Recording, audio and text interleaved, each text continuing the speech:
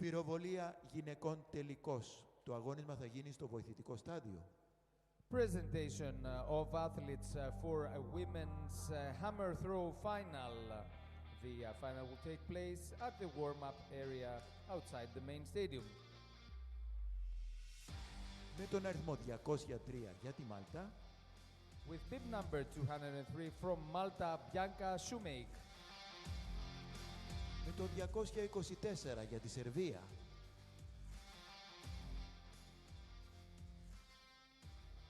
With bib number 224 from Serbia, Alexandra Ivanovic. Με τον αριθμό 189 για την Ελλάδα. Bib number 189 from Greece, Stavroula Kosmidou. Με τον αριθμό 106, κυρίες και κύριοι, θα αγωνιστεί για την Αλβανία. Πρώτη σε Ολυμπιακούς Αγώνες, 3 φορές πρώτη σε παγκόσμιο πρωτάθλημα. With bib number 106 from Albania. First in Olympic Games and 3 times world champion, Gypsy Moreno. Η Gypsy Moreno τις διακρίσεις της πέτυχε ως αθλήτρια της Κούβας. Με τον αριθμό 273 για την Ουκρανία. With bib number 273 from Ukraine, Irina Klimets. Με τον αριθμό 141 για την Κύπρο. With bib number 141 from Cyprus, 3 times European under-23, third place European under-23, 2025, Valentina Sava. Με τον αριθμό 188 για την Ελλάδα. With number 188 from Greece, Tamatea Alexandra Skarvelis. Και με τον αριθμό 219 για τη Ρουμανία. And with number 219 from Romania, 6th place on the Olympic Games in Tokyo, Bianca Florentina Gelber.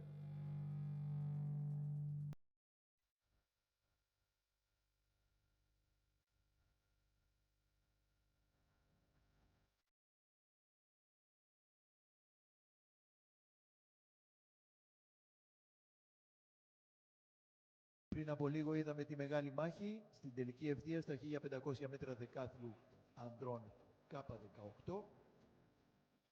Ήταν 17 βαθμούς μπροστά. Ο Σταύρος Τασκούδης από τον Ήλια Βάλοβόη. Ο Ήλια Βάλοβόη τερμάτισε πρώτος με 4.57.42 έναντι 4.59.60, το μικρό ρεκόρ για τον Σταύρο Τασκούδη. Μείωσε τη διαφορά στους 13, κατά 13 βαθμούς. Τελικά αποτελέσματα στο δέκαθλο ανδρών K18. Πρώτος Σταύρος Τασκούδης, Ελλάδα, 6.409 βαθμοί. Δεύτερος, 4 βαθμούς μόλις πίσω, Ήλια Βάλοβόη, Ουκρανία, 6.405. Τρίτος, Γιάννης Λέξε, Σλοβενία, 5.512 βαθμοί. Τέταρτος, Βραγκολόμσκι, Βουλγαρία, 4.311 βαθμοί.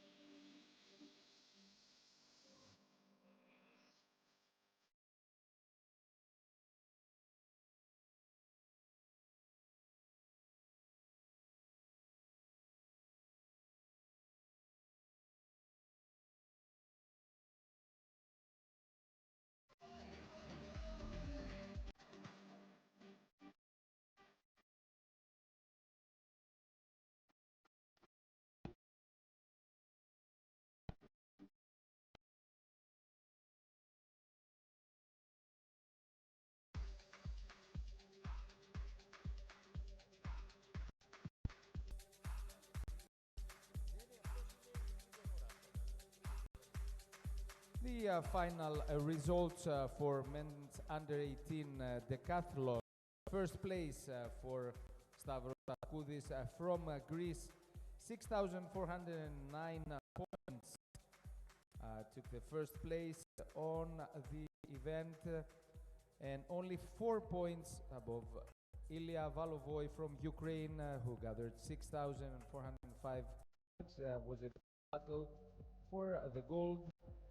And third place for Yannis Lexe from Slovenia, 5,512. Fourth place for Javor Vragolomski from Bulgaria, 4,311.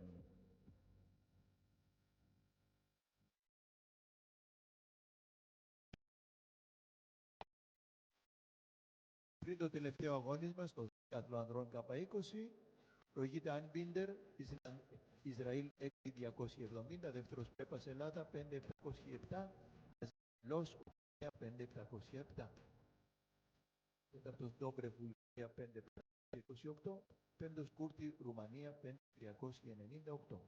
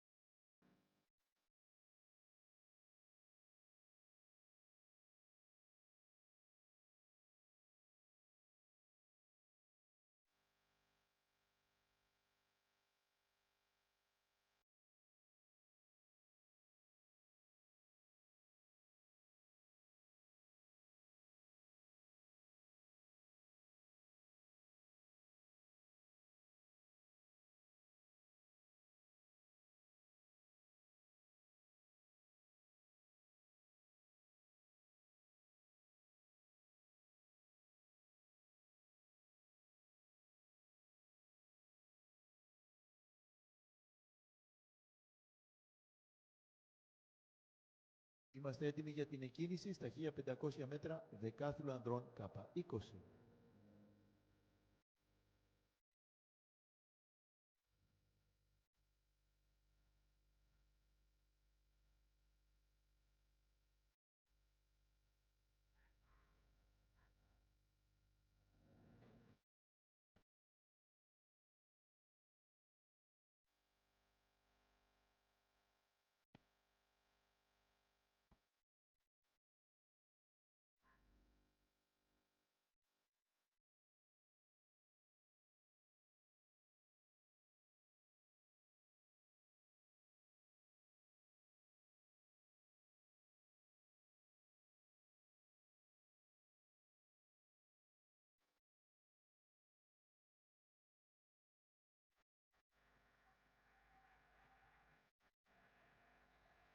«1500 μέτρα δεκάθλου ανδρών K20», όπως είπαμε, ξεκίνησαν οι αθλητές, μετέχουν με τον αριθμό 400 εκτός συναγωνισμού για την Ελλάδα Χαραλαμποτσίνος, 402 Πετρίδης Ελλάδα εκτός συναγωνισμού, 403 Κούρτη Ρουμανία, 405 Ντόμπρε Βουλγαρία, 404 Λος Ουκρανία, 401 Πέπας Ελλάδα και με τον αριθμό 406 ο αθλητής προηγείται Μπίντερ Ισραήλ.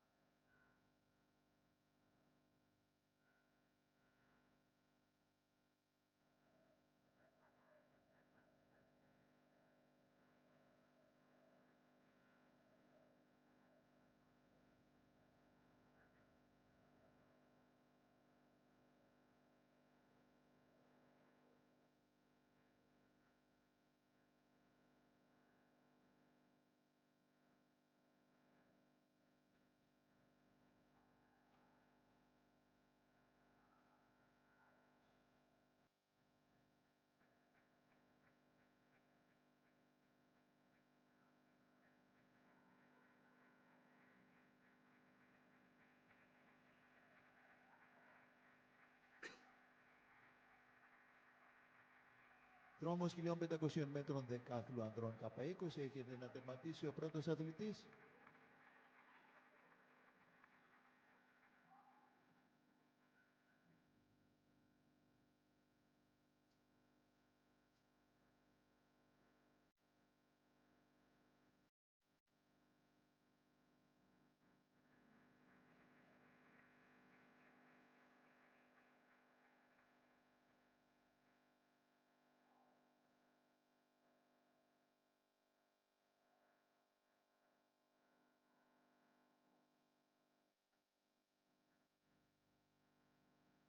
Ο Γιώργος Πέπας τερμάτισε πρώτος στα 1500 μέτρα του δεκάθλου και επίδοση 4:31:66. Ήταν στη δεύτερη θέση μετά το ένατο αγώνισμα μαζί με τον Ουκρανό αθλητή Volos. Τερμάτισε και ο αθλητής που προηγείτο μετά το ένατο αγώνισμα, ο Ισραηλινός Ιντο Άγγιντερ.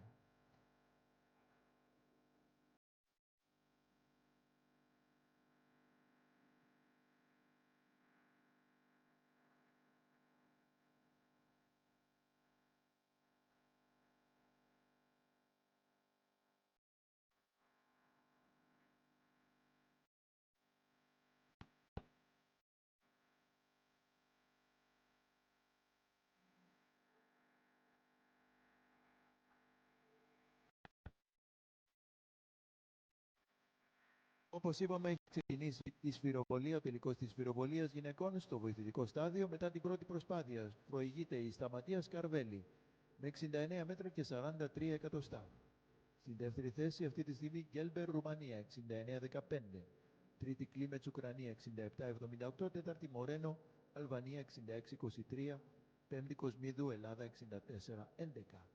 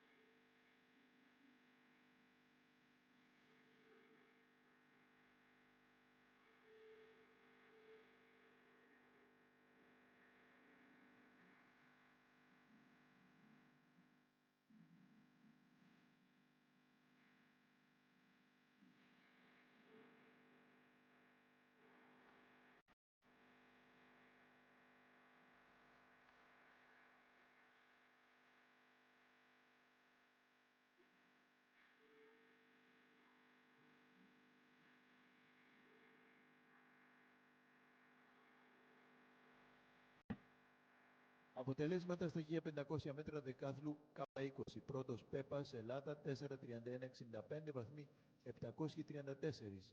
Δεύτερος Άινμπιντερ Ισραήλ 5:03:37, βαθμοί 540. Τρίτος Λος Ουκρανία 5:07:55, βαθμοί 517. Στη συνολική βαθμολογία μετά και από 10 αγωνίσματα, τελική βαθμολογία στο δέκαθλο ανδρών K20. Πρώτος Ιντο Άινμπιντερ Ισραήλ 6.810 βαθμοί. Δεύτερος Γιώργος Πέπας Ελλάδα 6.441. Τρίτος Γέχορ Λος Ουκρανία 6.224 βαθμοί. Τέταρτος Ντόμπρεφ Βουλγαρία 5.990. Πέμπτος Κούρτι Ρουμανία 5.769 βαθμοί. Εκτός συναγωνισμού Πετρίδης Ελλάδα 5.825, Τζίνος Ελλάδα 5.639.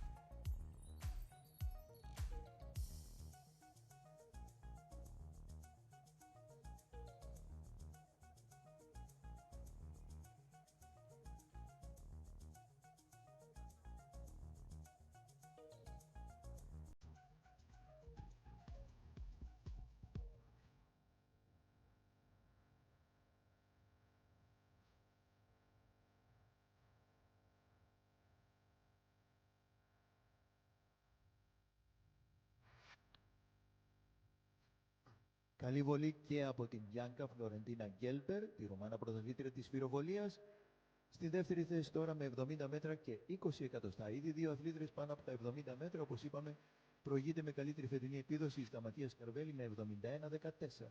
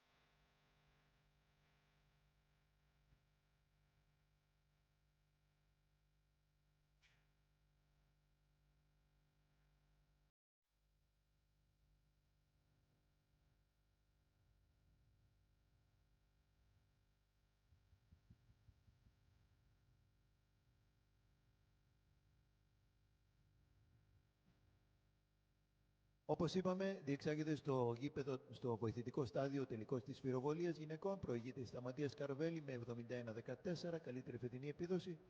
Δεύτερη Γκέλμπερ, Ρουμανία 70-20, τρίτη Κλίμετς, Ουκρανία 67-78.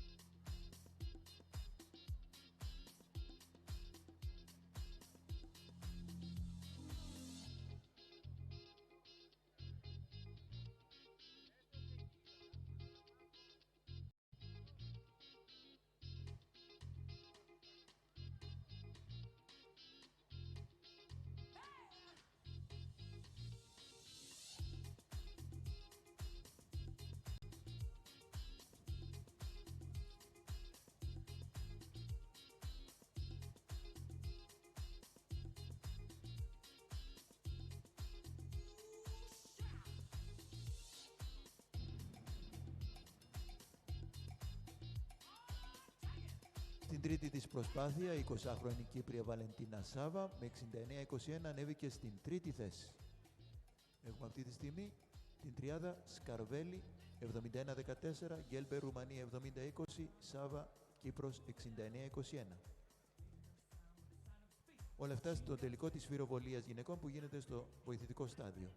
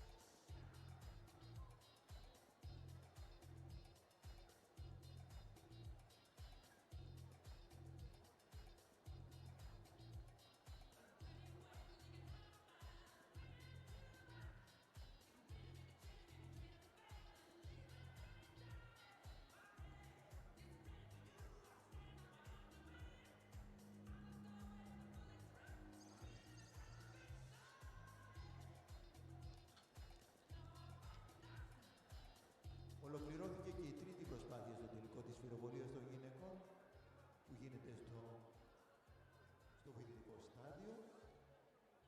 Προηγείται, όπως είπαμε, η Σταματία Σκαρβέλη με 71-14, πολύ καλή σειρά βολών, 69-43, 71-14 καλύτερη φετινή επίδοση, 70-25 η τρίτη βολή. Στη δεύτερη θέση Γκέλμπερ Ρουμανία 70-20, τρίτη Σάβα Κύπρος 69-21. Τέταρτη Κλίμεντς, Ουκρανία 68-01, πέμπτη Μορένο, Αλβανία 67-54, έκτη Κοσμίδου, Ελλάδα 64-60, έβδομη Ιβάνοβιτ, Σερβία 59-17, όγδοη Σούμακε, Μάλτα 46-53.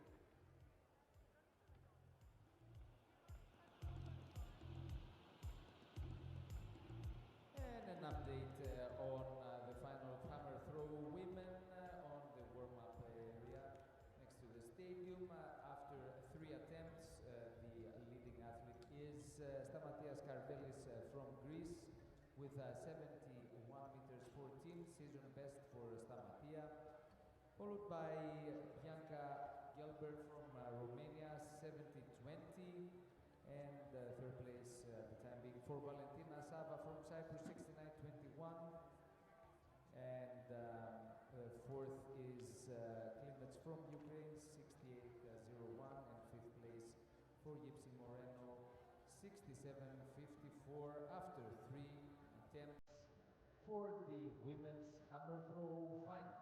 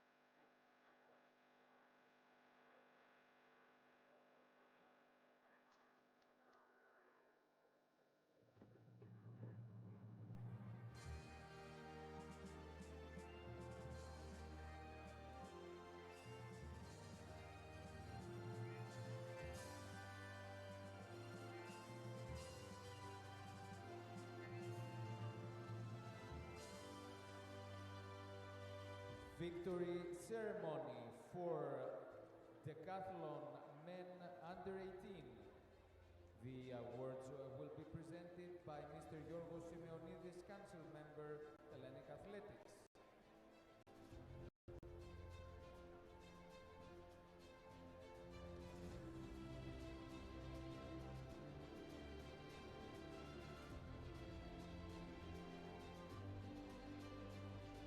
Third place and bronze medal, Yanis Lexe, Slovenia.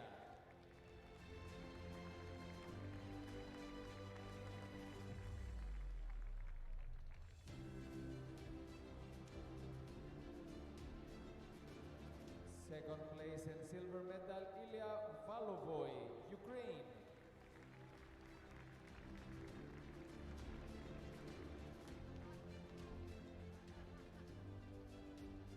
And first place, gold medal and Balkan champion, Stavros Taskoudis, Greece, Hellas.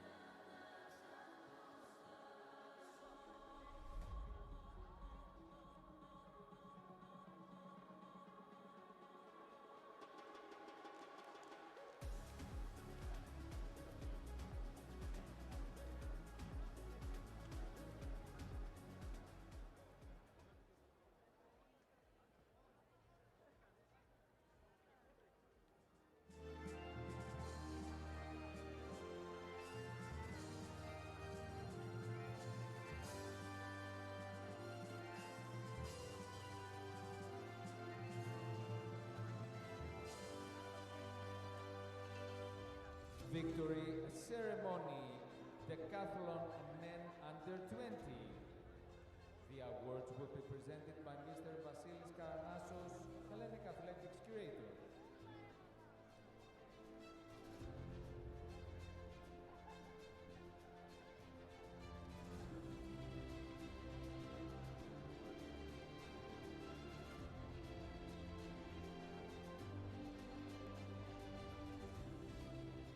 Third place and bronze medal, Volos, Ukraine.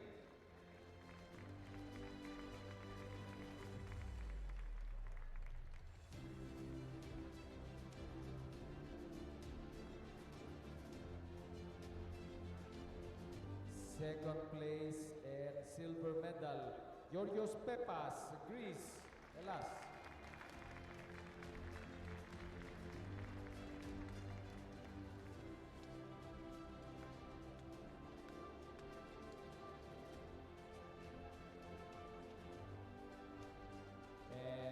First place, gold medal and Balkan champion, Israel.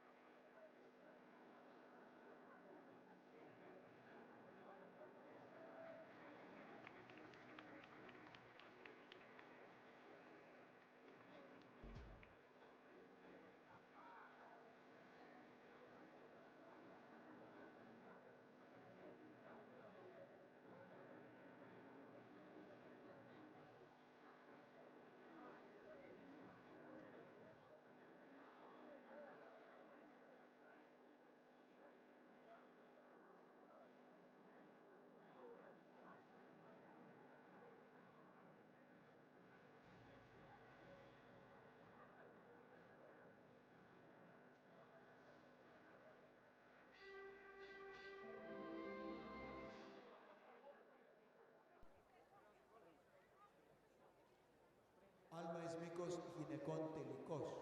Presentation of athletes for long jump final women. Με τον αριθμό 116 για τη Βοσνία Ζεγοβίνη. Bib number 116 from Bosnia Herzegovina, Emina Omanovic. Με το 206 για τη Μολδαβία. 206 from Moldova, Anastasia Senchi. Με τον αριθμό 121 για τη Βουλγαρία. Bib number 121 from Bulgaria, Galina Nikolova. Με το 280 για την Ουκρανία. With bib number 280 from Ukraine, Svetlana Boychuk. Με τον αριθμό 147 για τη Γεωργία. Bib number 147 from Georgia, Mari Jadnije. Με τον αριθμό 250 επίσης για τη Σλοβενία. Bib number 250 from Slovenia, Ursa Matovic. Με τον αριθμό 156 για την Ελλάδα. Bib number 156 from Greece, Adriana Goga. Με τον αριθμό 136 για την Κύπρο. 136 bib number from Cyprus, Philippa Fotopoulou. Το 245 για τη Σλοβενία. Bib number 245 from Slovenia, Madrac.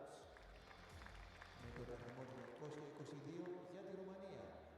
Bib number 222 from Romania, Ramona Elena Verman. Με τον αριθμό 215 για τη Ρουμανία, τρίτη σε παγκόσμιο πρωτάθλημα.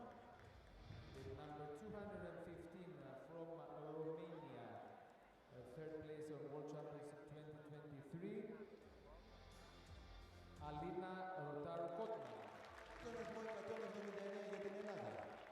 Bib number 179 from Greece, Natalia Bessi. Και με τον αριθμό 235 για τη Σερβία, έκτη σε παγκόσμιο πρωτάθλημα του στίβου.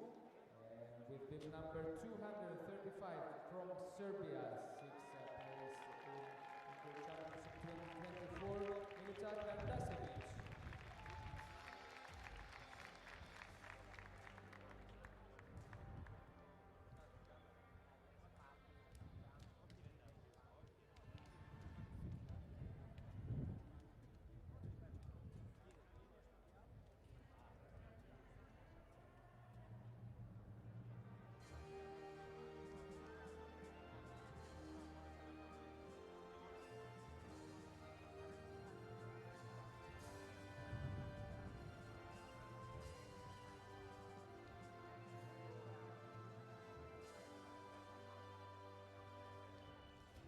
Victory ceremony, heptathlon women under 18. The awards will be presented by Mr. Yorgos Vioras, Deputy Mayor of Sports and Volunteers, Municipality of Volos.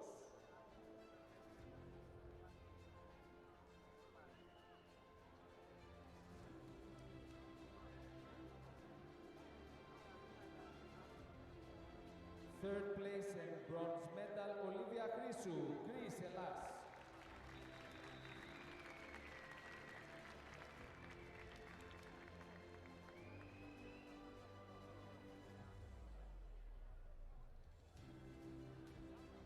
Second place and silver medal, Denise Nicole Beyan, Romania.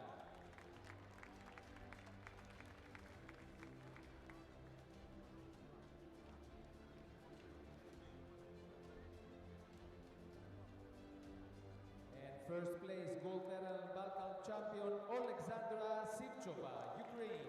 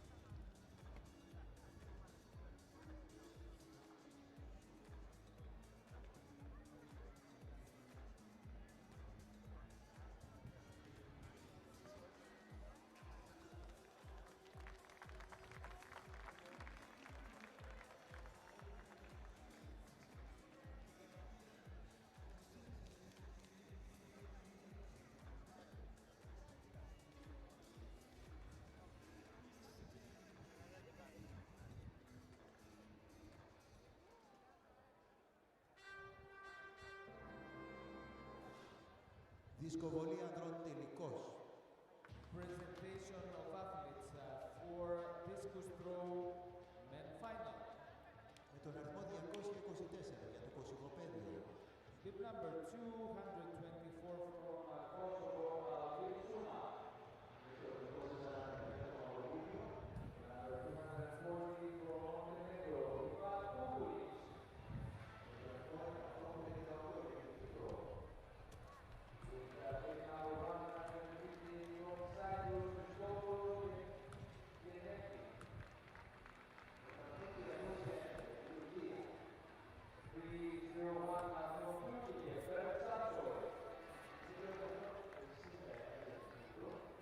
A very good evening and welcome along to European Athletics live coverage of the Balkan Athletics Championships, which are coming to you from Volos in Greece.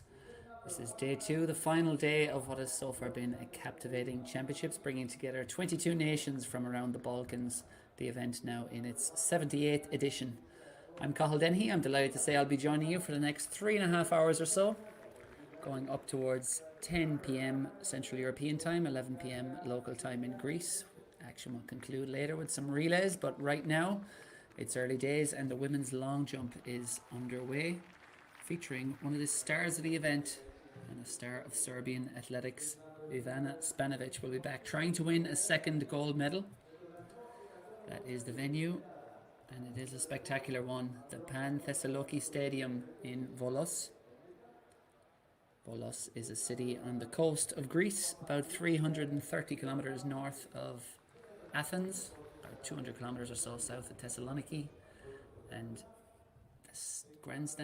the main grandstand was packed last night to catch sight of the Greek star Miltiadis Tentoglu, who duly obliged with gold in the men's long jump, and lots of pressure will be put on the shoulders of another male Greek athlete tonight in the form of Emmanuel Koralas, the Olympic medalist last year, and he will be expected to deliver a gold medal for the host nation this evening in the men's pole vault. There is the full schedule, what we have to look forward to over the next 3 and a bit hours. As I mentioned, the crowd will be coming to catch sight of the likes of Emmanuel Koralas and indeed many other stars of Balkan athletics. And the first action we will have up on track will be the men's 110 metre hurdles. As you can see, the hurdles are already out. It's early days in the women's long jump. This is Andriana Goka of Greece.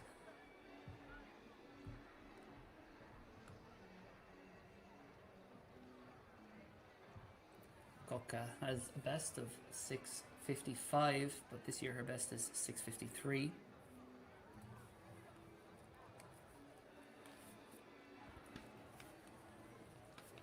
She's just 21 years old.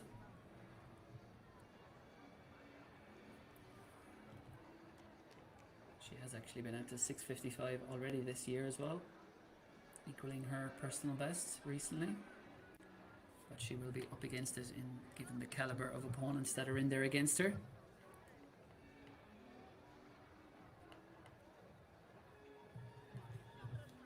We had some brilliant action on day 1 yesterday, and plenty stars to follow today, the likes of Angelina Topic in the women's high jump. I dare say rising star, but she's pretty much already arrived, but she's won a slew of underage medals and continues to make a mark against the world's best as a senior. And we've already had some action that wasn't in the stadium, unfortunately, so we weren't able to bring it to you. But it was Stanasia Skarvelis of Greece who set a personal best to win the women's hammer, 71.95. And now we watch Andriana Goka setting off down the runway, and that is a foul, unfortunately. No joy for Goka in her opening attempt, but she'll have at least 2 more. And the 21-year-old Greek athlete, not the ideal start, but we saw yesterday in Volos that the winds were blowing quite strong. There were tailwinds for the female horizontal jumpers, and then it turned into headwinds for the men, the likes of Miltiadis Tentoglu, who ended up just taking 1 valid attempt last night.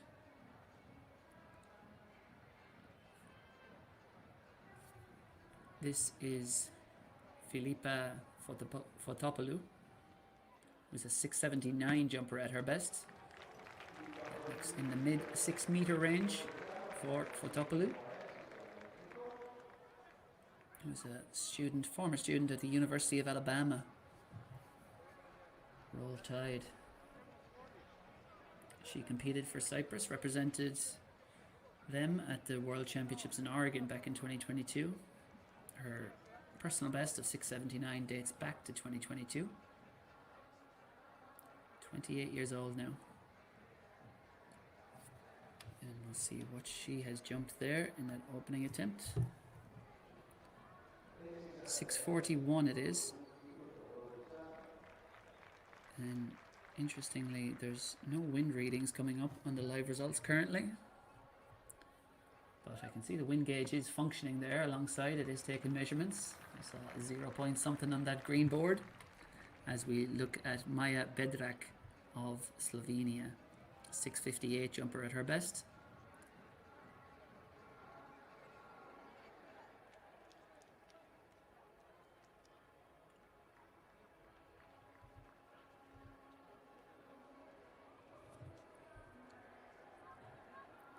But still early in round one in this women's long jump, and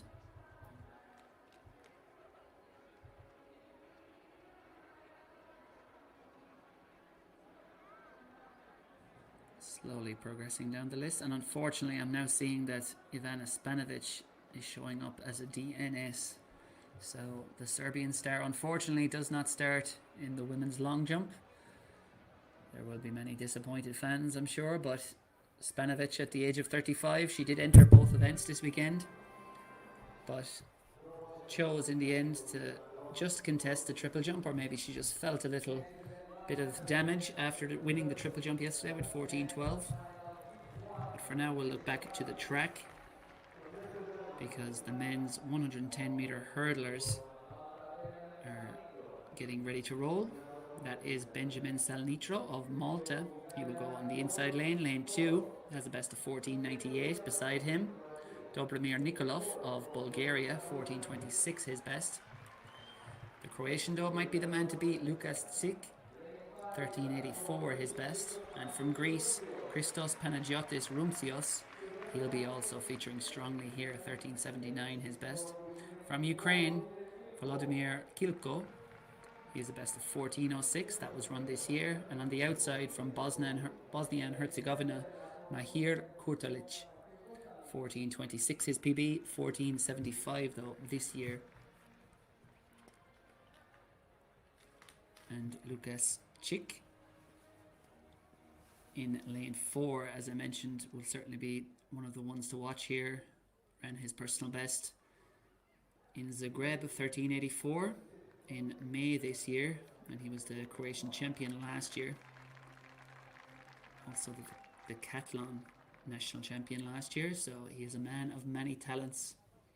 But look out too for Christos Panagiotis Rumtsis in the lane alongside him, lane 5. He is also a 13.8 man this year, so both Chik and Rumtsios in lanes 4 and 5 have both run 13.8 this year. No one else below 14 seconds, so it should come down to those two.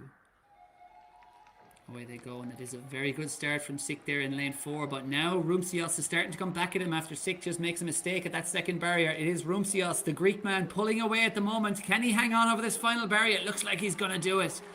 Christos Panagiotis Rumtsios takes victory, and it was a comfortable victory in the end over Lukas Sik of Croatia. You can see there the Croatian in lane 4. Oh, he actually hit the first hurdle and he whacked it with his lead leg, and he was actually lucky to stay up there. These men's 110 hurdlers, they really do carry a lot of momentum into those hurdles, and he needed it there. Just looking at him there in the blue of Croatia, he absolutely ploughed that first hurdle, and he did well to stay on his feet and indeed earn himself a second place finish. But it was Christos Panagiotis Rumtsios who took victory. Official results haven't quite come through yet, but an impressive showing by the Greek athlete, the 22-year-old. And it was Volodymyr Kilko who came through.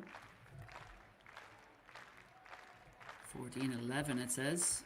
So good performance by Rumcios as we go back to the women's long jump.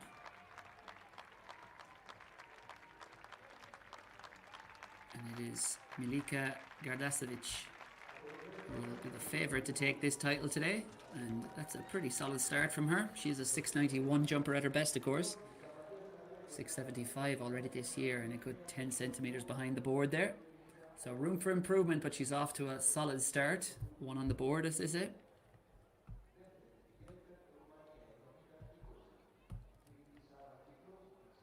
And I can confirm that it is 14:09. It was in that men's 110 hurdles for Christos Panagiotis Rumcios, ahead of Lukas Sik.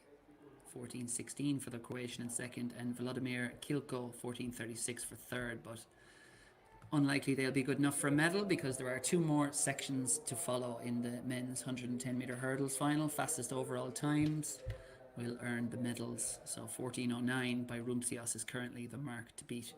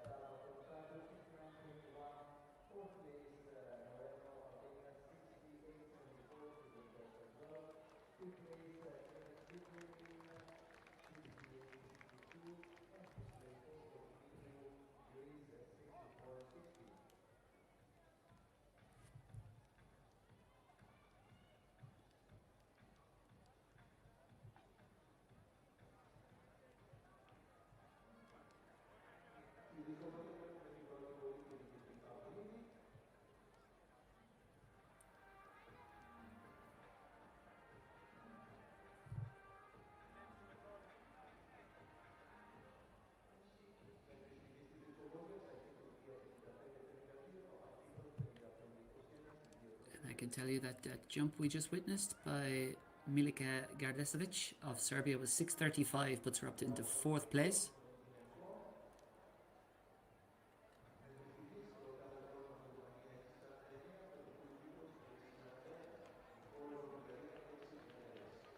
And this is Anastasia Sinchiv of Moldova. She opened with 6:34. That looks like it won't be an improvement, I think, for the Moldovan, but perfect on the board.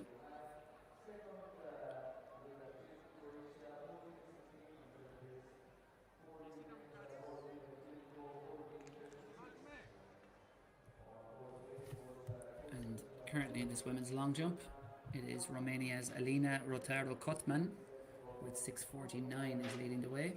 And as we see, Sinchiv 6:23, so no improvement there for the Moldovan.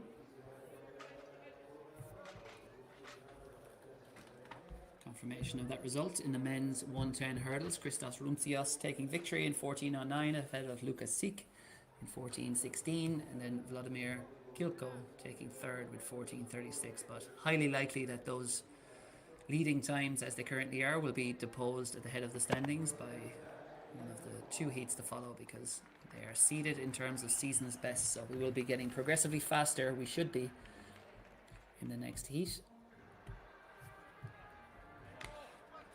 And there's some very familiar faces in there, the likes of Milan Trajkovic of Cyprus.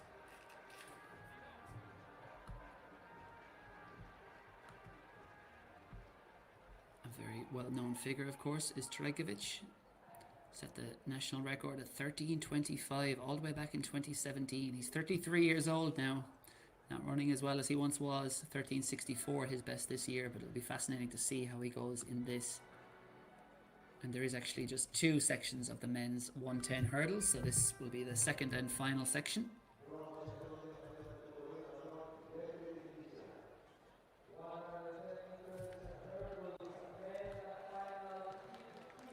Going on the inside for Bulgaria, Stanislav Stankov. He has a best of 13:56, 13:81 this year. Here is Trajkovic. As I mentioned, 33 years old now, former European indoor champion, 7th in the Olympic final back in 2016, 8th in the World in 2019. Beside him, Filip Jakob Demsar of Slovenia, quickest man in the field this year, and I would suggest the favourite for this.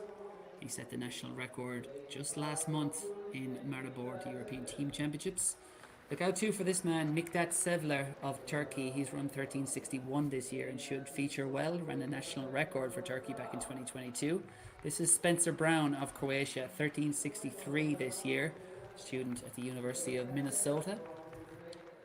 And beside him, Dmitry Bahinsky of Ukraine, 13:74 this year. Ukrainian indoor champion over the 60 hurdles and reached the semi-final at the European under-23s. And finally on the outside, Anastasios Nektarios Iliopoulos of Greece.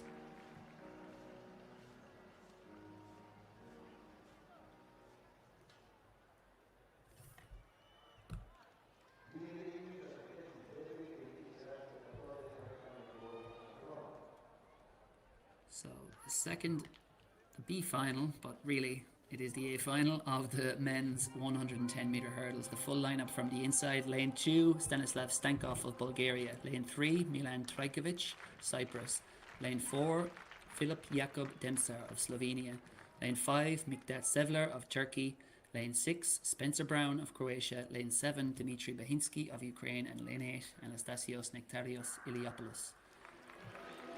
Away they go, and it's a pretty even start. Trajkovic going very well there in lane 2, showing his former glory and all his class. He leads it halfway, but can he hang on now? Because Slovenia's Filip Jakub Demsar is coming back, and down the outside, Ukraine's Dmitry Bahinsky it was, who had an absolutely flying last 40. And he is loving that. He takes victory, and that will be a gold medal for him at the Balkan Championships. He's a very tall athlete. Look at him towering over the field there out in lane 7 and making those hurdles look not so high, really. He's well down there at the 5th, 6th hurdle, but he is the man with all the momentum and running the cleanest race on the outside to come through. And open daylight between him and the other 3 athletes to his left as he flashed across the finish line. It was quite close for second. Trajkovic ran a brilliant race there on the inside. He certainly led to the 6th, 7th barrier, but just didn't quite have enough to hold on. And you can see Bahinsky there is almost just stepping over those hurdles. He's making them look small, but it is he who takes victory. Dmitry Bahinsky, the 21-year-old. He reached the semi-final at the recent European Under-23 Championships, and with 13:66, that is a lifetime best for Bahinsky. A huge step forward for the young Ukrainian, and he is the champion at the Balkan Athletics Championships for 2025. Now, Adriana Goka of Greece, after that foul in the first round, will be trying to get on the board here. No athlete, of course, wants to leave it to the 3rd round. She'll be very keen to get a jump in here.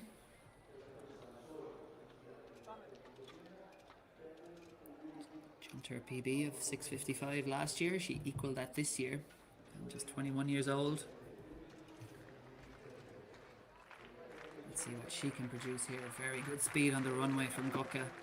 Good on the board there, and that looks better. That looks much, much better. All round.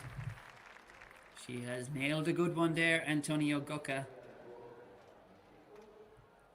See her eyes there. She didn't even look down at the board. She just felt where it was. She's very much looking upwards. A lot of coaches will tell long jumpers to do that, to try and get their body in the right position. So often the body parts follow the eyes. She was looking upwards and outwards, and 6:46 it is. That moves her up into 2nd place.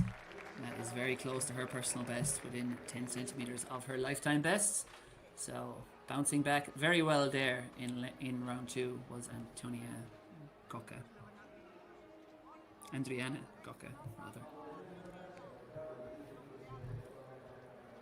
And I can confirm that into a very stiff headwind, 2.4 meters per second headwind, Dmitry Bahinsky has taken victory in 13:64. That is very impressive into a stiff headwind like that, which would be illegal if it was behind them. It was Filip Jakub Demsar of Slovenia took silver with 13:73, and Milan Trajkovic of Cyprus, rolling back the years with yet another medal. He takes bronze with 13:75, and then it was Miktat Sevler of Turkey just behind in 4th, 13:80. Next up on track, will be the women's 100-meter hurdles.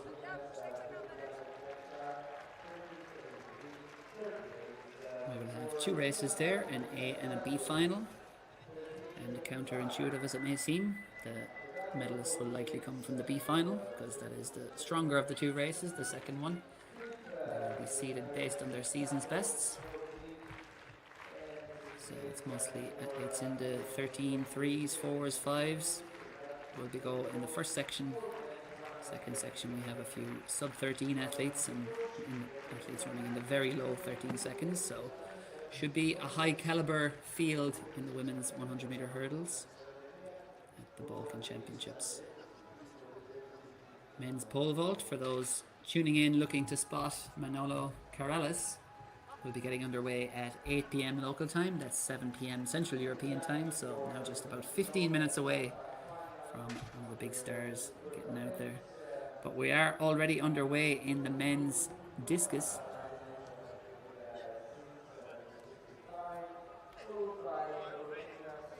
Coming down around the 56 meters or so. Dejan Gemisev of Bulgaria, that is. 51.87 his best so far. It's just in the second round now of the men's discus, and the way is being led at the moment by Romania's Alin Alexandru Firfirica.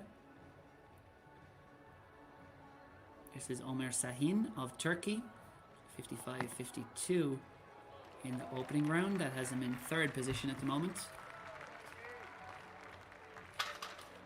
He's a four-time national champion, and he was sixth at the Balkan Championships back in 2019, so he'll be trying to improve on that here, but he is a 62-meter discus thrower through that PB, the European Team Championships in Maribor, Slovenia, just last month.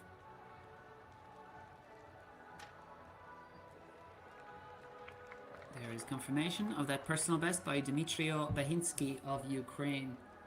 And he takes a gold medal to go with it, 13.64. Filip Jakub Demsar of Slovenia takes silver with 13.73. And Milan Trajkovic takes the bronze, 13.75 for the Cypriot.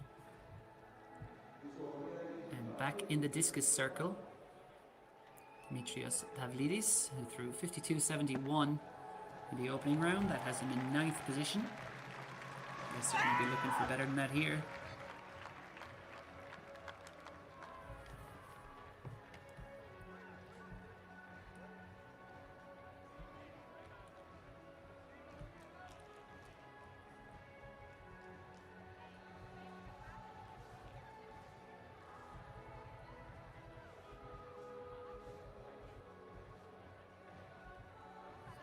As you can see, they're thrown both directions at the stadium, given those arcs are running opposite each other, but 58.84 there for Pavlidis.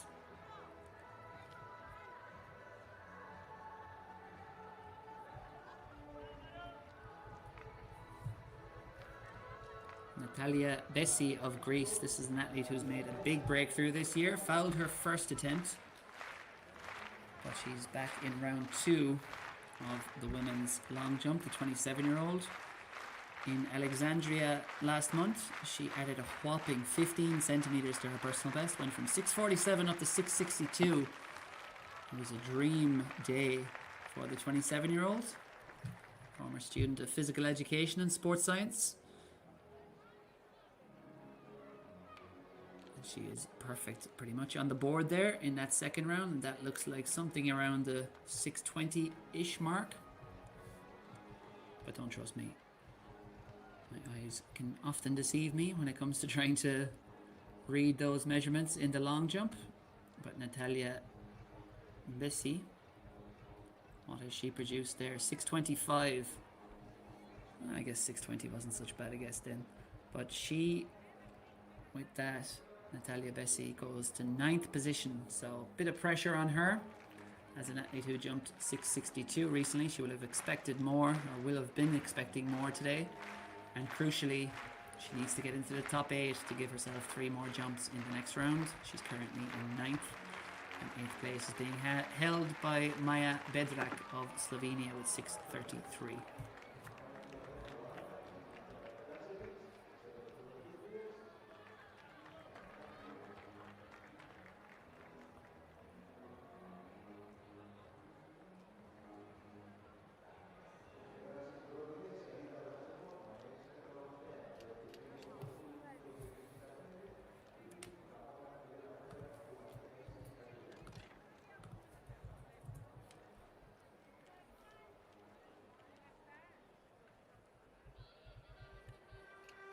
So we're almost ready to get underway in the women's 100-meter hurdles.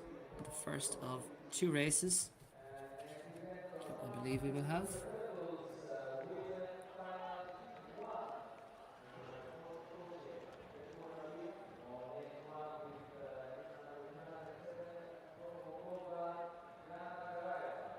On the inside from Moldova, Jana Garayeva, 14:11.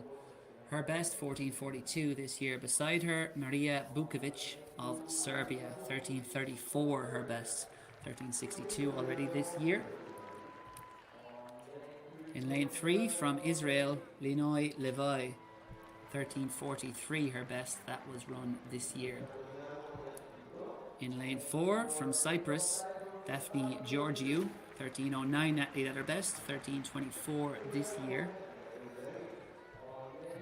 The World Indoor Championships last year. It's another Israeli in lane 5, Alexandra Lukshin. She's run 13:29 this year. In lane 6 from Slovenia, Lana Andosek, 13:30 at her best, 13:45 this year. In lane 7 from Greece, Sofia Kemperidou, 13:47 athlete this year. And she helped Greece to 4x100 meter gold yesterday, so she's already riding high this weekend. And then the outside from Bulgaria, Nicole Andanova, 13:66 athlete her best, 13:89 this year. So the quickest athlete in the field this season will go in lane 4, Daphne Georgiou. Sorry, in lane 5, Alexandra Lukshin, 13:29. But yes, in fact it is Georgiou, 13:24, but little between them. They're the only 2 athletes in the field to have run under 13:40 this year. So Daphne Georgiou in lane 4 from Cyprus and Alexandra Lukshin from Israel in lane 5. Perhaps the big 2 here, but it is quite an open race. The full lineup: lane 1, Garayeva; lane 2, Bukovic; lane 3, Levi; lane 4, Georgiou; lane 5, Lukshin; lane 6, Andolsek; lane 7, Kemperidou; and lane 8, Andanova. Away they go, and it is a very good start from Alexandra Lukshin. She leads at the moment, approaching halfway, but here comes Georgiou from Cyprus in that black strip. She is coming through very strongly over the latter half, and look at Kemperidou down the outside as well, but it is Georgiou, Daphne Georgiou of Cyprus, who holds on with a very powerful second half of the race. She takes victory in the first heat of the women's 100 meter hurdles final. As I mentioned, overall times will count, so we'll await the official clocking on that, but you could see it was a great start from Lukshin, but Daphne Georgiou just came through so strongly, and it was a flying finish too down the outside from Sofia Kemperidou, and Lana Andolsek of Slovenia was in there too.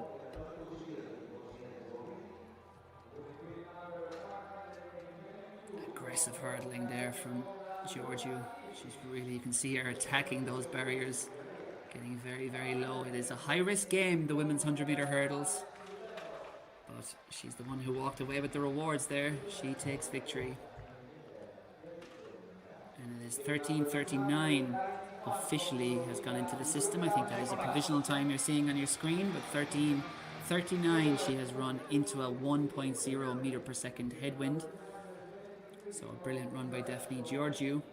Second place in a new personal best, Sofia Kemperidou of Greece, 13:45, and then Israel's Alexandra Lukshin, 13:51 in third, and then a close fourth by Slovenia's Lana Andolsek. So that was the first of 2 heats. We would expect the athletes in the second heat to run a little bit faster, and a reminder that there will be no final. These are essentially finals. They're just divided up into 2 sections. Fastest overall times will determine the medals, and the mark the athletes will be trying to beat, currently at 13:39 by Daphne Georgiou.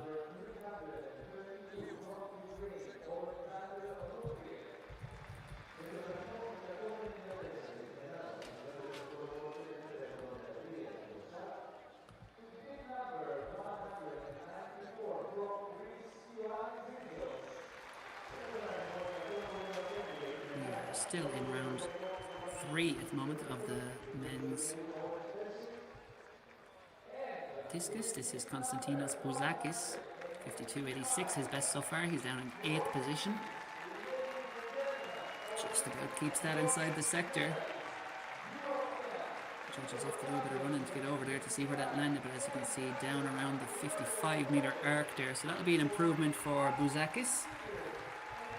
And crucially, this being the 3rd round, he'll want to be in the top 3, the top 8, to ensure he gets another 3 attempts, and he almost certainly will do that unless he's overtaken.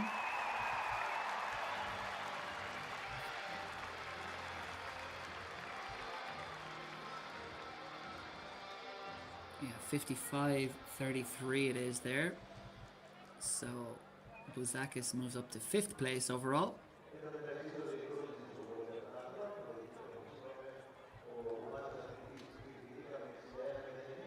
This is Dejan Gemisev of Bulgaria, 51.87 in the opening round. He's in 9th position. He needs to get over 54 meters here to stay in this competition.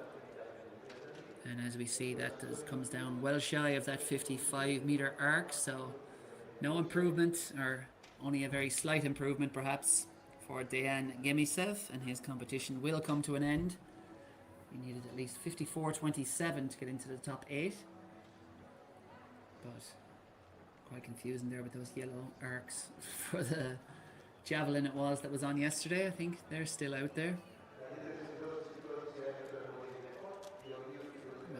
Runways and tracks and stadiums are often built with quite different specifications. Hayward Field in Oregon, the release line for the javelin is pretty much halfway up the field. Serious concerns about implements hitting the track, but don't think it's happened yet.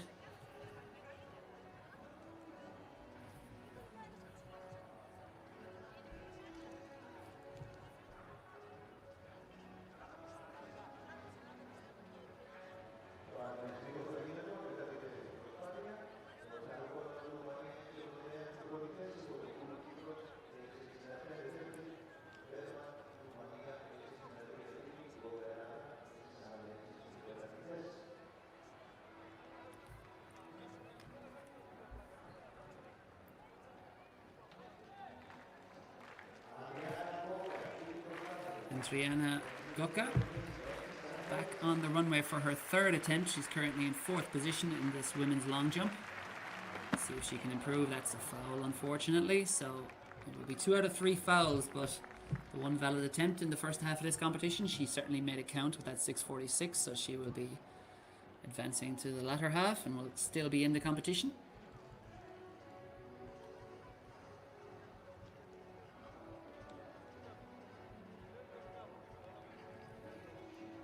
Dimitrios Pavlidis fouls his 3rd attempt in the men's discus.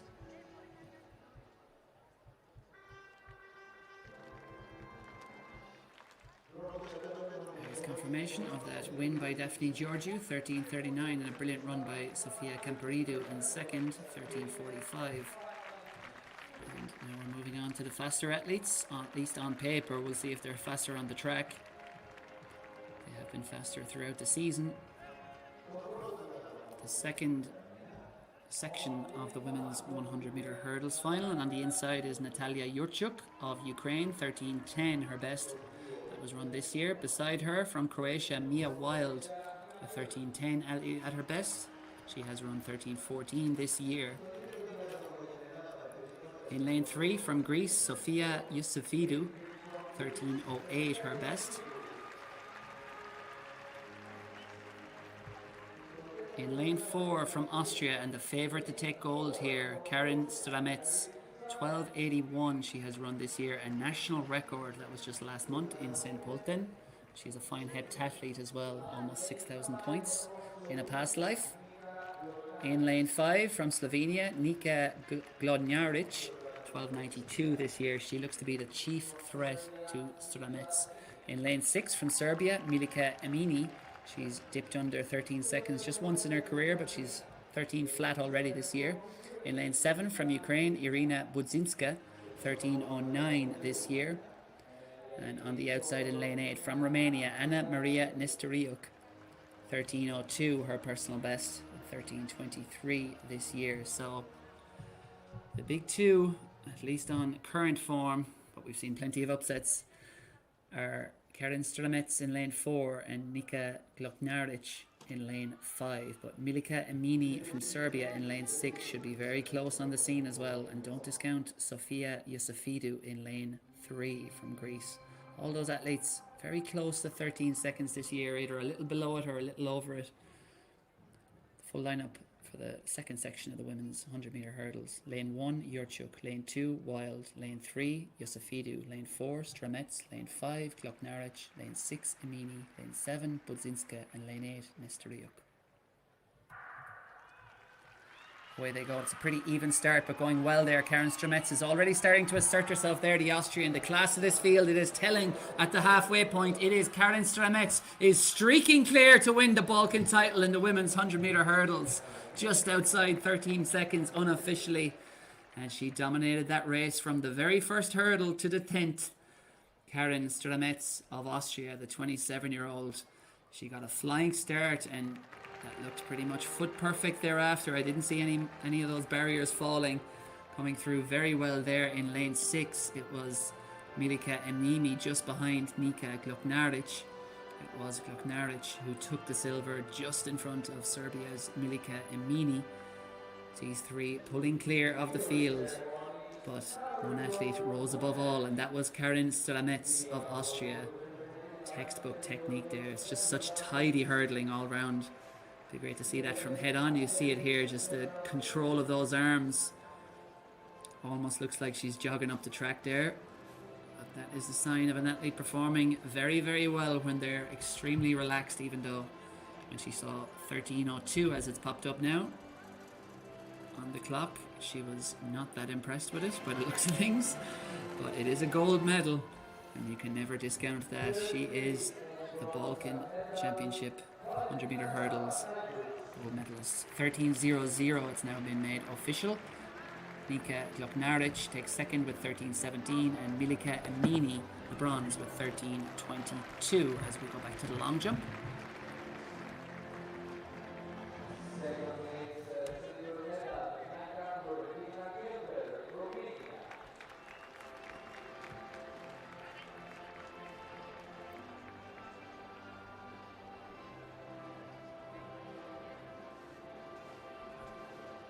Is Alina Rotaru Kotman, who leads the way with her second round effort of 6:81.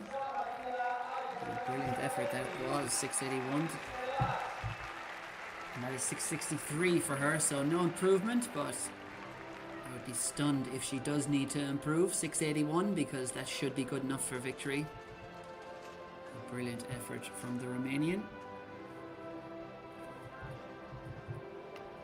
And this is Natalia Besi of Greece.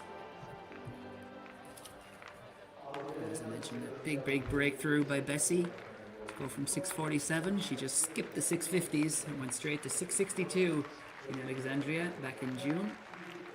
And the 27-year-old has had the season of her life, and she did it right here in round 3. Looked perfect on the board, and that looks better.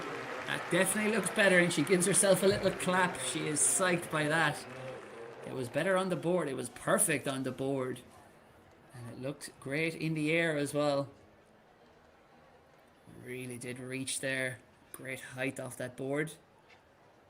Natalia Bessi, it's certainly an improvement on 6:25, but how much of an improvement is it?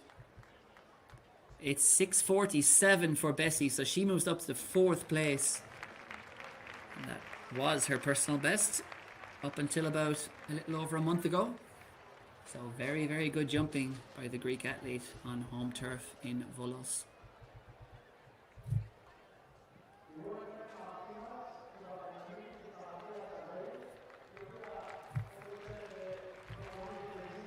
So just looking back again at that jump by Bessie.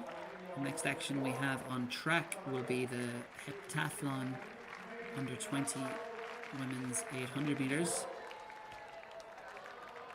And then that will be followed by the senior women's heptathlon 800 meters, and then we'll be getting into the men's 800 meter finals.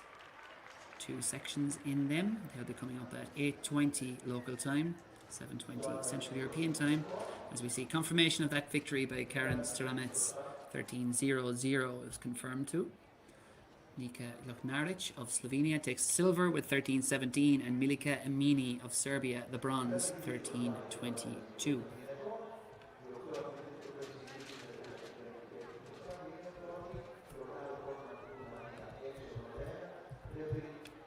This is Konstantinos Bouzakis in the 4th round of the men's discus. He's currently down in 6th position, 55:33.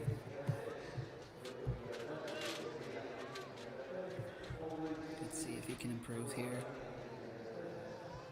There's not much in it between the leading men. It's just 58 meters would be enough for a medal at the moment, but he does not look happy with that. He hits the net, and no improvement there for Bouzakis.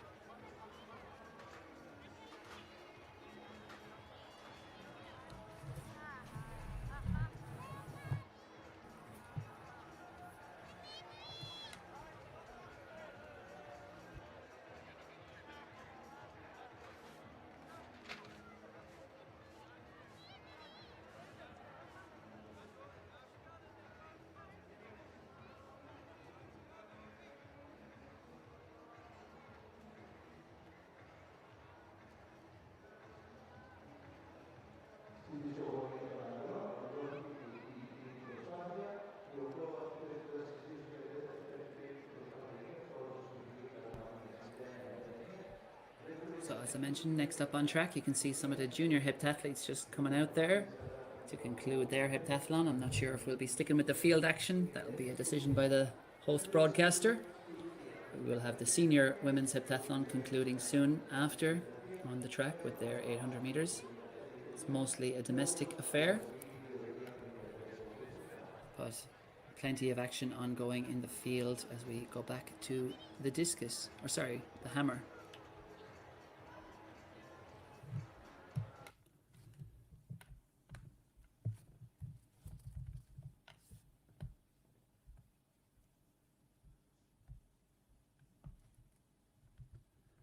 And we're just recapping essentially the first 3 here. Valentina Safa of Cyprus, she threw 69.21 to take the bronze medal.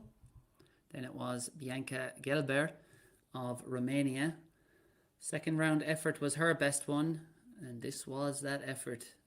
70.20 she threw. She also went over 70 meters in the 3rd round. Gelber.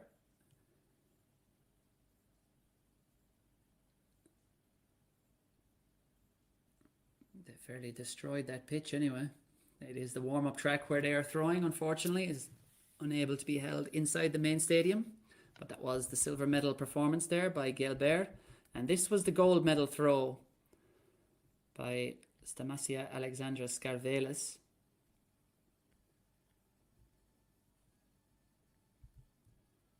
$71.95 it was. It was a personal best by Scarvelis. We've seen Greek athletes repeatedly over the last day or so rising to the occasion. Her previous best was 71.43. And Scarvelis, who was born and raised in California in Santa Barbara, but who has dual citizenship, should be used to those conditions. Temperatures in around the 36 degrees or so in Volos throughout the afternoon and early evening, be dropping to about 30 degrees later, but that was 71.95, a personal best for her, and she adds a 3rd gold medal to her previous wins at the Balkan Championships in 2019 and 2022.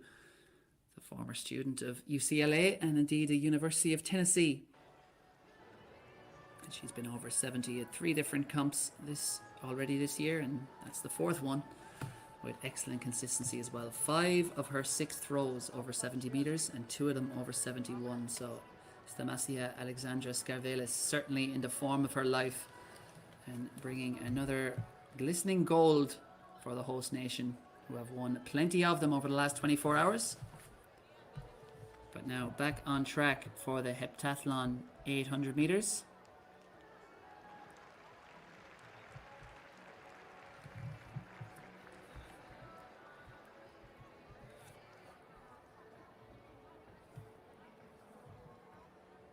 And it looks like we are going to be doubling up here, so it was listed as 2 separate races. And apologies if this gets a little bit confusing, because we now have under 20s and senior athletes running together. But I can tell you that the leader of the women's senior heptathlon is Anastasia Dragomirova of Greece, who is well clear at the moment.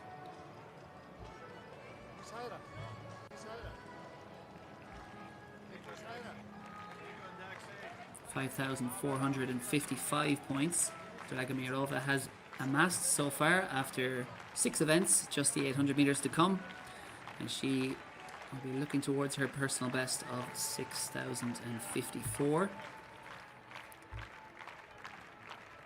Meanwhile, in the under 20 women's competition, Fethida Filipa Garanzo Gianni of Greece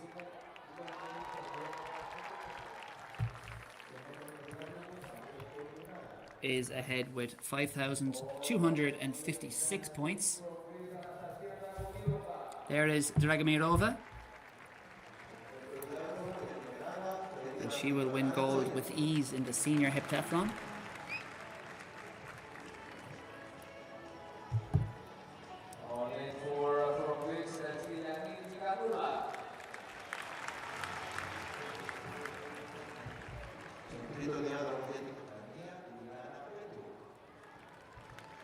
That's Uliana Petruk,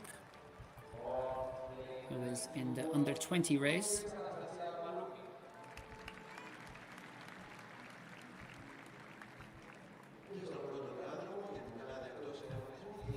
And just to get you up to speed on the current standings.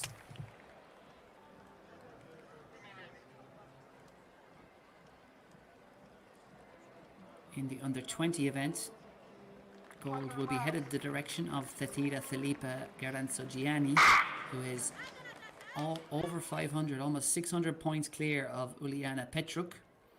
So look out for Fethida Garanziani, who will be trying to attack her current best, which is 5,256 points. So she would need about 700 points or so in this women's 800 meters.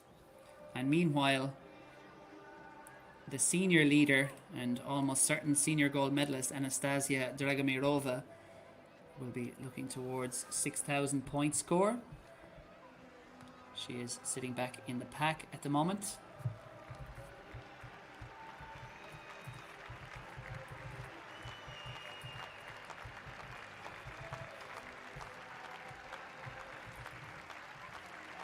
And a time of around 2:20 is worth over 800 points. Pushed it out to 225. It's about 750 points. So Dragomirova, who's back there in third, fourth position at the moment, currently on 5,455 points with a lap to run. If she can get 700, 750 points here, she will be on for a major personal best. Her previous best, finished 4th at the European Under-23s, was 6,054 points. Dragomirova, who's just 22 years old, she's a very good shot putter as well. Finished 6th at the World Under-20 Championships last year in the shot put. But it is Stiliana Tsinkula, who is in 2nd at the moment overall on the standings, but is over 1,000 points behind Dragomirova, so will not be catching her regardless. And we see Dragomirova there. Number 153 is just digging in with 152 on the clock, so this is a good run by Dragomirova.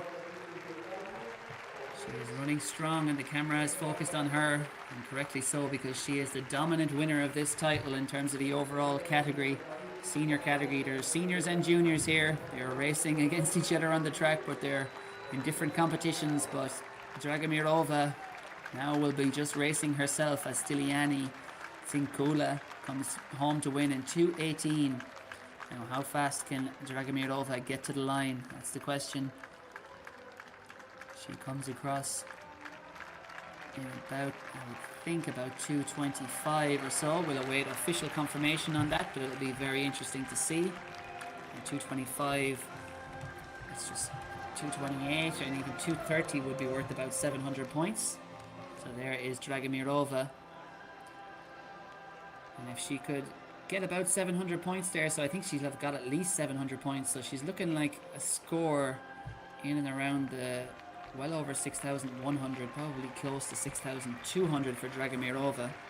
As I mentioned, her previous best in the heptathlon, 6:054, and there are tears. And they are tears of joy, I can assure you, because she has accomplished what she has here.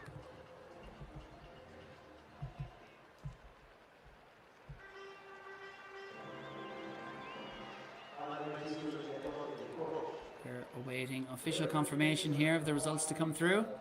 You can see Dragomirova there, the third of those three athletes coming in together. She is emptying the tank. The mechanics were starting to fall apart there, but that's only normal after 7 events in 2 days in sweltering conditions. And lest we forget, this is her second heptathlon in the space of 2 weeks for Dragomirova.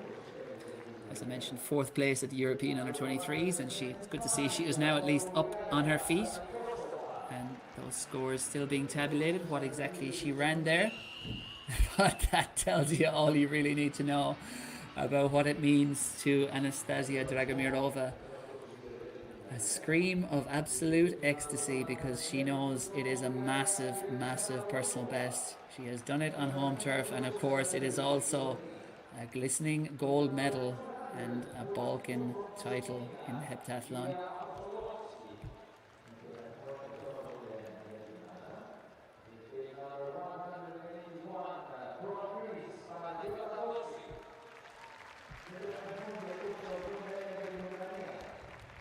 Dragomиров's previous 800 meter best was 2:35, so she has certainly obliterated that. Let's see if we've got the final scores. Not quite yet got the final scores, but it was a very good 2 days for Dragomirova.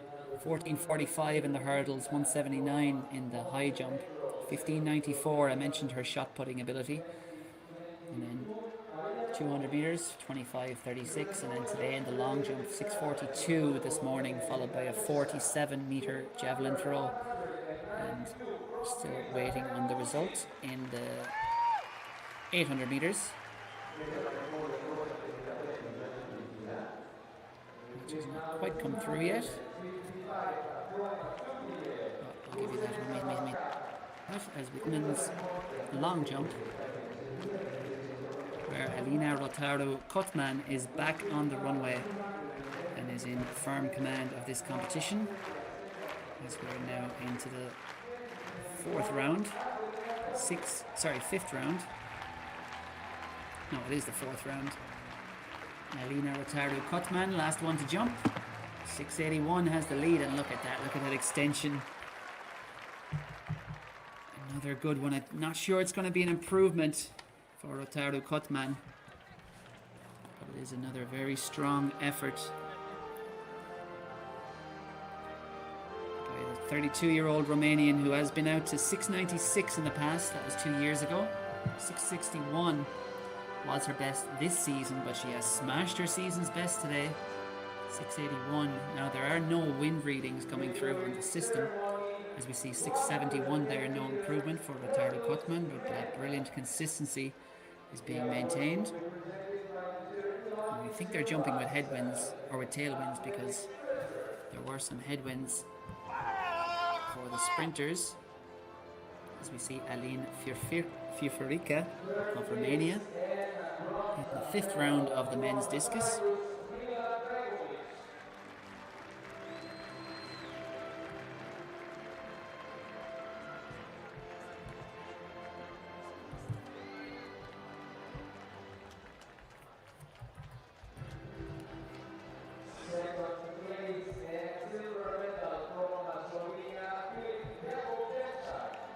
In this men's discus, we are in the 5th round.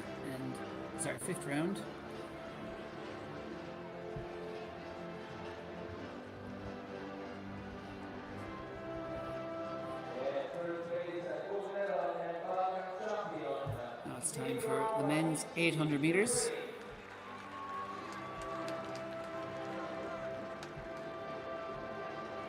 And this will be the first of 2 races in the men's 800 meters.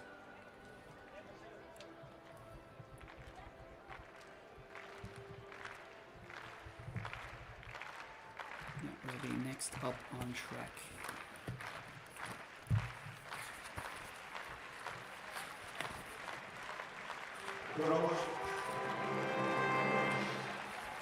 On 6-7 on the outside is Alexandra Ivazian. And the extremely cool strip of Georgia, which is a very space-age design. I think that's Joma as the sponsor. Well done to their designers. He has run 155 at his best, so he'll be up against it in a field like this. Beside him, or behind him, Martin Balabanov of Bulgaria. He'll be one to watch for sure here, the 23-year-old. He's run 148.41. In lane 6, Vasil Voituk of Ukraine, 148.12, the quickest man in the field. From Greece, in lane 5, Ilias Argyris, 149 this year, another big contender here. Lane 4 from Moldova, Stanislav Gereg, 151 his best. That was run this year. And in lane 3 from Azerbaijan, Bakhtiar Asgarli, 153.96 his best. And finally from Armenia, Gor Harutyanan, 155 his best, but just about under 2 minutes this year, 159, so he might struggle against the likes of Ilias Argyris in lane 5, Vasil Voituk in 6, and Martin Balabanov in 7. Those look like the big 3. There's 3 men who have run under 150, and they've run well below 150 this year, so look out for Argyris in 5, Voituk in 6, and Balabanov in 7. And a reminder that this is the first of 2 sections in this men's 800 meter final, and the overall times will of course determine who grabs gold, silver and bronze. But it's a pretty steady pace at the moment, and just coming up well on the inside there is Harutinen. But as I mentioned, the man who's just about below 2 minutes this year probably shouldn't be at the front of this race given the caliber of opponents against him. And as we see there, Greece's Ilias Argyris just getting in a little bit of trouble as he rounds that bend and decides, enough of this, I am moving to the front, and he steps on it as he heads out towards the bell. And Vasil Voituk is still just stalking at the moment, and he now decides to take command as he approaches the bell.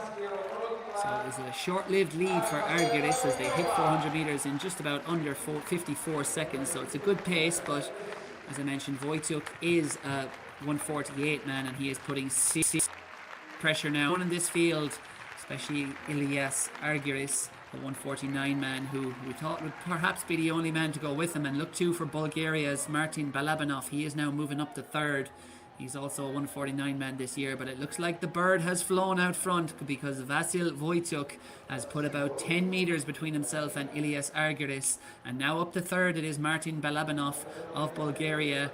They're going to try and duke it out for those minor places, but it looks like Vasil Voituk has taken absolute command of this. He is the Ukrainian indoor champion earlier this year. He ran his per 48 just last month in Lviv. He is in the form of his life, and he is proving it here as he comes home a wide margin winner. Vasil Voituk takes victory in the first section of the men's 800 metres. It is Martin Balabanov of Bulgaria who comes through for 2nd. I think Ilias Argyris might have hung on for 3rd, but there was a charge from behind there as well. 150 on the clock. Easy as you like for Vasil Voituk, and he didn't have that big of an advantage in terms of season's best over his rivals, but he very much put them to the sword there. As we see Dimitri Pavlidis in the men's discus, currently in 3rd position and trying to move up. 58.85 in round 4.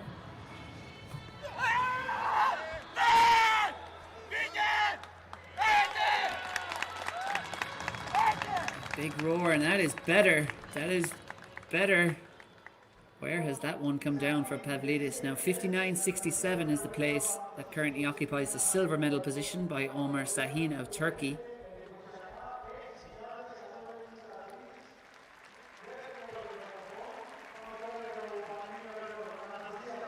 What has Pavlidis produced here in round 6? He is delighted with it, whatever it is. He knows it's an improvement on 58.85. 60.82 it is for Pavlidis. And the Greek athlete pulls a silver medal out of the fire, at least for now, because Omar Sahin will be next into the circle and he will have one chance to depose him. He's been demoted to 3rd. Back and forth it is Yosif Michalis Papa of Cyprus with 57.01. But now, last chance saloon for Sahin, who's gone from 2nd to 3rd. The better mark of Pavlidis to take back a silver medal. Gold looks to be assured almost for Alain Alexandru Firfirica of Romania. And frustration there, unfortunately, for Sahin. So a good competition ends in disappointment. And he walks right out the front of the circle to pick up that discus. No joy there for Sahin. He has to make do with a bronze medal as we look back to the women's long jump and number 215, that familiar face of Alina Rotaru Kotman, who has jumped a season's best of 6.81 to take firm command of this competition, and she is now in round 5. Let's see if she can improve that.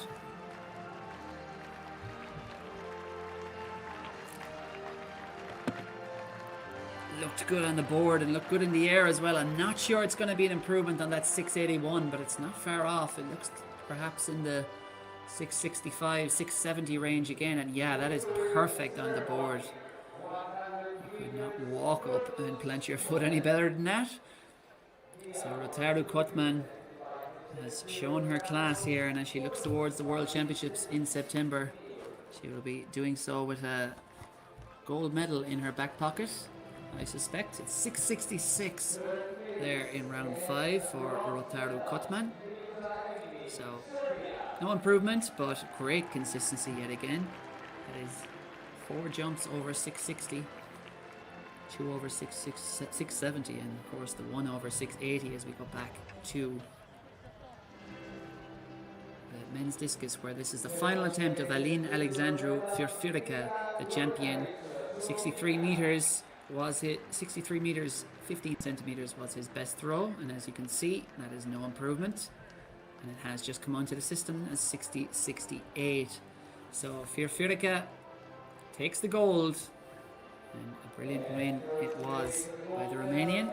Confirmation of the results: Alin Firfirica of Romania 63.15 takes gold. Dimitrios Pavlidis snatches the silver in the final round, 60.82, and Omar Sahin of Turkey takes 3rd with 59.67.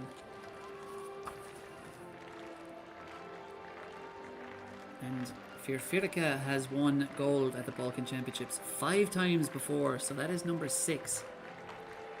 And if you're perhaps thinking, is that some sort of record? Perhaps? I can assure you it is not, unfortunately. Maybe in the discus I'm sure it is, but in terms of the overall medal count at the Balkan Athletics Championships, a certain man called Christos Mantikas of Greece back in the 1930s and 40s won no less than 38 gold medals. So bit of work to do yet there, Alexandru Firfirica, but 6 Balkan titles in the discus. Well done to him.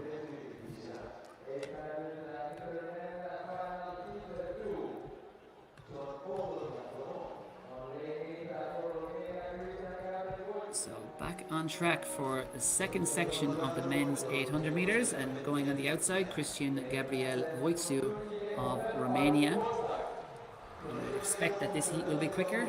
Voicu is a 147 man. In lane 7 is Omar Faruk Bozdag. He's a 146 man from Turkey. This man will need no introduction to many athletics fans. Amel Tuka of Bosnia-Herzegovina, a 142 man at his best, 144.9 this year. But this, perhaps the favourite, Marino Bludek of Croatia, 144.01, the quickest in the field this year. Noem Manu of Israel is also to be respected, 146.81. Then another Croat, Dino Jambrasic, 147.07 this year. In lane 2 from Ukraine, Vladislav Finchuk, 147.86 this year. And then on the inside, Christoforos Vasilios Kutlitz, 148.17 this year. So the big two that we think this will boil down to are in lanes 5 and 6. Marino Bludek of Croatia and Amel Chuka of Bosnia and Herzegovina. Bludek was the Balkan champion last year, so he's trying to defend his title, and he ran a national record for Croatia in Madrid just, what was it now, last week? Yeah, 8 days ago or so. So 144.01, having earlier run 144.02 to break the national record the previous month. Bludek is in fantastic form, but Amel Chuka is a seasoned, wily veteran, and as you can see him there in that blue strip, he is towards the back of the field at the moment, and the 34-year-old Chuka is just staying out of trouble at the moment because he senses this pace is not moving very fast at the moment, and Chuka just decides to stay out of trouble, and I'm sure he will now try to circle the field and take closer order because he will not want to give Marino Bludek any leeway here, and Bludek has taken the lead at the moment, just ahead of Omar Farouk Bozdag, and now coming up there, number 252, that is Christian Gabriel Voitsu, and Voitsu is trying to apply a bit of pressure as they hit 400 meters in 52 seconds, and that is slow. It's slow for a man of Bludek's caliber, won't be slow for too many others in here, and Amel Chuka is currently hanging well back at the moment. Chuka ran 144.9 in Lignano, Italy, just 2 weeks ago, and I'm surprised not to see him take a bit of closer order here off this slow pace, because he is spotting Marino Bludek a huge amount of distance, and an athlete of that caliber, he is just never going to be able to beat him from that far back, because Bludek is not slowing down out front. He has turned the screw with 200 meters to go and put about 6, 7, 8 meters between himself and the rest of the field. Omar Farouk Bozdag of Turkey is coming through strongly there for second. Chuka, it's going to be silver at best for the Bosnian, but it is Marino Bludek who has ripped this field apart. He has run them ragged over the last 400 meters, and the Croat is going to power home to victory at the Balkan Championships. Marino Bludek of Croatia takes gold. It is Turkey's Omar Farouk Bozdag who takes second, and we'll have to check the reruns there for exactly who got third and fourth, but I think Chuka completely run out of it. A dominant win by Marino Bludek.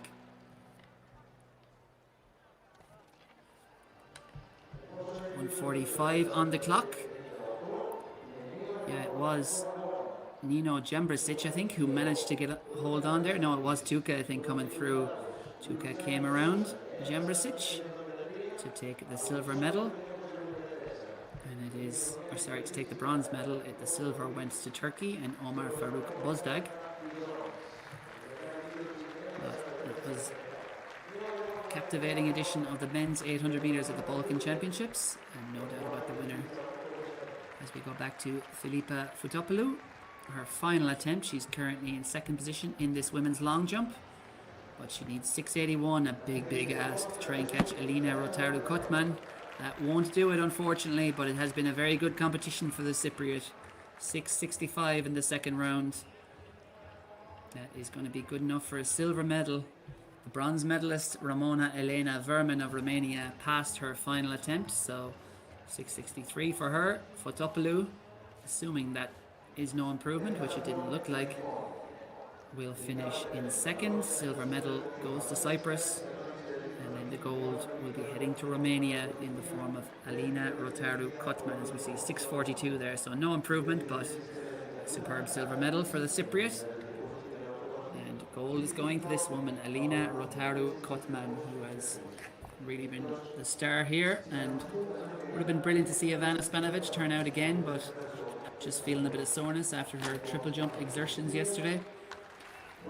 So Alina Rotaru Kotman on the runway for the final time, the 32-year-old, still winning titles, and she's won plenty of medals over the years. Bronze medalist at the World Championships in Budapest 2 years ago. She was seventh in the Olympic final last year. All the way back in 2017, she was World University Games champion. She was World Under-18 champion back in 2009, 16 years ago. And here she is, age 32, the Balkan Athletics champion in the long jump, and jumping just about as well as ever. Not on that attempt, and let's hope She doesn't feel anything too severe. Let's hope that's just a bit of tightness if she's holding her left leg. But Alina Rotaru-Kotman is the champion at the Balkan Athletics Championships. 6:81, season's best for the Romanian. She takes victory. And there we have it. Season's best for 1 and 2, and then a personal best in third for Ramona Verman, 6:63. Brilliant breakthrough by her. Her previous best, 6:60. Milika Gardasevic just edged out there in fourth as well, 6:62, but that is very good jumping by her. And unfortunately, DNS down the bottom, Ivana Spanovic, but it had been a good weekend for Spanovic, taking triple jump gold last night with her last attempt.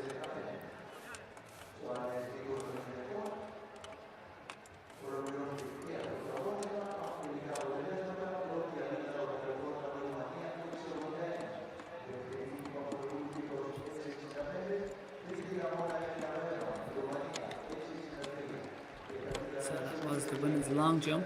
Plenty more action coming up. But first, I've interviewed you two there, our host project.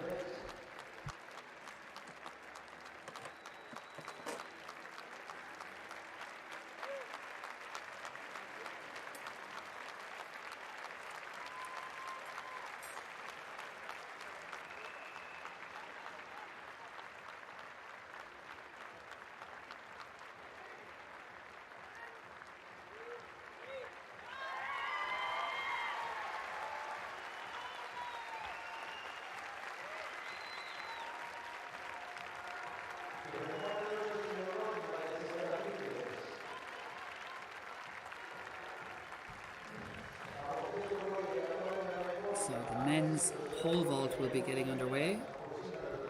I'll be very interested to see that. It is in fact already underway, but it's very early days so far. I'm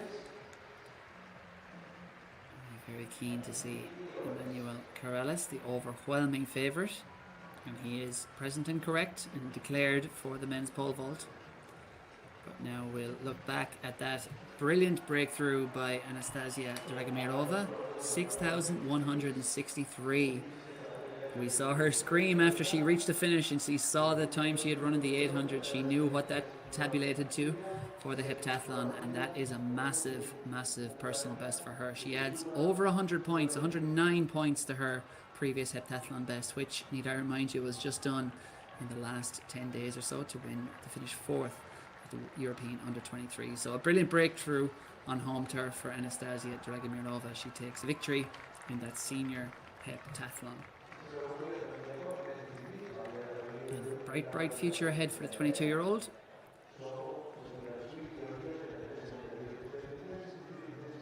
In the men's pole vault, which is very much in its early stages. The bar just at 5:12 at the moment, and next we'll be going to 5:25 as we see the lineup for the men's 3,000 meters, which will be next up on track.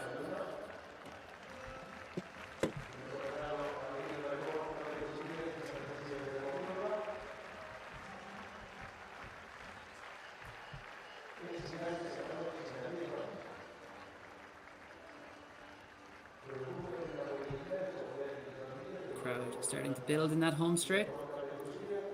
They'll all be keen to get a look at the pole vault. And the Greek star, the Olympic medalist Emmanuel Corrales, will be taken to the runway soon. As we see Anastasia Dragomirova taking the plaudits of the crowd, and I don't think she's stopped smiling since that 800 meters to round out the best heptathlon of her career. And she really does have the tools to go on and do great things at senior level as she prepares to graduate. This is her final year as an under-23.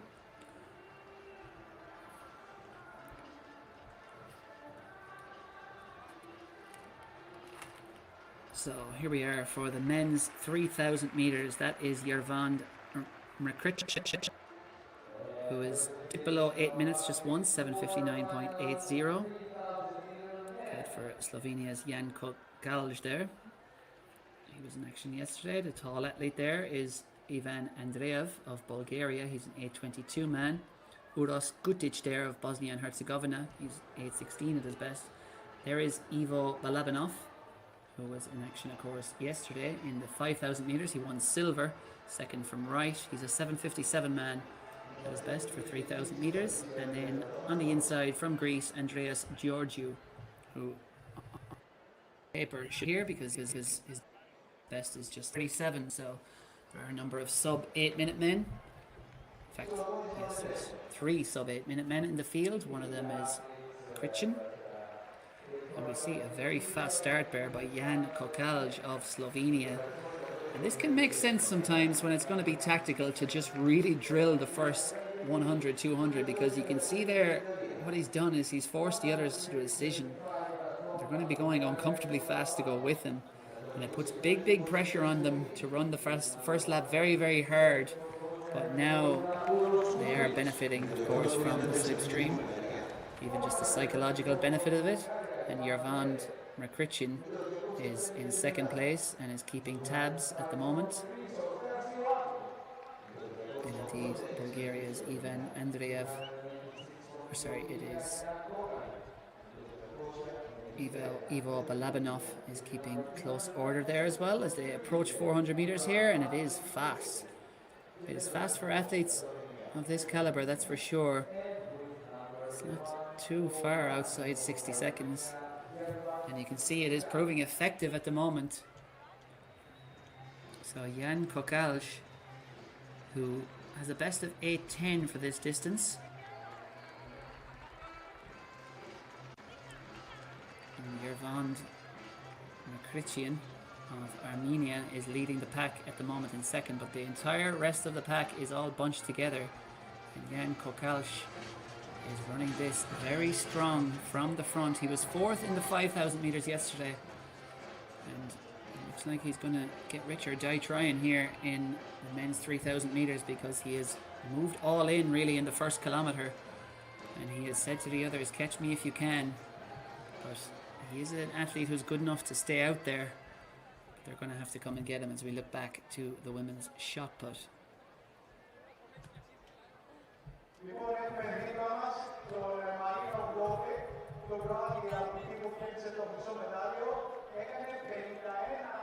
So 14:64 for Maria Makulia. Check back in on the men's 3,000 meters.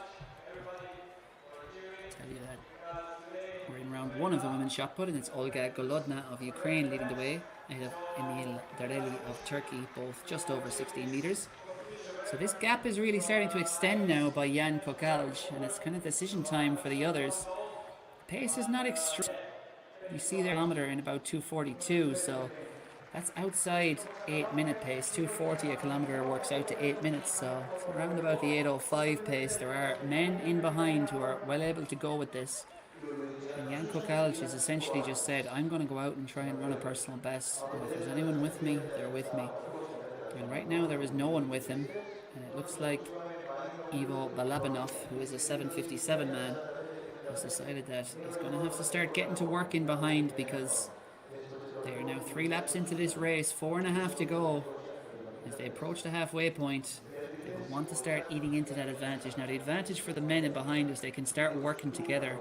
They may or may not work together, but they at least have that option. But it looks like perhaps only one of them is strong enough to go out and try and chase down Jan Kokalj. But he's built probably a 25-meter advantage at the moment. And with 4 laps to run, Jan Kokalj has laid the gauntlet down to these men. As I mentioned, he is an 8:10 athlete, 28 years old. But there are performers in that pack who would have been favoured over him today. The likes of Yervand Merkrichin of Armenia. The 29-year-old has been below 8 minutes indoors. He set the national record for Armenia back in 2019, and he's run 8:03 this year, Merkrichin. But we see they're trying to put up a chase, and they are now making a dent, and we would expect them to haul in Jan Kokalj, and it's sensible how they've done it. Ivo Balabanov, who was impressive yesterday, finishing second in the 5,000 meters. He's won 11 national titles across the distances, indoors and outdoors, in Bulgaria, has Balabanov. And now we can see He is lingering in the slipstream of Kokalsh as Abdurrahman Gediklioglu of Turkey is now up to third. Gediklioglu is a 7:53 athlete at his best, and he is an accomplished performer. And he'll be dangerous in these closing laps.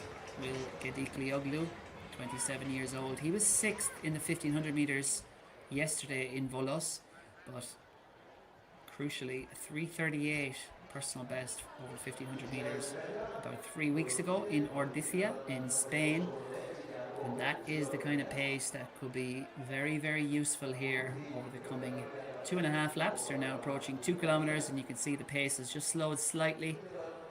It's going to be about 5:30 or so, 5:32 I think, as they go through there with the halfway mark in the lap. So that was about a 2:48 kilometer after opening with about a 2:44, and that slowing is the reason that slowing out front by Jan Kokalsh is the reason that these two men have been able to get up, although I think they've also picked up the pace a little. Gediklioglu and Balabanov. So these are the three as they come down with 2 laps to run. The other is just closing in perhaps slightly there, but Jan Kokalsh still leads, and I think he's conscious of not letting this pace lag too much, but he has company. He has unwanted company in the form of Abdurrahman Gediklioglu. He's in third at the moment, the Turk, and the silver medalist in the 5,000 meters yesterday. From Bulgaria, sitting in second and looking comfortable, Ivo Balabanov. Gediklioglu is the quickest of them on paper on personal best, 7:53. That was run last year in Belgium, 2 years ago in Belgium, in Ghent. This year he has a best of 8:10, but that is a bit of a red herring really, because 8:10 is certainly not on par with his 1500 meters, so he hasn't run the 3000 meters too much this year, Gediklioglu. But that 3:38 1500, that will mean he is extremely dangerous, and he is now moving it outside, and he is going to the front, it looks like, Gediklioglu. I mentioned that 1500 meter pace, and it could be lights out soon for Kokalsh unless he's got something in reserve, but he's starting to look around him, so that early effort is very much costing Jan Kokalsh. Now, I mentioned he was going to get rich or die trying, and he has died trying in athletic terms. He steps off the track with a lap to run.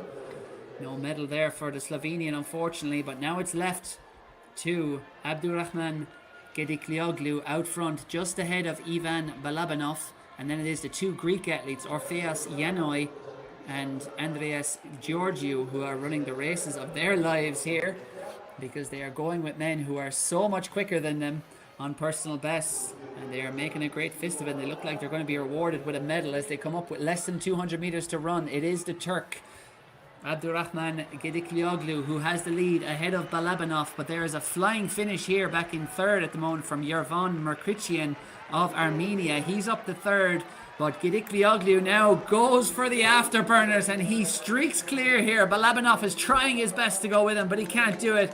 It is Turkey's Abdurrahman Gediklioglu who takes victory with a flying last 100. Silver medal goes to Ivo Balabanov of Bulgaria, his second silver of the weekend after the 5,000 meters yesterday. And then back in third with a huge last lap, it was Yervan Merkrichian of Armenia. Look at Merkrichian there. He just is passing athletes like they're standing still. But the big thing here is that Gediklioglu had not gone for broke yet, and he felt the moves were coming from behind from Balabanov and Merkrichian. And Gediklioglu, who, as I mentioned, had that 3:38 1500, which is the kind of pace that is going to get you a gold medal at events like the Balkan Championships. Abdurrahman Gediklioglu is your champion, your 3,000 meter champion for 2025 at the Balkan Athletics Championships. Great race.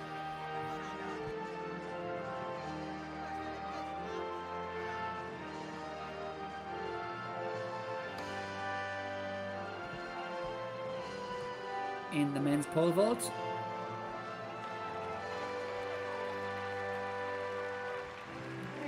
clearance there by Vladislav Malikin, 5:35, first time of asking, and that was a big important clearance for Malikin.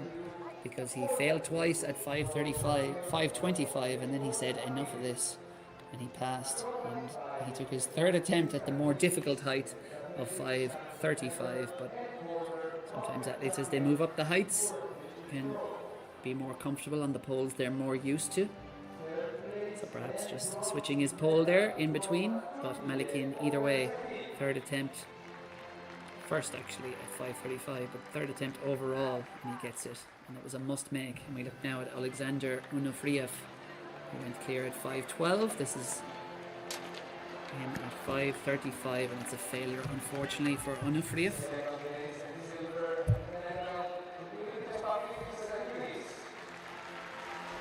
Still very early days. We would now expect to see the likes of Emmanuel Corrales up until we're probably in the kind of 5:60 range, I would imagine. He looks like he has passed in the system all the way up to and including 5:55. So we'll next be going to 5:45, then 5:55. And assuming we're then at 5:65, I think that might be where Emmanuel Corrales makes his entry, but given his ability, there's not many like him in the world, and certainly not at the Balkan Championships. So as we see another man, another Greek athlete who's made a huge breakthrough this year, Yanis Rissos, who has been in fantastic form with a massive lifetime best recently at the Fly Athens meeting. Yanis Rissos, 25 years old. His previous best was 5:62, but at that Fly Athens meeting in front of the Panathinaikos Stadium, he jumped 5:73. And here he is, 5:35. First time, fortunately, is a failure. Two more tries await for Yanis Rissos, who represented Greece at the Europeans in Rome last year, and indeed the European indoors. And as you see there, just too far away from that bar. It didn't matter how high he jumped up in the air, he was going to come down on that bar. So slight adjustment needed there for Rissos.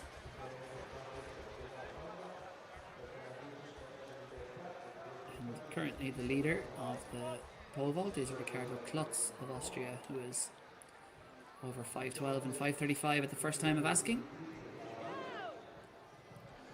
Dosi Panagiotta of Greece, the bar at 180 in the women's high jump, which is still also in its very early stages.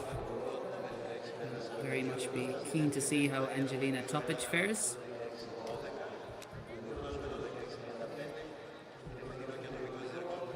One of the real international stars of this year's Balkan Championships. But now it's time to hear from the women's heptathlon champion, Anastasia Dragomirova.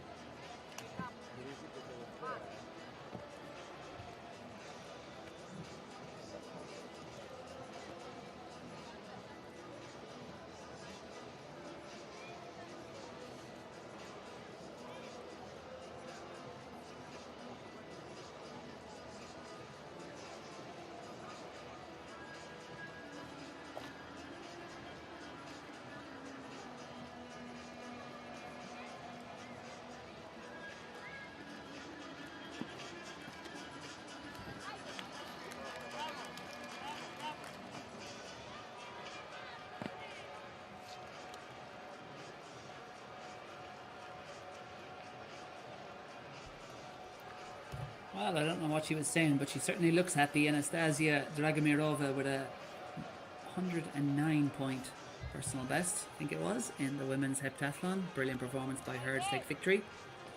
And as we see on the track, it is now time for the men's 200 meters.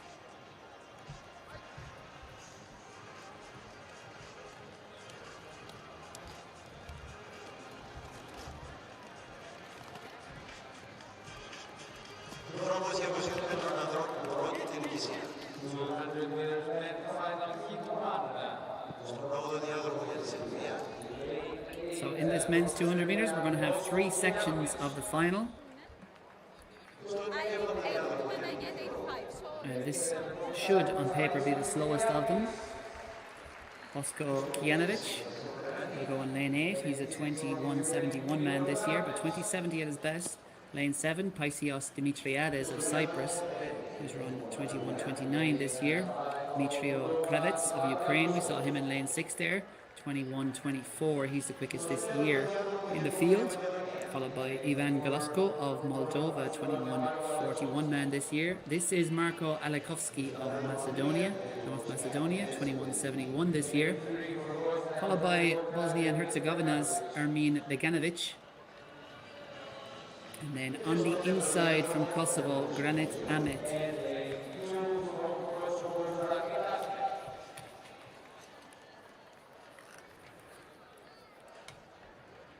And Ivan Galosko of Moldova in lane 5 will certainly be one to watch here, along with Dmitrio Kravets in lane 6. Kravets helped Ukraine to bronze, the 19-year-old, in the 4x100 meters yesterday, and he ran his personal best of 21.24 in Poznan back in May, while Galusko's 21.41 was run at the European Team Championships in Maribor. And look out too for Cyprus's Paisios Dimitriades. He should not be far away at all. He ran 20.98 back in 2018, but this year his best 21.29. So look out for lanes 5, 6 and 7 here. Galusko, Kravets and Dimitriades. It looks pretty even at the moment, but going well is Bosko Kijanovic. Some athletes just have to scurry off the track there, or some officials.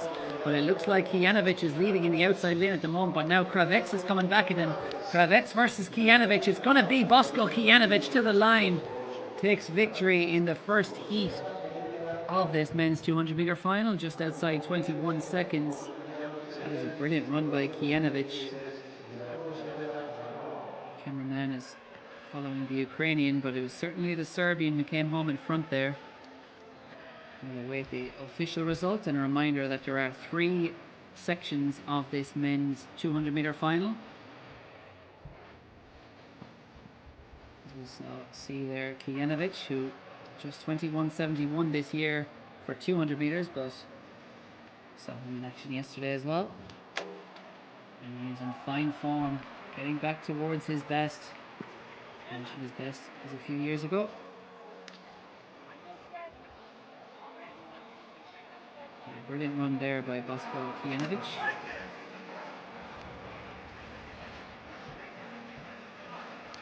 And it is 21.10 that Kijanovic has run the season's best.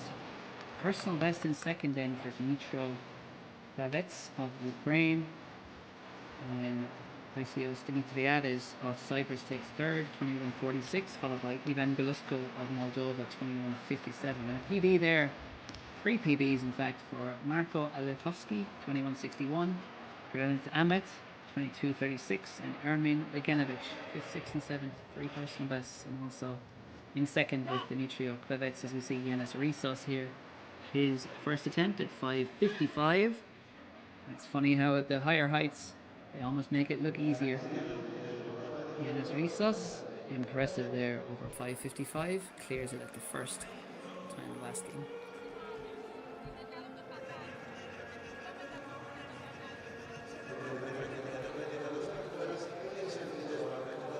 So confirmation of that win by Bosko Kijanovic, a big season's best. He leads home Dmitrio Kravets of Ukraine, and then it was Paisios Dimitriades of Cyprus takes third in 21.46. But 2 more sections to come in the men's 200 meter final, and this is section 2.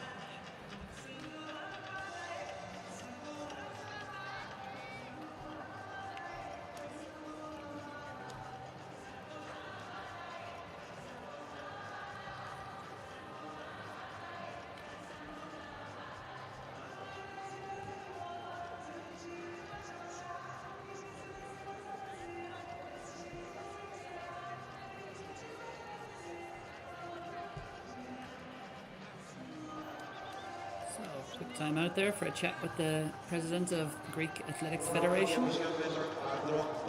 Now back on track for the second section of the men's 200 meter final, and remember, overall times will count. That is Stavros Avgostinou of Cyprus, who has a best of 21:23 this year. Unfortunately, in lane 7 we were due to have Franco Burash of Albania, who would have been a big contender here, but he is showing up as a does not start on the start line. That is Batuhan Altintas, who I have to imagine now is the heavy favourite for this race. The Turk has run 20:91. As we see Mario Alexandru Dobrescu of Romania in the lane next to him in lane 5. And then followed by Bakir Muzic of Bosnia and Herzegovina, 21:10. This is Ukraine's Dmitro Yanchik, 21:32 he has run this year, but the heavy favourite for this will be in lane 6, Batuhan Altintas, who, as I mentioned, 20:91 he ran twice already this summer. In June and July he's run that time, and that puts him a little bit ahead of the rest of these. Mario Alexandru Dobrescu should give him plenty to think about as well.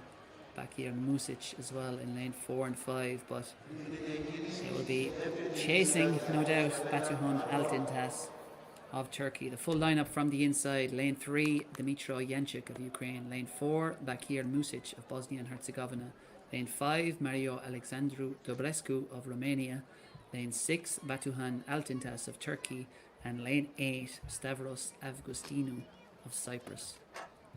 The favourite in 6, Altintas. Away they go, and Altintas is off to a flying start there, but also going well as Bakir Muzic in lane 4. It's quite even really here as they turn off the bend, and Agustinu running well, but it is Altintas, the favourite, who has it at the moment. But can he hang on, because he's facing plenty of challenges from behind?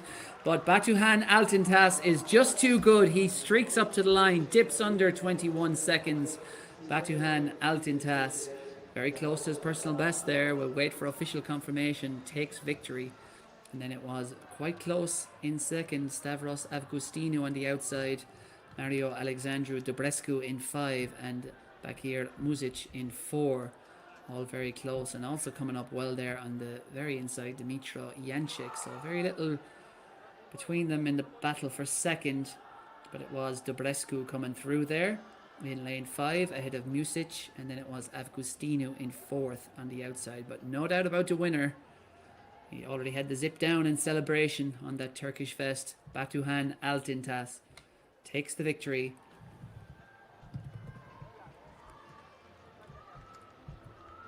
And it equals his personal best. 20:91 it's gone in officially now in the system. So a brilliant run by Altintas. That lane 6 draw suiting him very well. A lot of 200 meter runners like to be kind of more towards the outside lanes often, just given the speed they tend to pick up around that bend. It's always tough to control your momentum if you're in lanes 2 or 3.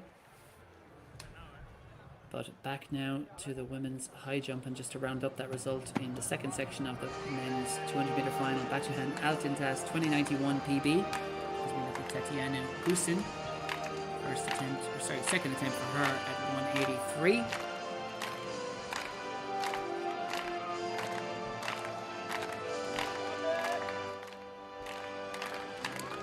Victory ceremony for heptathlon women. She gives it a good rattle, but it stays on just about. The awards will be presented by Mrs. Olga Saladuka, President. And that will move Tatiana Gusin up into 4th place, second at time clearance at 183. This is where it'll start to get interesting for the ladies in this field. Currently, Maria Vukovic of Montenegro is leading the way with perfect record, clear at 180 first time, clear at 183 first time, but Angelina Topic is also joint leader. She entered the competition at 177 and then skipped 180 and then went clear at 183, as we see confirmation of that win by Batuhan Altintas. 20:91 equals his PB. Mario Dobrescu back in second, 21:08, and Bakir Muzic back in third, 21:17. One more heat to come, or one section to come, in the final of the men's 200 metres, and it should be the fastest of the 3.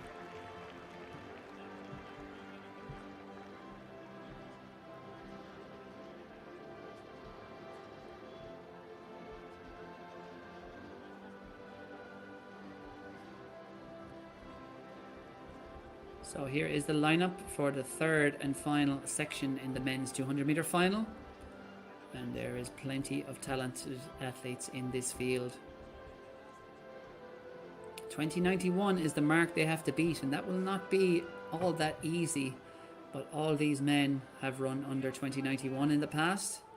Many of them have run under 2080. So we would expect that someone will be able to get something in around that 20.7 mark. This on the outside is Denis Khan Kartal. 2082 his best. He ran that this year, and he's got the arm warmers on, even though it's about 33 degrees at the moment in Volos. Vasilios Myrianthopoulos will go in lane 7. 2075 his best. That makes him a big contender here. This man has also run the exact same season's best and personal best. 2075, that is Alham Nagiev. In lane 5 from Greece, perhaps the favourite for gold here, Sotirios Karagiannis. 2066 this year. In lane 4 from Romania, it is Mihail Sorin Dringo, 2076 this year. In 3 from Slovenia, Andrej Skocier, 2078 this season. That also makes him a medal contender, but a tricky draw for him, as indeed it is for Gal Arad of Israel. 2087 this year. He has run 2070 at his very best. So there is very, very little between these men. Perhaps the favourite in lane 5, Sotirios Karagiannis. He could be tough to beat. He helped Greece to 4x100 metre gold medals yesterday. And indeed, at the European Championships in Rome last year, they were finalists in the 4x1 there. He was on that team. But now he is going to be going for a medal all alone. He ran his 2066 just at the start of July, about 3 weeks ago now. And although this could be a blanket finish, I think Karagiannis in 5 might just be the man on home turf. There they go, and it's a very even start. As I said, there's very little between all of these athletes, so this could be a bit of a blanket finish as they turn now into the straight. Nagiev, Myrianthopoulos, Kartal, and of course Karagiannis going well and flying up there from Israel. On the inside is Gal Arad. What a run he's having, but it looks to be Karagiannis and Nagiev pulls clear in the last 30-40 meters. It is the Azerbaijani who takes the victory with a brilliant performance, and what a last 50 it was. Karagiannis was very much in there with 50 to run. 5 athletes really in line, and what a run it was by the Israeli there over that last 150. He gave himself some shot of a medal, didn't quite have it coming home, but it was at this point of the race, Karagiannis trying his best to stay relaxed, but the fatigue there setting in, and it was Nagiev who had the strength to come through. Very close for the silver medal. I think on the inside Gal Arad, and right on the outside Denis Khan Kartal might have got the silver and bronze. Perhaps Karagiannis maybe run off the podium there, but we'll wait official confirmation there. But certainly no doubt about the identity of the gold medalist.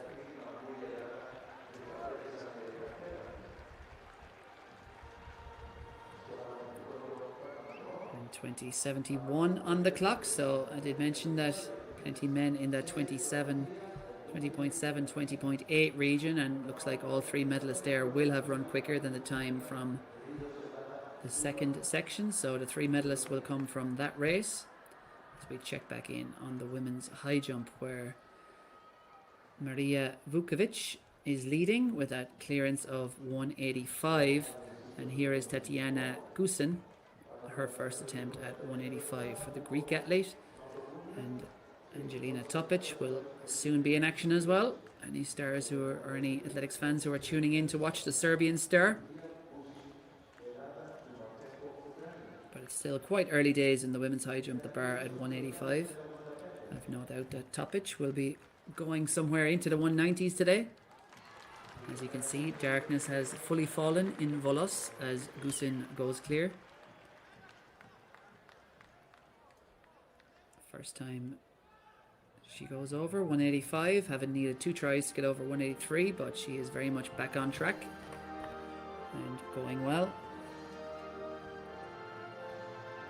The Balkan champion in 2017 was Gusen, 31 years old now. She was 7th at the World Indoors last year. And her best of 194 goes back to 2019.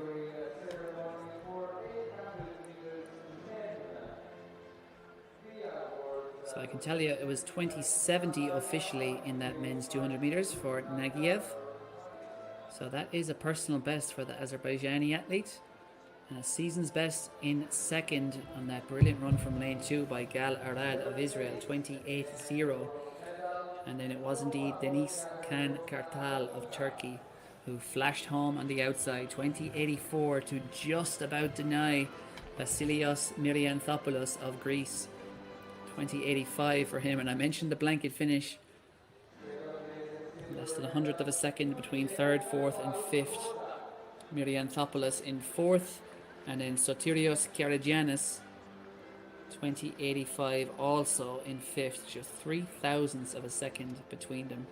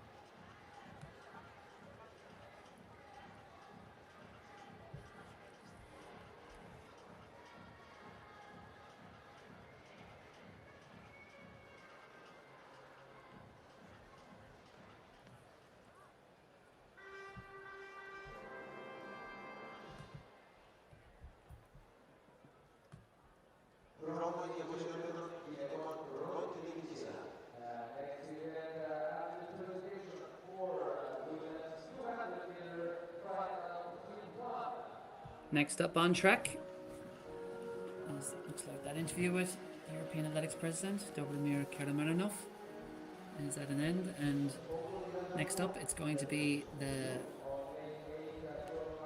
women's 200 meters.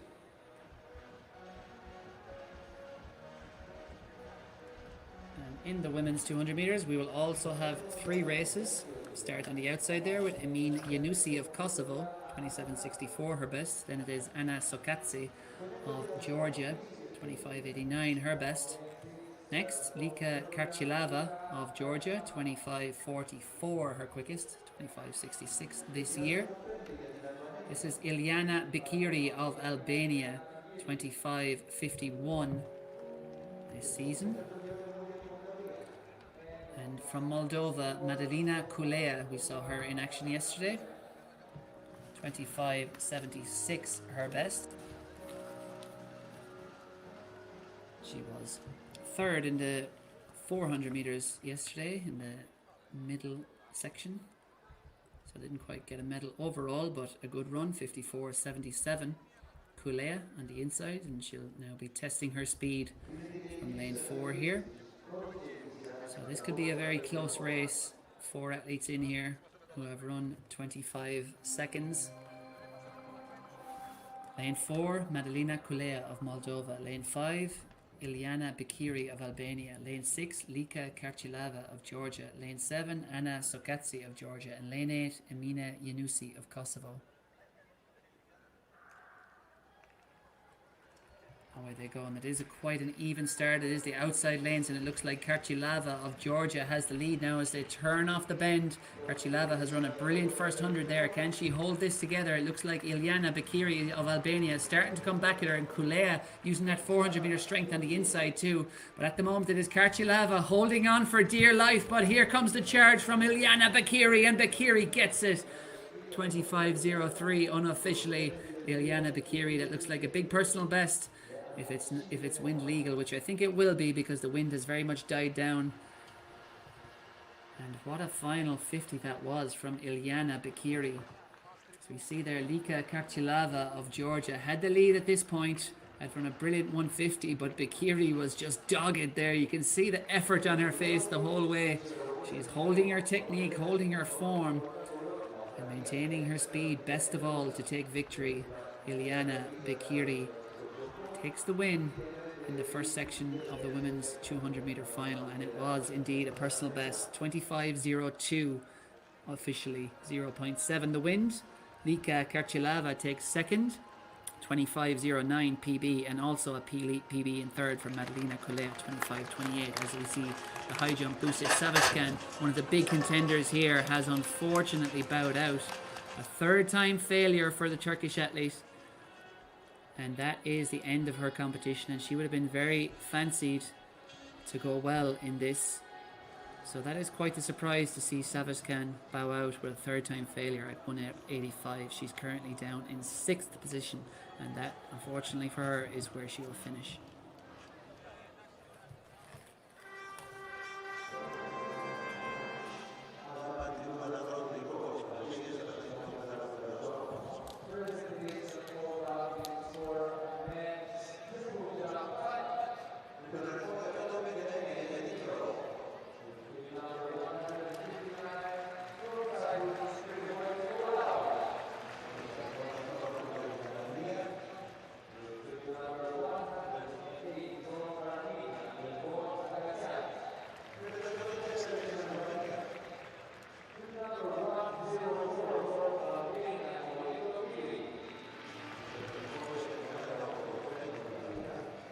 Back to the high jump.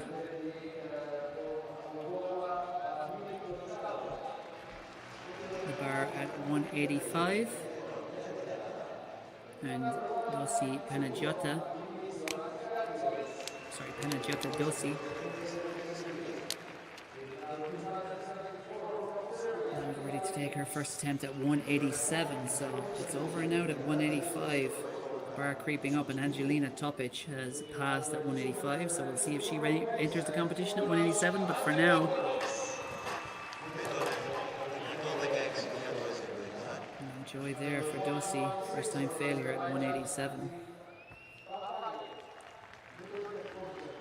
And I mentioned we were quite abrupt in coming to that high jump, but that failure by Busic Savaskan, she would certainly have been favoured to go well. She jumped 193 recently in Brno, the Turkish athlete, an Olympic finalist last year, finished 10th in Paris, but unfortunately not quite getting it right at the Balkan Championships, so finishes down in 6th position. But we have some high quality athletes remaining. Maria Vukovic of Montenegro still leads the way, Tatiana Gusin of Greece, Panagiotta Dosi of Greece, Yulia Chumachenko of Ukraine, and Angelina Topic of Serbia, the big favourite for this, all in contention as the bar moves to 187.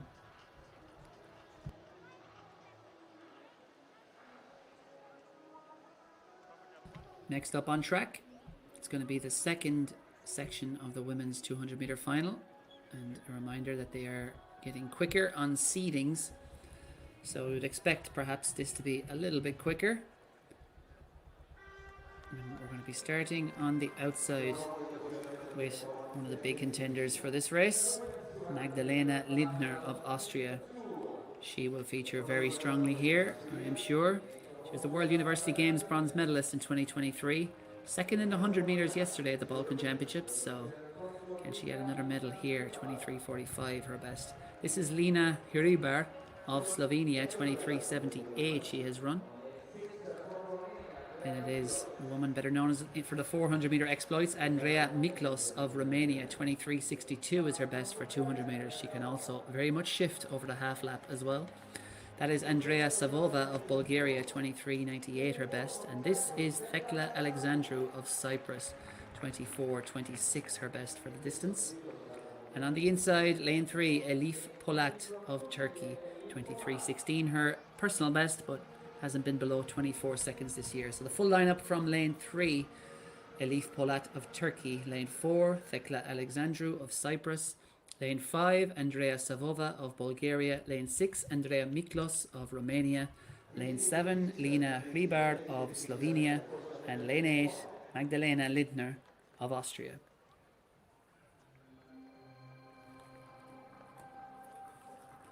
Miklos in lane 6. I mentioned her 400-meter exploits. She was a semi-finalist in Paris last year. Finished second, of course, over the 400 meters at the Balkan Championships yesterday. Could she add another medal here?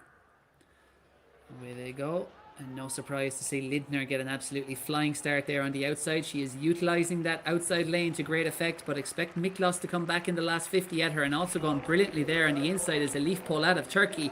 And Polat leads now coming into the home straight, but coming from the outside lanes, Lindner is coming back strong, as is Miklos, but it is Magdalena Lindner of Austria who takes victory here. And a comfortable victory in the end it was, ahead of Andreea Miklos of Romania, and then it was Elif Polat of Turkey back in third.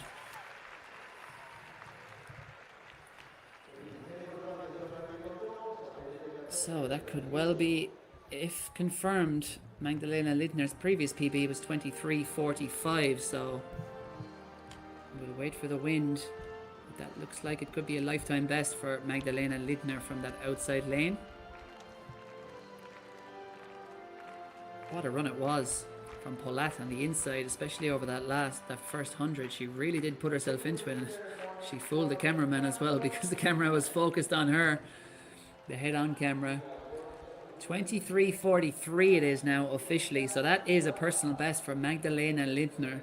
Brilliant run by her, and it is a personal best, and a big personal best too. It is in second by Andreea Miklos of Romania, 23:54. Wind legal as well, 0.7 the tailwind, as we see Yanis Rissos over 5:55. And he is loving that. And then just to round out that result in the women's 200 metres, Elif Polat from that inner lane, 23:88, a season's best for her. That puts her into third, so they are the top three at the moment in the overall standings, but of course one more section to come to decide the medals in that women's 200 metres as we go back to the high jump. And Panagiota Dossi, second attempt for her at 187.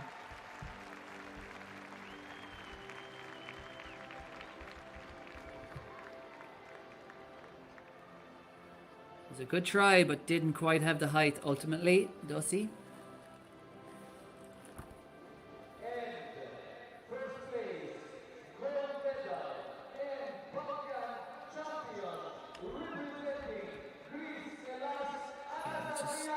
Didn't quite have the height on it. It's going to be a challenge for her at this height, clearly, Dossi. And just unfortunately, while we were away, we missed Angelina Topic at 187. But there was quite a predictable result there, which was a first-time clearance, and hopefully we'll be able to catch her in her subsequent attempts at other heights.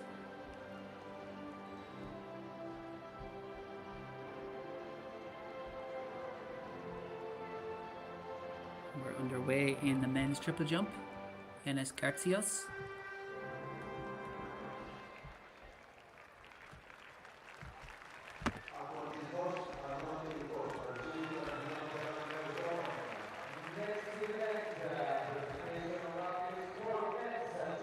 There's also more field action to come. The men's javelin throw will be getting underway in just a few minutes' time.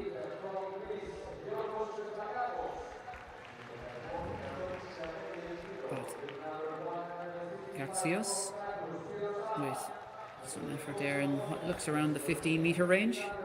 It's just the second jump of the men's triple jump final. Vadim Doskalov of Moldova jumped 15:21 just before that.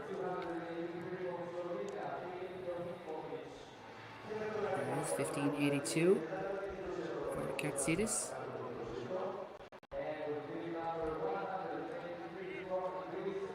And Tatiana Gusin of Greece is about to take her second attempt at 187.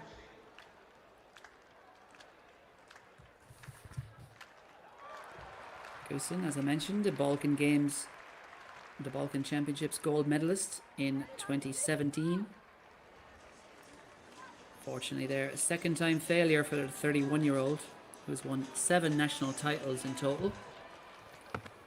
Personal best of 194 dates back to 2019, but she has been over 191 this year, so she would have felt confident at 187, especially on home turf in Greece.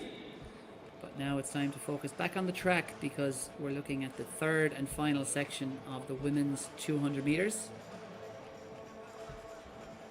And that is Lamia Valieva of Azerbaijan. She'll be going on the outside lane.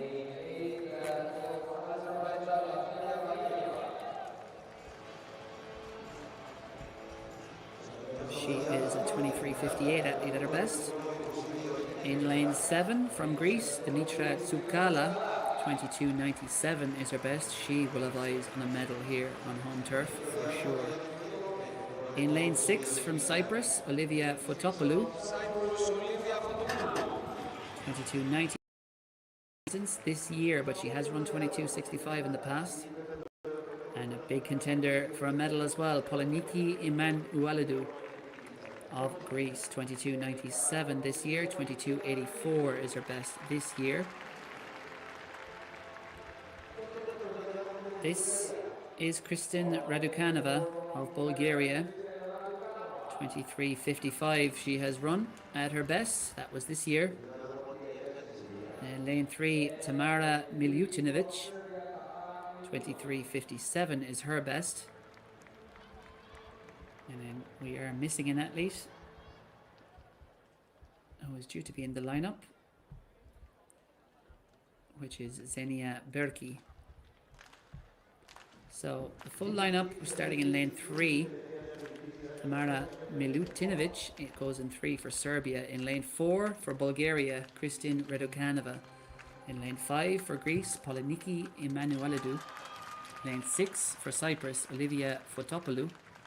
In lane 7 for Greece, Dimitra Tsukala. And in lane 8 for Azerbaijan, Lamia Valieva, the women's 200 meter final.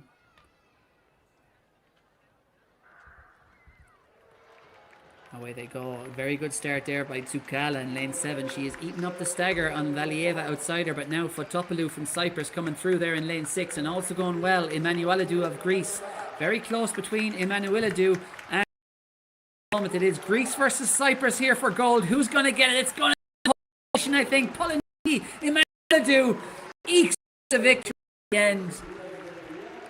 The 22-year-old, a brilliant run. She held her form admirably under immense pressure there down the home stretch, and having helped her nation to gold in the 4x100 meters on Saturday, she now does it individually. She wins the 200 meter at the Balkan Athletics Championships on Sunday. Brilliant win by Emanuelidou.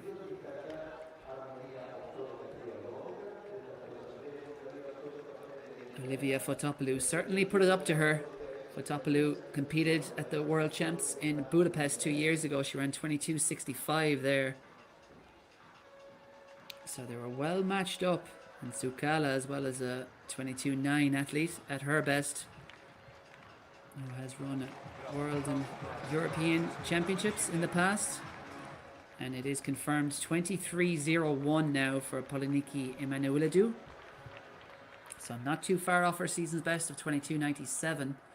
She takes the gold ahead of Olivia Fotopoulou of Cyprus, 23.06. As we see Tatiana Gusan going over 187 there. She takes a very relieved lie down on the mat to celebrate her achievement.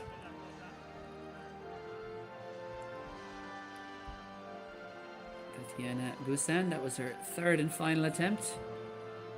And instead of celebrating, she says, I'll just have a little rest here. Thank you very much. As we see confirmation of that men's 200 meter result, Alham Nagiev takes victory in a PB of 20.70. And then the early heat in the women's 100 meters, Ilyana Bakiri coming through in the PB, leading 5 PBs. The entire field gets a PB. Brilliant stuff. Obviously good conditions. Temperatures still in the low 30s. Not too much wind. Magdalena Lindner then won the second section, 23.43. Andrea Miklos with a good PB there in second as well. But of course, all those athletes having to concede the medals because the top 3 come from the third and final section. Polyniki Emanuelidou 23.01, Olivia Fotopoulou in second, and then Dimitra Tsukala at 23.16 will hand her the bronze medal.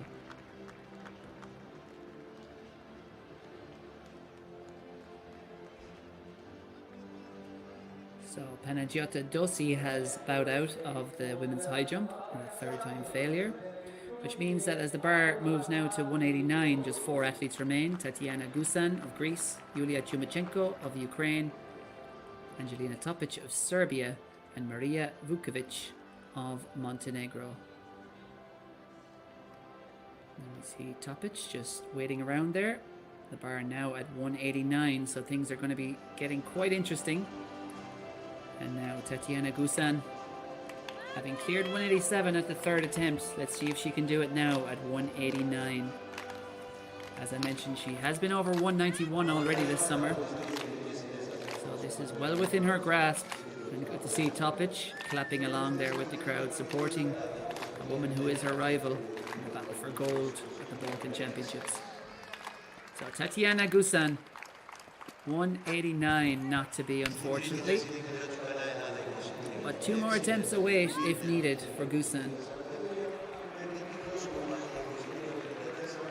It was close, really. Most of her body was over that. It was almost just her quads or hamstrings really just brushing that bar off, it looked like, from that angle.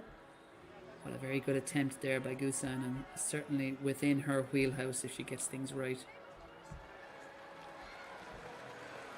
Over in the pole vault, Ukraine's Vladislav Malikin. Alexander Onufriev going clear. Third time of asking at 5:55. And he gave it a good brush, but it did not ultimately fall off. And just to mark your card about what's happening, Yanis Risos over 5:55 and Vladislav Malikin as well, as we see Angelina Topic now. First try for the Serbian star at 189. No, not quite there on that attempt. But Topic will have 2 more tries. And you certainly know she has the ability to get this done.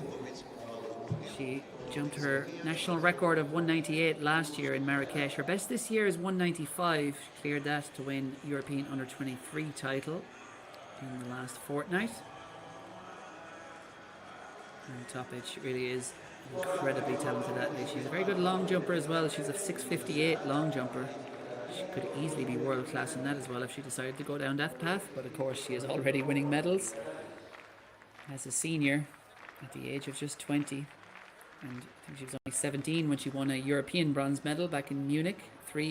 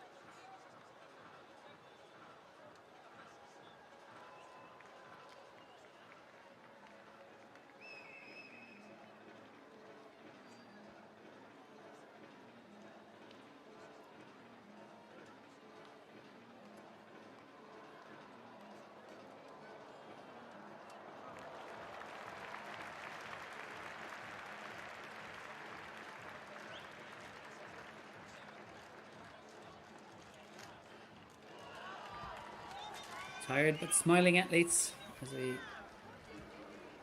see our podium for the women's 200 metres. The three athletes who led the way home in their third and final section will be the three athletes stepping up onto the podium as we go back to the women's high jump, where Marija Vukovic goes clear at 189 on the second try. Impressive stuff by the 33-year-old Montenegrin.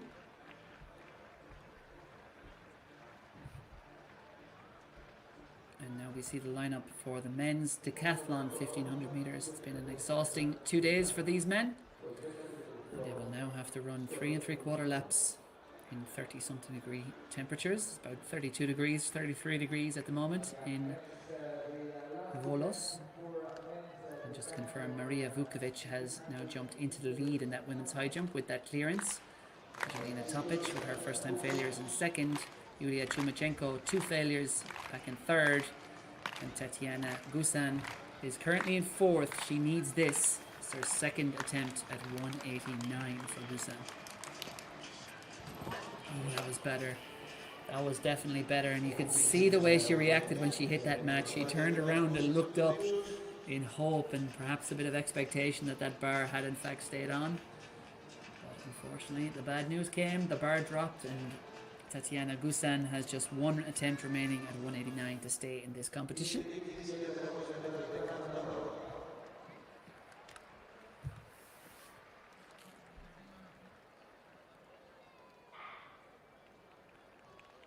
So next up, it will be Angelina Topic, the 20-year-old star, as we are underway. We'll have to come back to Topic in the men's decathlon 1500 metres. And just checking in on the standings, Angelos Tsianis Andreoglou was certainly well ahead. There he is out front, and going with him is Dragan Pesic of Montenegro. So the current standings in the men's decathlon, Andreoglou 7,125 points is his current tally after 9 of the 10 events, so he is certainly headed for gold. He has about a 250 point lead over Aris Nikolaos Peristeris of Greece, his compatriot. Back in third after 9 events is Krum Zakariev of Bulgaria, and then back in fourth is the man who's currently in second there in the 1500, that is Dragan Pesic of Montenegro. Now, crucially, 7,125 points to take Andreoglou's 1500 meter PB, which is 4:25, and if he can produce something like that, 4:25, or sorry, it's 4:27. If he can produce 4:27, something close to it, that will get him about 760 points or so. 750, 760 if he gets close to his PB. That would bring Angelos Tsianis Andreoglou home with a tally of something in around 7,800, just under 7,800 points he's looking at when he takes gold. Not so much if at this point, because unless he falls over, he is headed for a certain gold medal, is Angelos Tsianis Andreoglou. But his personal best is 7,926. The season's best is 7,854. So if he produced a really good 1500 meters, he could get a season's best. But I think that personal best is going to be a little bit out of touch. But at the moment, it is Andreoglou holding firm after 800 meters. Just about 650 to run now.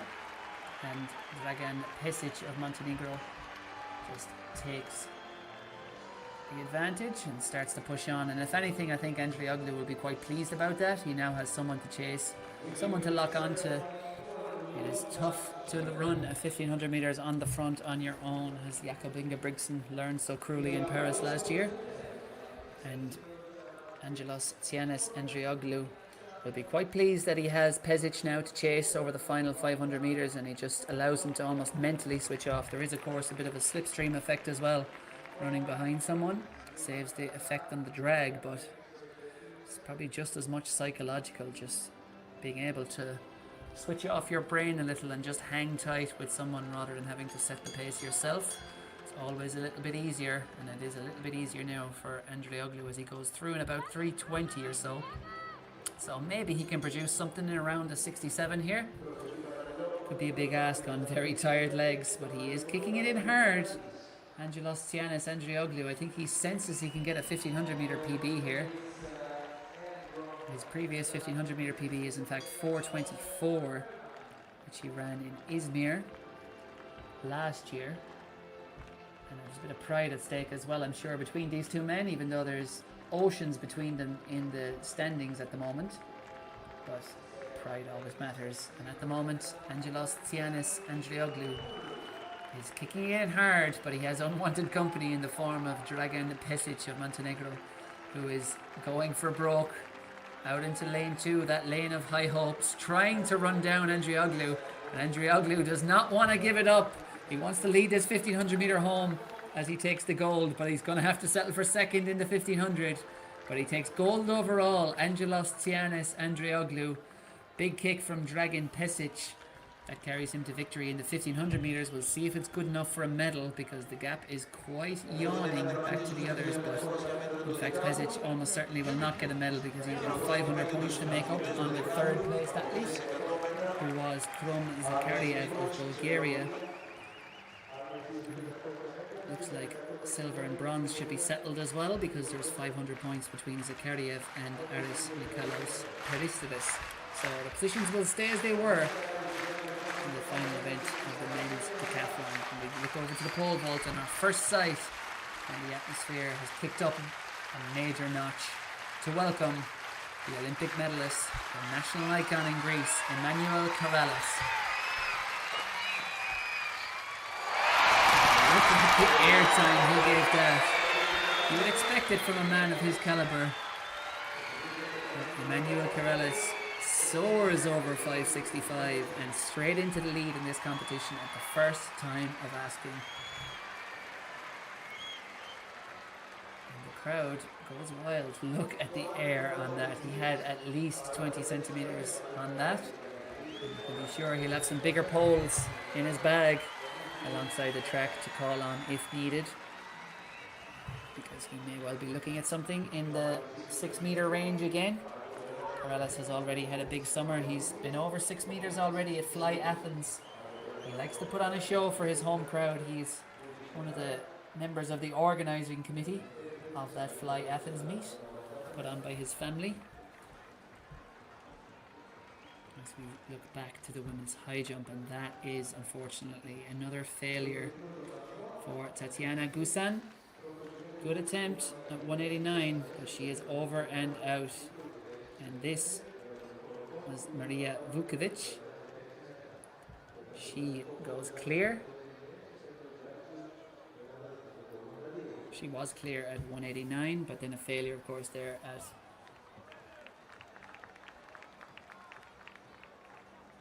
191. First time failure though for Vukovic. Topic has gone clear at 189.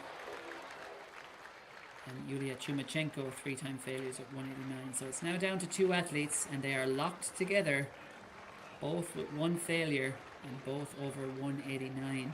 Topic and Vukovic. As we look at Yanis Risas, will try to follow his compatriot over 5:65, and he does. Great clearance by Yanis Risas, and he lets out a roar. He is loving that.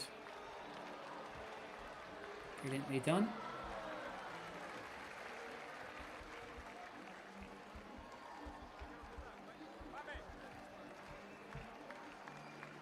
And certainly not quite the airtime that Emmanuel Karalis had, but you would expect that. It's a much trickier height for Risas, whose personal best is 5:73. But he's getting close to that now as we look back to the track for the women's 1500 meters.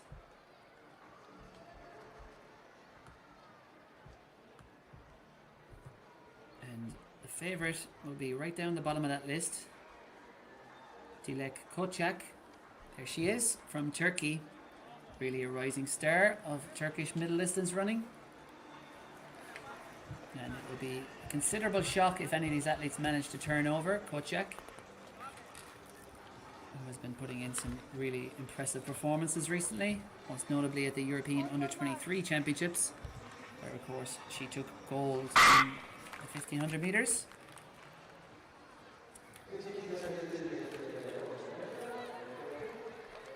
But she is the Balkan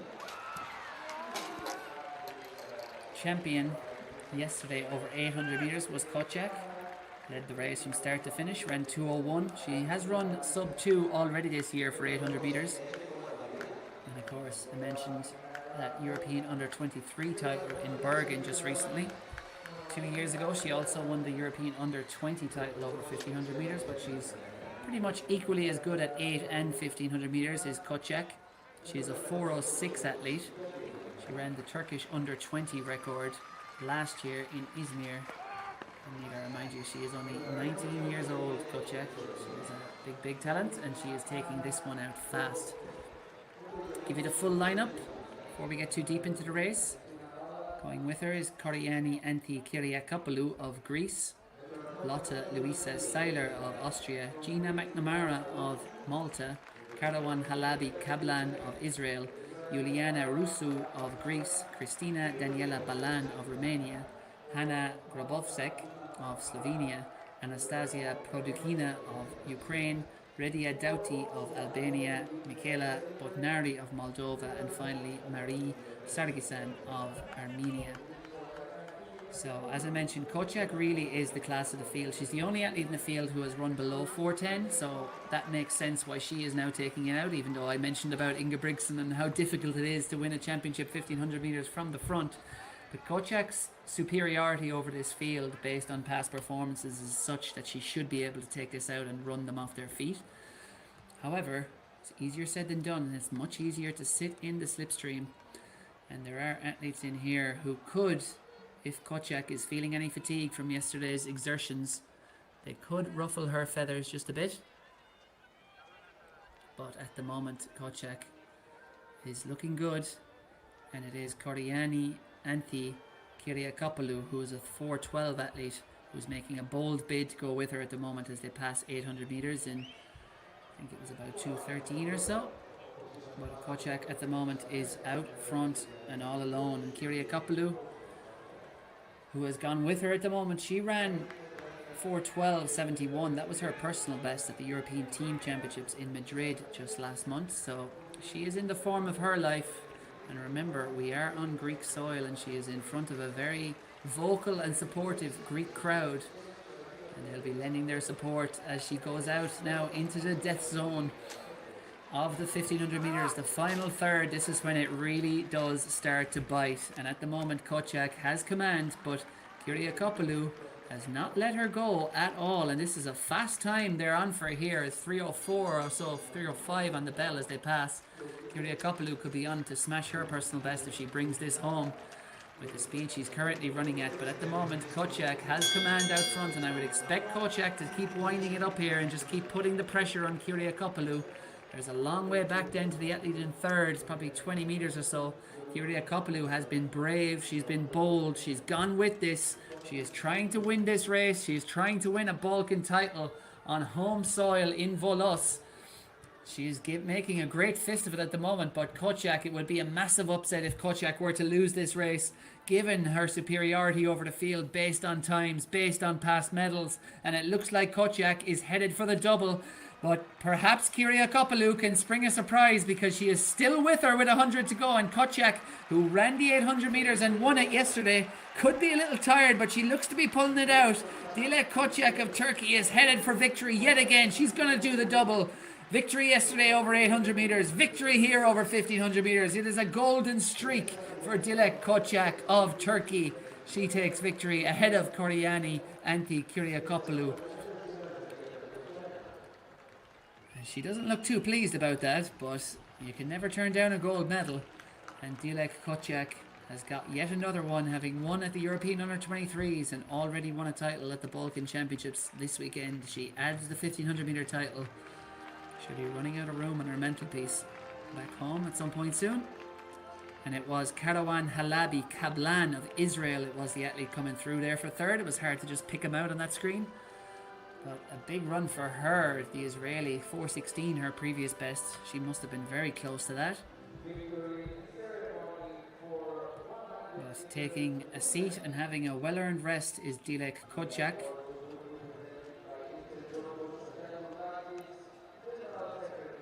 And Kyriakopoulou is quite happy with her results. And so she should be. She really ran that bravely, and I think she may well have got a personal best there.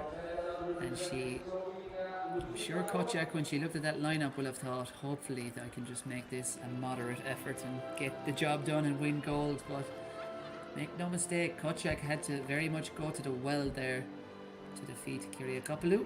As we look back to the men's pole vault.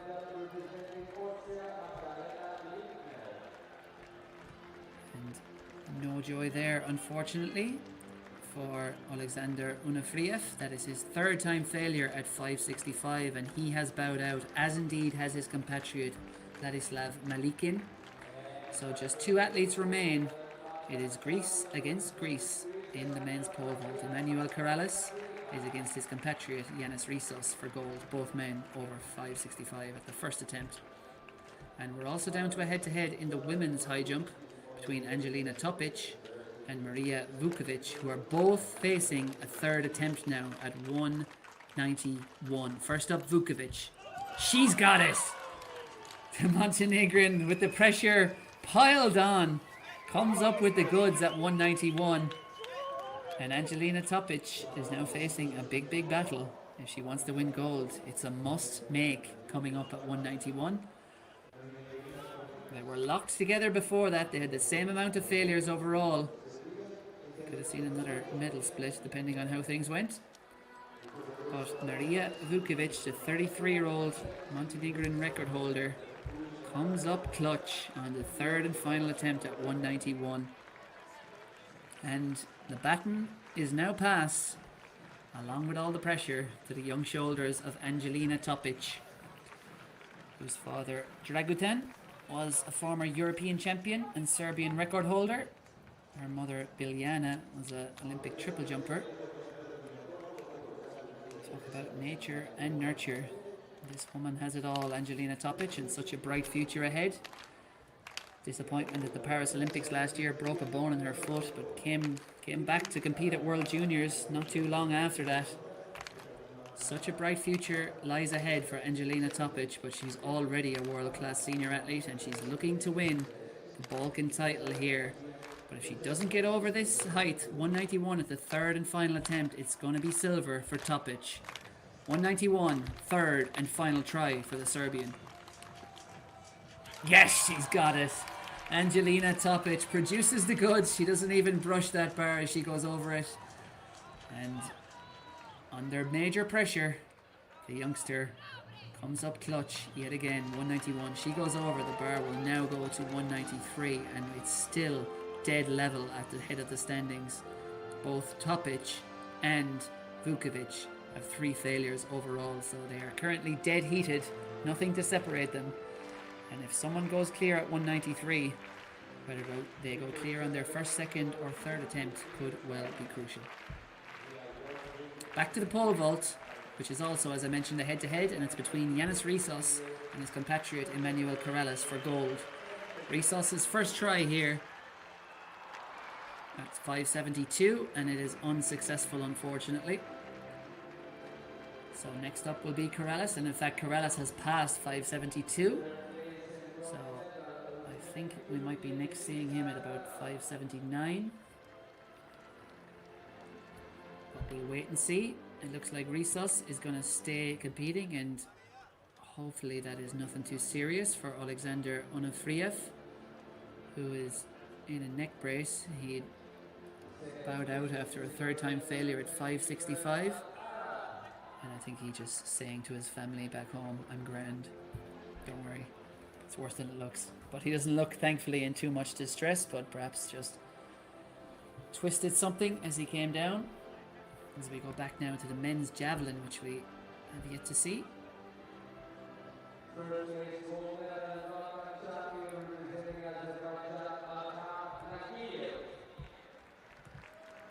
that is the current state of play in the men's javelin.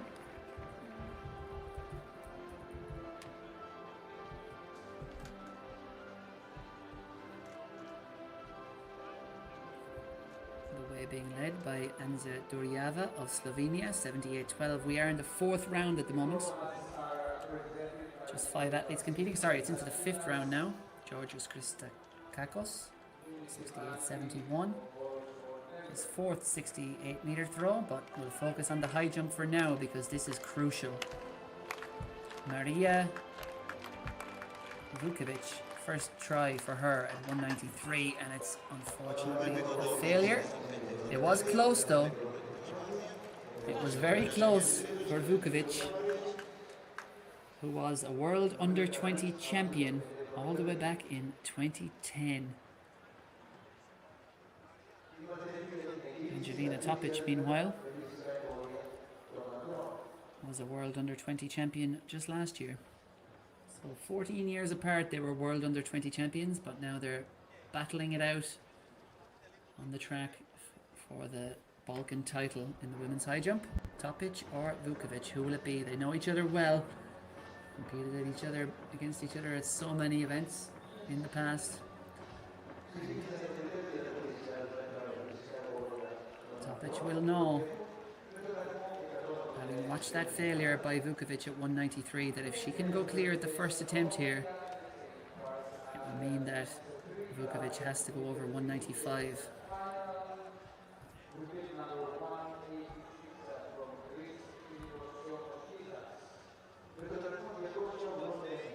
And we're off and running in the men's steeplechase. Try to keep you checked in with what's happening in the field action too, because there's plenty of riveting head-to-heads playing out there. It's early days in this men's steeplechase final. This will be the second last individual track event. We'll just have the women's 5,000 meters coming up in about 15 minutes time, and then a couple of 4x400 meter relays for first the men and then the women, rounding things off at 10:50 local time, which is 9:50 if you're in Central European time.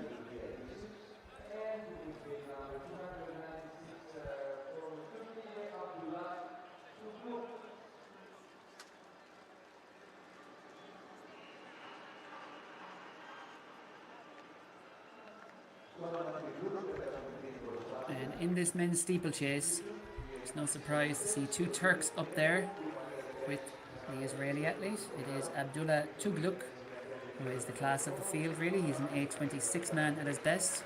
Ersin Tekal as well of Turkey is an 8:43 man. Expect him to be in the medals. And Muchi Zemenu of Israel is an 8:33 man at his best for this distance. So those three very much the class of the field. In terms of the other men have been unable to break 9 minutes this year. Or Damian Didier Titilu of Romania has just dipped under at 8:58, but you can see the advantage there. It is quite yawning back to the other athletes, and these look like the three medal men, though it is of course very early days, still inside the first kilometre. But the pace is looking like a hard one at the moment. They are pushing things along at quite a tempo. And now just Tugluk there just moving out and letting Zemenu of Israel perhaps just come to the lead, but it's a strange kind of move there from Tugluk. Athletes will often do that when they want a bit of help with the pacemaking, and now indeed he does let Muchi Zemenu of Israel come through on the inside and push things along. And remember, this is championships where good ranking points are on offer, so that might be what is in the mind of these men. Maybe they do just want a fast race, maybe that's to their advantage, the best chance of the medal, but I think it's quite probable that they both also just want to attack not just the gold medal but ranking points for World Championship qualification purposes. And now they're coming up 3 laps run, and it is a very healthy tempo being laid down by Zemenu and Tugluk. Zemenu leads the way at the moment, Tugluk back in second as we check back in on the men's javelin, where currently the way is being led by Anza Duriava of Slovenia, as we see Dimitrios Tsitsos is currently in second position, 76.28 his best. But back to the steeplechase, and I mentioned Tugluk, perhaps the favourite here. He's got the quickest personal best and the quickest season's best. Sitting in second at the moment, and he's kind of looking a bit antsy there. He's keen to get on with things really and moving out onto the shoulder. He looks like he's ready to pick up the pace and take the lead again. Perhaps Muchi Zemenu is not quite going as fast as he wants him to go out front, and there is the move again, it looks like. Well, he's threatening to make the move, I think. Abdullah Tugluk in second. 8:26, his personal best was run in Huelva in Spain last year. And that makes him several seconds quicker than any man in this field. Zemenu in the lead at the moment has a best of 8:33. But Tugluk hasn't quite hit those heights this year yet. He's run 8:32.14. Did that in Barcelona just a few weeks ago. And he looks very comfortable there in second at the moment, and it is very much boiling down to a head-to-head. Ersin Tikal of Turkey is back in third, but it's 20 metres back, and I think he only really gets close when the other two start playing a bit of cat and mouse and looking at each other. But with 3 laps to run now, it is Muchi Zemenu of Israel ahead of Abdullah Tugluk of Turkey, the favourite for this title. And he is keen to get on with things. He's keen to just keep pushing that pace along as we see Yanis Rissos, third and final try at 5:72 for the Greek athlete, and he just bails out of that jump and carefully balances himself before guiding himself back to the mat. It is a silver medal for Yanis Rissos. It will have been when you're up against Emmanuel Corrales. Often that is about the height of your expectation. And here's Topic. She goes clear, Angelina Topic.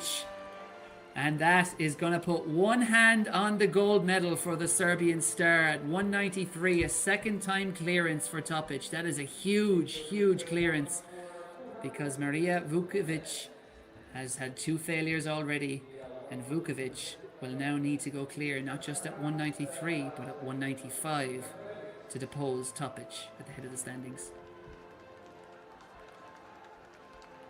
Back to the steeplechase. And no surprise to see Abdullah Tugluk has very much turned the screw there. 2 laps to run.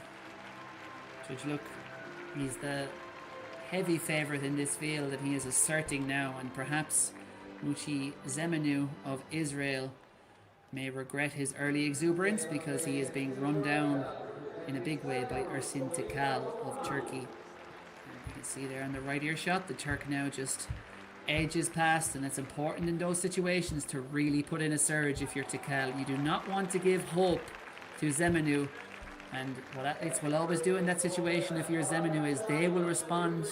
They will tell themselves, even though they're hurting, just try and hang in for 100 metres, 200 metres, just hang with them. And the longer you can hang with them, the more hope you get and the more confident you'll feel about the finish, which is why, as Ersin Tikal went past, so important to put in a surge. You're breaking them physically, but most importantly, you're breaking them mentally. And he's still in the process of doing that, I think, back there. He's got about 6 metres maybe now, maybe 7, over Zemenu back in third. Battle for silver is still alive and well. Zemenu looks like he's got a lock on bronze unless he completely falls apart on the last lap. But it looks like Tugluk for the gold, Tikal for the silver perhaps, and Zemenu for the bronze as they head out on the final lap of this men's 3,000 metre steeplechase. Abdullah Tugluk, he looks pretty comfortable. He's not had to stress himself too much here. He just kept the pace honest from the start. It wasn't too fast. It's not going to be too quick a time, but it's going to be very respectable. And he just made sure to keep things honest, and then he got a bit of help.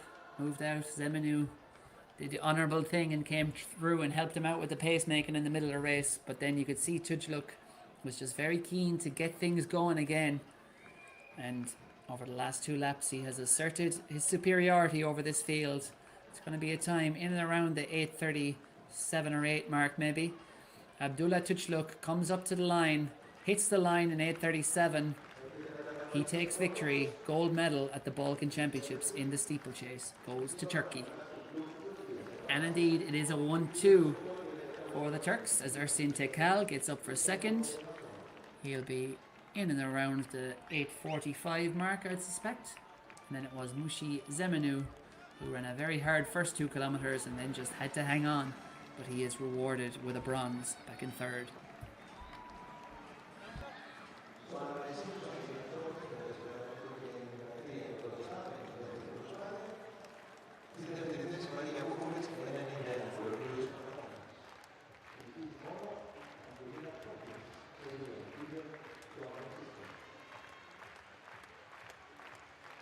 So here was the third and final attempt by Vukovic, and unfortunately it was an unsuccessful one. Good to see her still smiling. It's a pity we missed that while we were away at the steeplechase live, but we got to see it in slow-mo follow-up, and unfortunately it wasn't a successful one for Maria Vukovic. So the Montenegrin, such a star of Montenegrin athletics for so long now, at the age of 33, another medal goes to Montenegro. 191 her best clearance, a season's best for her to go over that, and she takes the silver, and gold will go to Angelina Topic. Meanwhile, over in the pole vault, we know that gold is going to this man, Emanuel Corrales. The question now is how high he can go.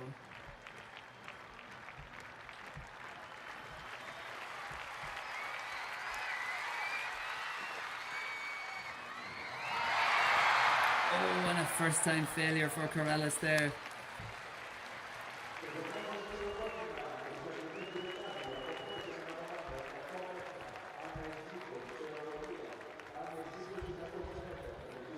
And it was very, very close to staying on that bar.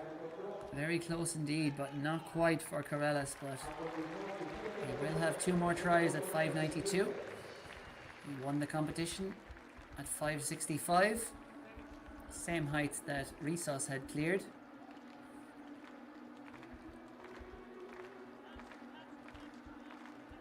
And Corrales will now go on. He passed all the way up then to 5.92. And Corrales, who did jump 5.92, Ian Monaco eyeing that on home turf in Volos in front of his home crowd. Corrales, of course, the Olympic bronze medalist last year in Paris. Funnily enough, sharing a podium there with Mondo Duplantis, who won gold, Corrales the bronze, 9 years after they finished in those exact same positions at the World Under-18 Championships in Colombia and Kelly. So, great sign of good development there. But you have to have the talent, I suppose, to be a champion. And Corrales and Duplantis certainly had that back in 2015.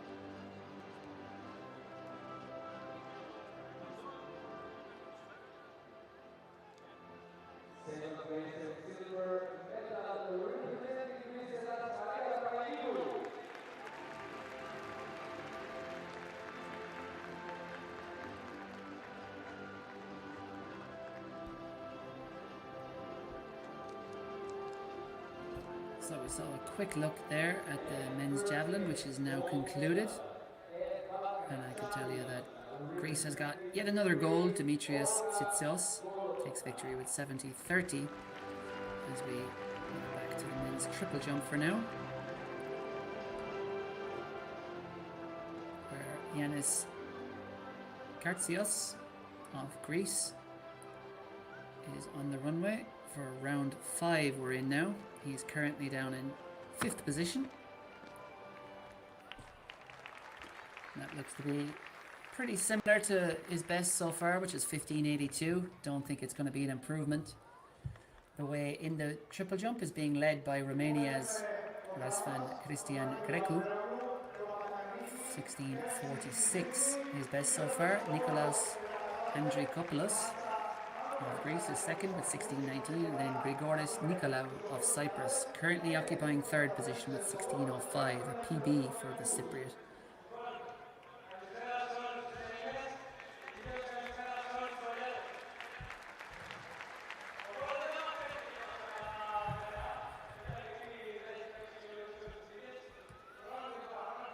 So that was 15.84 there for Kartsios in round 5.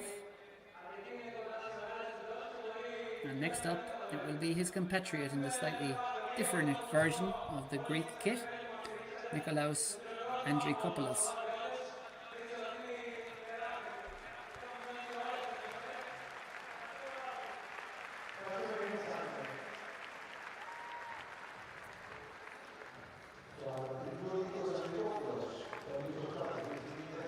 So, Andrikopoulos getting the crowd going here. 16.19 his best. He's in second place. He's looking to surpass 16.46 by Grecu. Looks good on the board, and that's a good effort. Looks over 16 meters again for Andrikopoulos. Brilliant on the board. Foot perfect. And that was another very good effort by Andrikopoulos.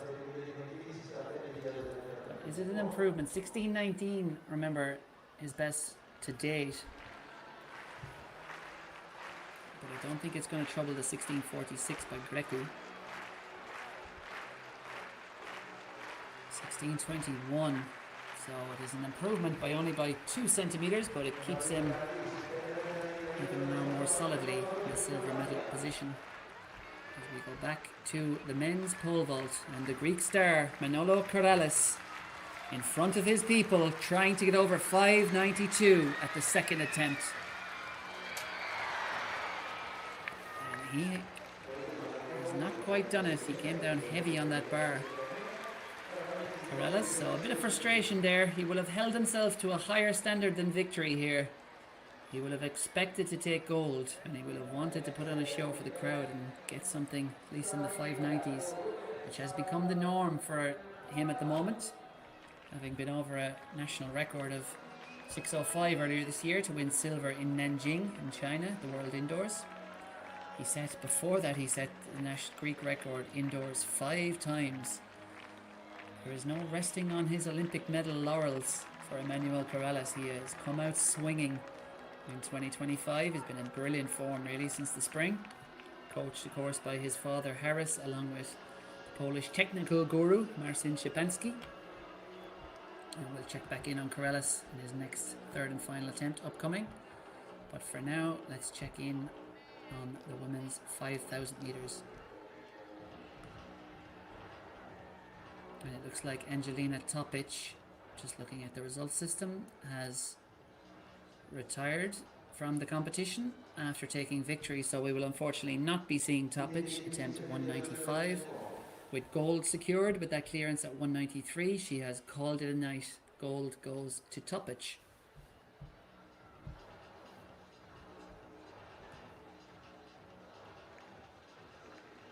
So this is the last individual track event. Just 2 relays coming up after this. And in the women's 5,000 meters, as you can see, it's quite a small field, and really the class of the field is again from Turkey, Bahar Yildirim, who is in the outside there, number 254. She's a 15:47 athlete this year, and she'll be heavily favoured to take gold here. As we look back to the shot put.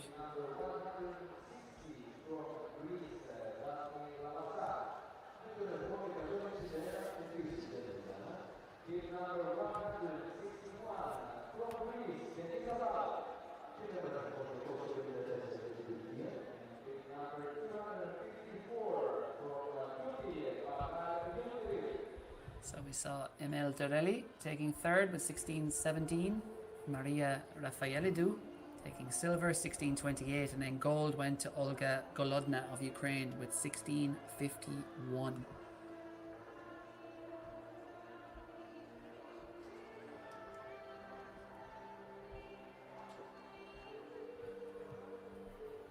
So just 5 athletes, and it's pretty pedestrian pace over the first lap, and Bahar Yildirim of Turkey has decided after a lap that that is just about enough of that carry on, and she has picked up the pace considerably, and you can see the athletes now on the stretch. That is Denisa Bala of Greece in behind her. She's the second quickest in the field this year, 16:23 personal best. And then Greece's Daphne Echia Teresa Lavasa as well is in there. She's a 15:54 athlete at her best. She's just out in 5th position there at the moment, but 16:32 this year hasn't quite been up to that level. And in 3rd at the moment is Devora Avramova of Bulgaria, who's a 16:44 athlete.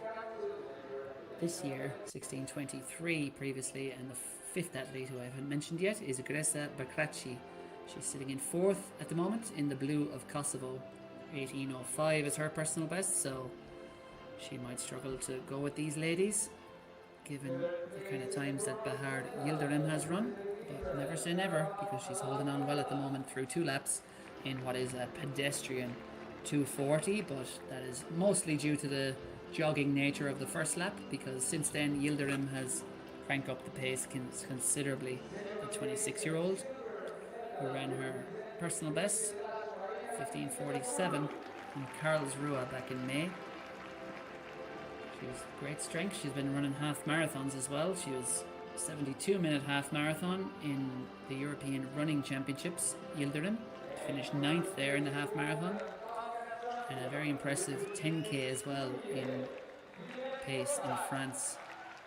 I think that was in late May. She finished 7th at the European Cup, 10,000 meter cup, 32:15. But back to the pole vault, and perhaps one of the biggest stars of this weekend's Balkan Championships, Emmanuel Corrales. 3rd and final attempt for him at 5:92. He loves to put on a show. He loves to perform. He's already got the gold. Can he get over 5:92 and make that crowd erupt? Yes, he can. Emmanuel Corrales once again rises to the occasion in front of his adoring home fans in Volos, Greece. With gold secured, Manolo Corrales soars over 5:92, and the crowd goes wild.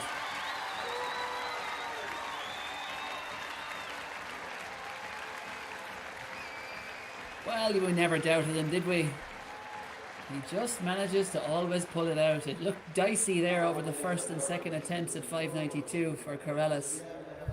And even though he would have won gold, he would have still been disgusted with himself, to be honest, if he bowed out with a best of 5:65 to win a title. Titles always mean that little bit more when there's a good time or performance or mark or clearance to go with it. And Corrales will now feel a whole lot better about that gold medal as he goes over 5:92, the same height he recently cleared in Monaco. And he's very much continuing the fine momentum he has built up throughout this 2025 season. Manuel Corrales has given the crowd their money's worth. Question now is, where does he put the bar next? I just see that in the system 5:97 and 6:02 and 6:07 have all shown up as passes. So I think that means his work might be done for the evening, unless Emmanuel Corrales is planning something extraordinary and putting the bar to the likes of 6:12. But as I mentioned, his national record, the 6:05, he cleared at the World Indoors earlier this year, and his outdoor best, 6 meters, that he cleared in Fly Athens meet just about 3 weeks ago. And I think with that 5:92 clearance, he said, I'll call that a night. Send the fans home happy on a success. So often the vertical jumps end in failure, but it looks like tonight, subject to confirmation, that Emmanuel Corrales is going to bow out on a clearance. 5:92 for the Greek star to take gold. Meanwhile, back in the 5,000 meters, and Bahar Yildirim. This is quite like the women's 1,500 meters we just watched, because it is Turkey, the heavy favourite out front from Turkey, and the underdog from Greece back in second, choosing to go with her. This time it's two different athletes as we look back to the men's long jump. Triple jump. And we are now in the 6th round, I believe. And Nikolaos Andrikopoulos is in 2nd place. So he was looking to improve on the 16:21, but as you can see, that is a foul by a good 5, 6, 7 centimeters. So Andrikopoulos has to make do with a silver medal. Bronze will go to Grigoris Nicolaou of Cyprus, and gold will rest in the hands of Răzvan Cristian Grecu of Romania, who jumped 16:46 in the 2nd round. So approaching the halfway point of this women's 5,000 meters, and I mentioned that head-to-head that was unfolding, and it looks like it is now becoming a bit of a solo run for Bahar Yildirim, because she has broken clear the Turkish athlete, built maybe a 10-meter lead at the moment over the last few hundred meters, and she does not look like she is slowing down. As I mentioned, she is the only athlete in the field to have broken 16 minutes this year, and she is applying the pressure at the moment to her Greek rivals. And it doesn't look like there's going to be too much of a response there, because Yildirim is very strong. 15:47, as I mentioned, in Karlsruhe. And that was the halfway point, in fact, there. 12.5 laps, so that was 6.25 laps she had just passed.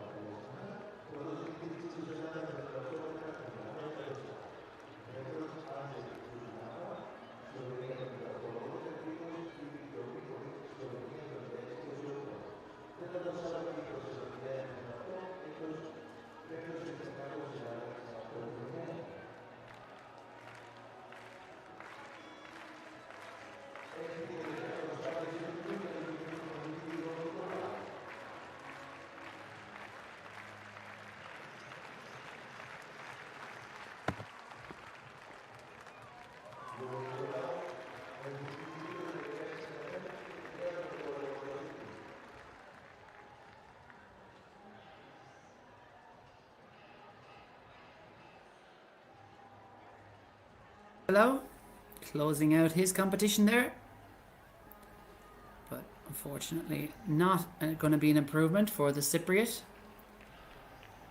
16:05 though, personal best for him in round 2, breaking new ground and earning himself a bronze medal at the Balkan Championships. Brilliant showing on the night by the youngster. He was still an under 23, and looking back to the women's 5,000 meters, it now looks to be a solo run for gold for Yildirim. And just to wrap up that men's triple jump, because there will be no more jumps now, Răzvan Cristian Grecu of Romania has passed his 3 final attempts, and with that 16:46, a season's best in round 2, he is going to take gold at the Balkan Championships. Silver will go to Nikolaos Andrikopoulos of Greece with 16:21, a season's best, and as I mentioned, a personal best in 3rd for Grigoris Nicolaou, 16:05. And now here is Emmanuel Corrales yet again, trying to produce something special for the home crowd, and he's bailed out of that one.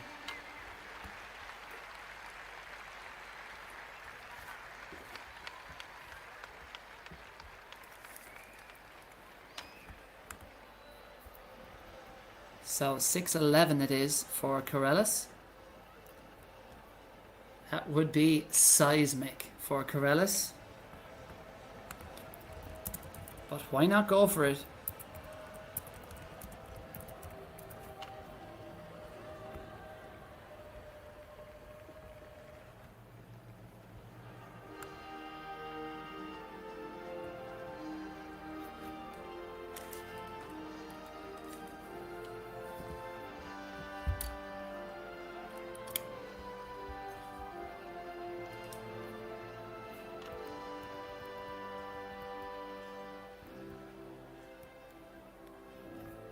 So in this women's 5,000 meters, it looks like the medal places are pretty much set at this point. We'll await Emmanuel Corellis. His next attempt at 6:11, which would be absolutely huge for the Greeks, but why not give it a go? If he could get over 6:11, Corellis would go 4th on the world all-time list. He's currently joint 7th with a number of other athletes, but only 3 men in history have gone over 6:10 or beyond. They are, of course, Mondo Duplantis, 6:28, Renaud Lavillenie with 6:16, and Sergei Bubka with 6:15. So Manolo Corellis, with hot, dry conditions during the night, as night falls in Volos, is eyeing something pretty superhuman in terms of Greek pole vaulting. It would be seismic if he could get over 6:11. But what better place to do it than in front of a sizable home crowd who are lending him their support.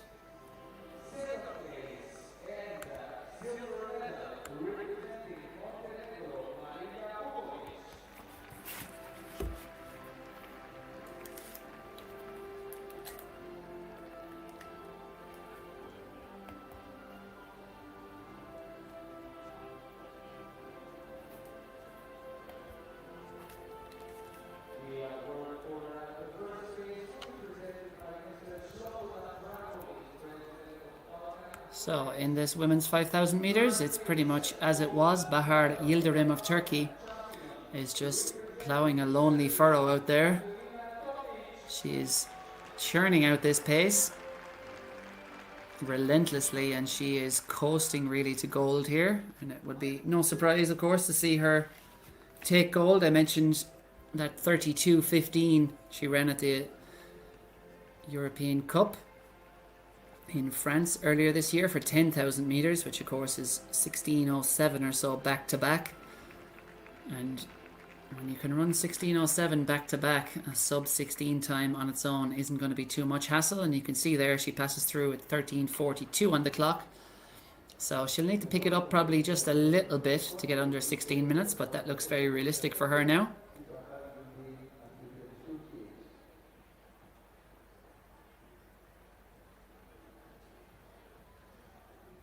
Just about 700 meters to run. You can see she's still very much running on the front of her feet there and getting good pop off that track. So always a good sign when an athlete is really skipping off the track there, and she's certainly doing that at the moment as she laps Devora Avramova of Bulgaria. And no shame in that, of course, because Yildirim is running quite fast here. Avramova is a 16:44 athlete this year, but she's not going to run anything close to that this evening. It's a warm evening though in Volos, and she is hurting big time there. And Bahar Yildirim comes up now with just one lap to run, and it will be about 15 minutes on the clock, so she's probably going to run about 16:15 or so, most likely, and it will secure her the gold medal at the Balkan Championships over 5,000 meters. And it is, I think, Denisa Bala of Greece back in second at the moment, but we haven't seen too much, unfortunately, of the second and third athletes just yet. And we'll be counting down, of course, to Emmanuel Corellis' next attempt at 6:11. It would be fairly out of this world if he could get over it, but he is in the form of his life, and he is an athlete who has a habit of rising to the occasion, especially when he's in front of his home crowd, and he is in Volos this evening. Emmanuel Corellis will soon be attempting for the second attempt, 6:11, and we can see there as they pass in that shot, he is standing at the top of the runway at the moment, and it won't be long before he takes off down it at full speed.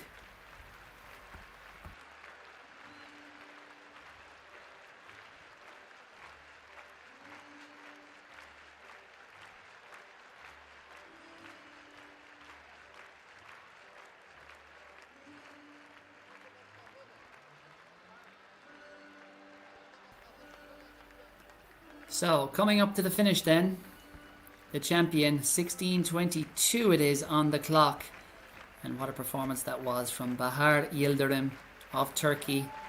Absolutely dominant from really the second kilometre. 16:22. It's good running in oppressively hot conditions. The sprinters and the field eventers will be loving it out there, but not so much everyone else. And indeed it is Denisa Bala comes through there for second.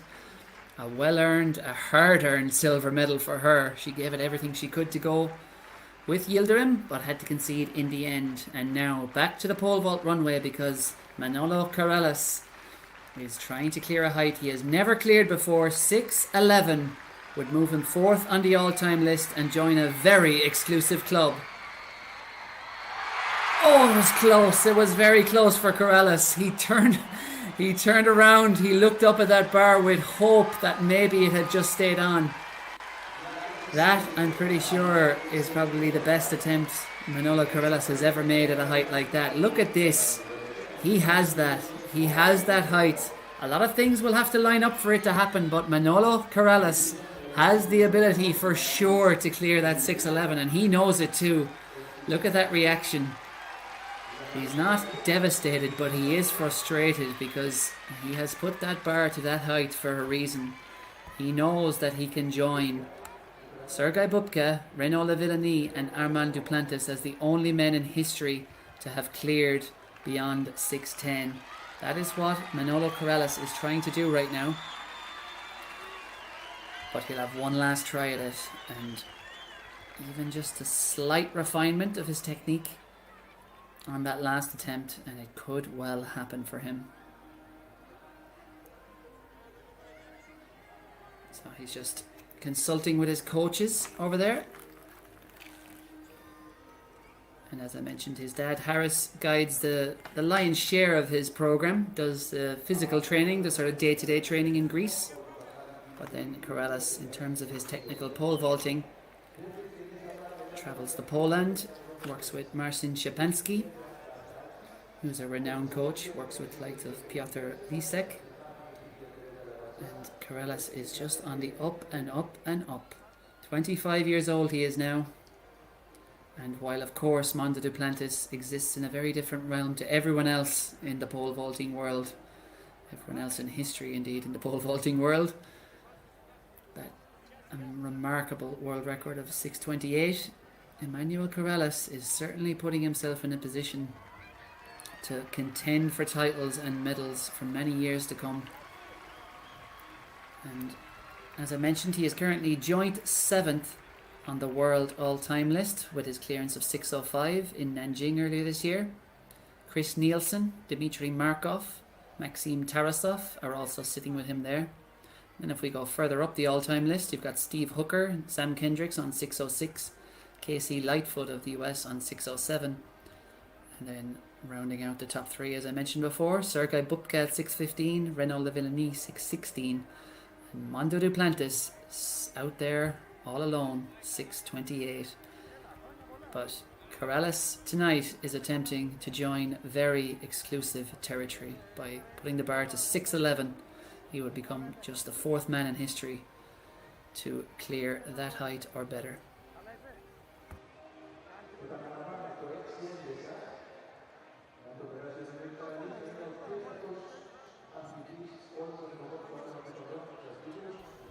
And with the women's 5,000 meters now concluded, I can tell you that there's just two events back on track, or left on track, two relays. And we'll see if we have the official confirmation. We do indeed, of the women's 5,000 meters. Bahar Yildirim took gold in 16:22. Denisa Bala of Greece took silver, 16:37.84. And it was Kosovo's Gresa Bakraci who came through in a personal best, 16:50.24 for third. And then just rounding out the field, Daphne Echea, Teresa Lavasa took fourth place, 16:55. And unfortunately, Bulgaria's Devora Avramova did not reach the finish. So you can see at the bottom of your screen that the blocks have been put out for the relays. Two 4x400 meters will finish. Proceedings on the track, while in the field it will be left to Manolo Corrales to try to send the crowd home absolutely ecstatic, and he will be too if he manages to get over 6:11. But we obviously couldn't tell much from the first attempt, but Corrales' second attempt looked very, very good and very close. Let's just check back in on the men's discus throw. Omar Sahin. While we have a moment.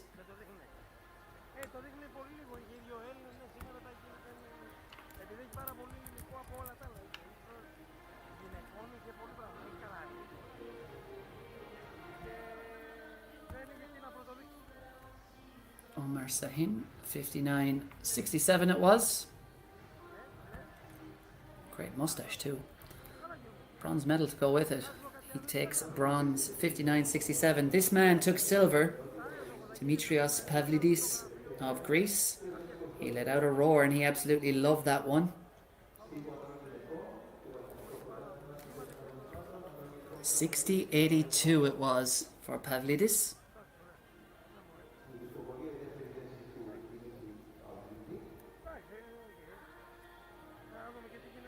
And then the champion of the men's discus was this man, Alin Alexandru Firfirica, winning his 6th title in the discus at the Balkan Championships. And there was that throw, went well beyond that 60-meter arc, out to 63.15 for Firfirica to take victory.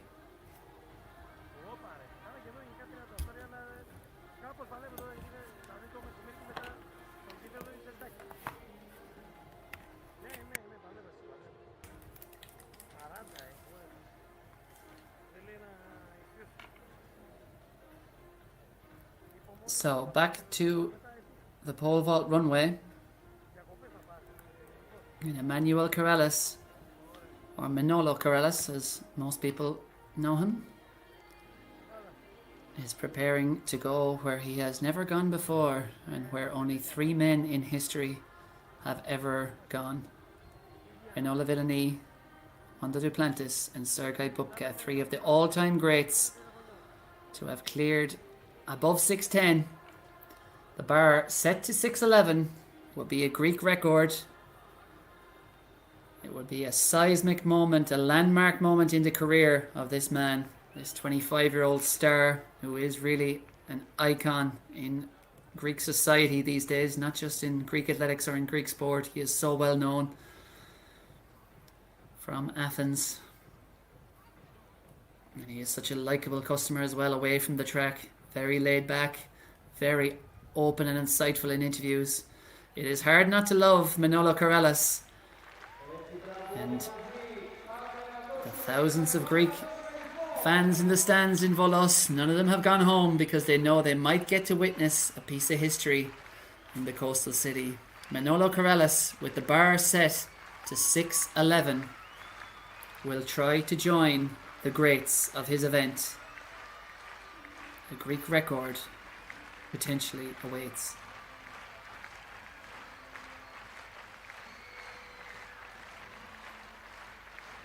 The crowd rises, and the only question now is how high can Emmanuel Corrales rise with them. 3rd and final try for Corrales at 6:11.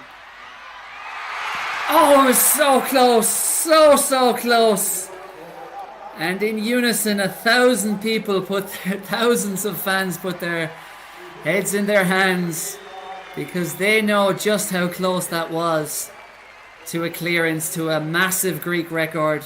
And for this young man to join the all-time greats of his event, it's just the 4th person to have gone over 6:11 or better. Not to be on this night for Emmanuel Corrales, but he is the champion.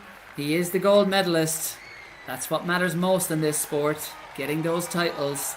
He's got another one. He's the Balkan pole vault champion. 591, his best clearance on the night.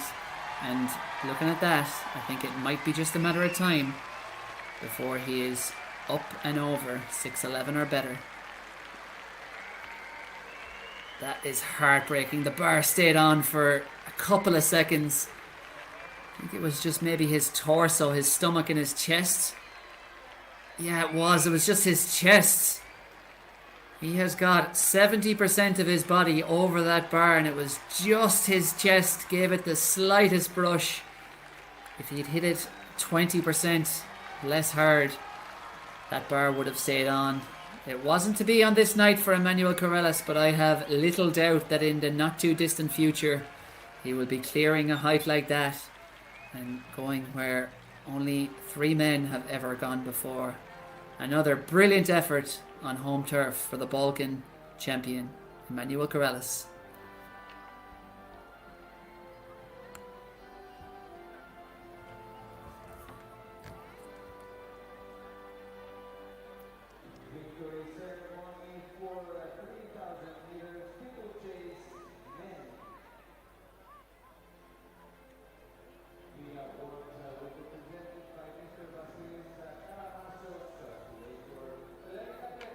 So with that, all the action is now concluded. Apart from the 2 relays.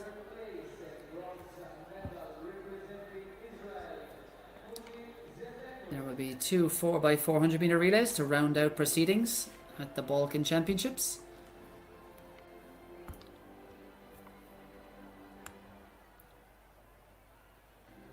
And Greece has been very impressive over the last 2 days. I'm sure they'll be very keen to try to take one last victory, or perhaps 2 last victories. But they should have a pretty strong team. Yanis Simoni, Vladimiros Andreades, Petros Kechiopoulos, and George John Franks will be representing Greece. In that, there are the full lineups. 4 teams going to the line for the men's 4x400 meters. And going off that, it's hard to pick a favourite, really. Turkey, I'm sure, will be strong, and Ukraine too, given the performers we've seen over the last 2 days, over the 200 and 400, and maybe I'll be the odd 800 meter runner dragged into this against his will. 400 meter hurdlers. So almost introduction time. The athletes are assembled, if not quite behind their blocks just yet, for the penultimate event of the Balkan Athletics Championships 2025.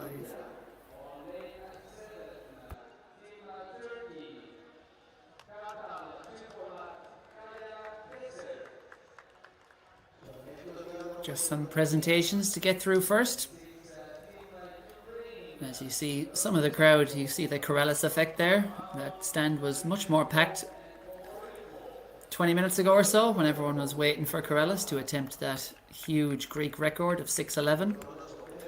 And it is an interesting number, I suppose, that Corrales picked, 6:11, not 6:10. But perhaps based on something, no doubt, that he is seeing in training. You know, athletes don't often go over those kind of heights in training. However, I'm sure whatever numbers he was seeing, him and his father, and Marcin Szczepański, his technical coach, convinced him that a height like that was very feasible, 6:11. And I've no doubt that he will do it at some point in the not too distant future. But the full lineup then for the men's 4x400 meter relay, it will be Slovenia in lane 4, Greece in lane 5, Ukraine in 6, and then Turkey in 7.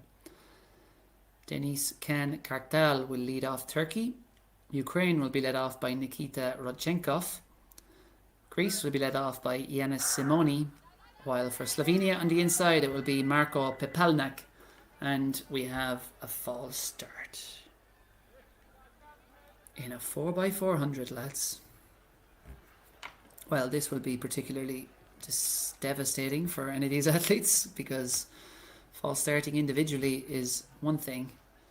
False starting when there's 3 other men depending on you in a relay will leave any athlete sickened. So let's hope that is more of a faulty start and that there's just a yellow card shown, or else it'll be one of those races where everyone gets a medal. And we'll be down to 3 teams, but we'll soon find out.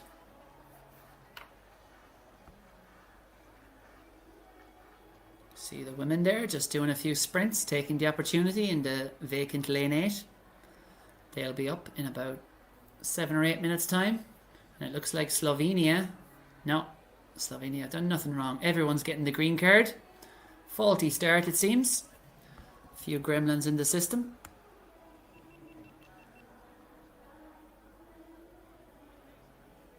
And the official wisely stopping her walk there and just giving the Dennis Can Kartal had very much seen that green card and said, yep, all good, let's go. So there will be again calls to their marks for the men's 4x400, the penultimate event of the Balkan Athletics Championships. Lane 4, Slovenia. Lane 5, Greece. Lane 6, Ukraine. And lane 7, Turkey.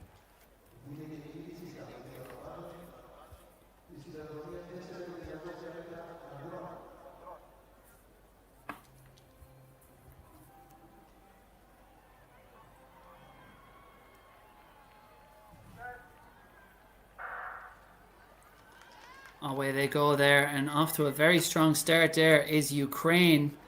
Nikita Rodchenkov is eating up the stagger, and they've been recalled there. I think there was a secondary recall going. I'm not sure what was happening there, but Rodchenkov blasted the first 100 meters and then looked to just ease off and turned around the top of the backstretch and then realized everyone else was still running, so he kept running. That is one of the more bizarre things I've seen in a relay, and I've seen a lot of strange things in relays. I've watched far too many of them over the years. Here's Nikita Rodchenkov then, having eased up on the back straight and then turned on the jets again. He is pretty much leading this, but Slovenia going well there as well with Marko Pepelnek. We saw him do well individually here. And a flying finish there by Yanis Simoni of Greece. Turkey trailing at the moment, Deniz Kan Kartal. So I'm not sure what exactly was happening over that first leg, and you can see the Greek athlete turn around, put his arms out, disgusted with officials, because I don't know if there was a recall gun, and who knows if this race will stand. But either way, it's a race at the moment, and there's 3 medals on offer for 4 teams. And at the moment, it is Slovenia, and it is Lovro Mesic Kosir of Slovenia leading the way ahead of Greece. That is Vladimiros Andreadis of Greece, and then it is Ukraine back in 3rd. Mikita Barabanov is back in 3rd for them, and then quite the distance back to Mustafa Sinpolat of Turkey. But here comes Vladimiros Andreadis of Greece with a flying finish, puts them in pole position at halfway, 1:34 on the clock. It is Greece, then it is Slovenia, then it is Ukraine with a big gap back to Turkey.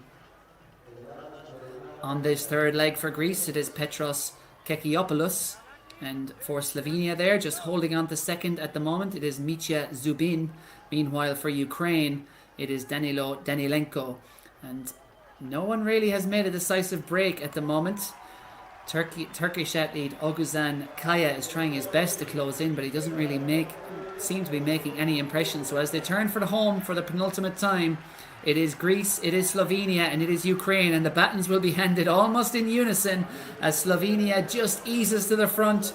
Danilenko of Ukraine there as well, coming through very strongly at the finish. Mitya Zubindo for Slovenia, brilliant leg by him. So it is Ukraine now, and it is Alexander Pohorilko. We saw him do well individually yesterday as well. Can he bring it home for them, his nation here? For Slovenia in 2nd, it is Rock Furlan. He'll be formidable too. But look out too for George Young Franks of Greece, back in 3rd at the moment and getting a beautiful slipstream here into the race. So it is Ukraine from Slovenia, but look at George John Franks for Greece, for the hosts. The crowd are rising to him. He's out into lane 2, trying to launch an attack. But for Ukraine, it is Alexander Pohorilko hanging on grimly. Pohorilko, but here comes Furlan of Slovenia, and Furlan might just get there. It's so close at the finish. Slovenia and Rock Furlan might have got that ahead of George John Franks of Greece. It was such a thrilling finale. I do not know who has won that.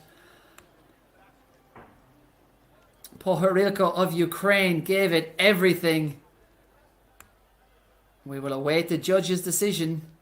And it is Ukraine who have got it, with Alexander Pohorilko hanging on grimly there on the inside. He faced a massive charge from Rock Furlan of Slovenia.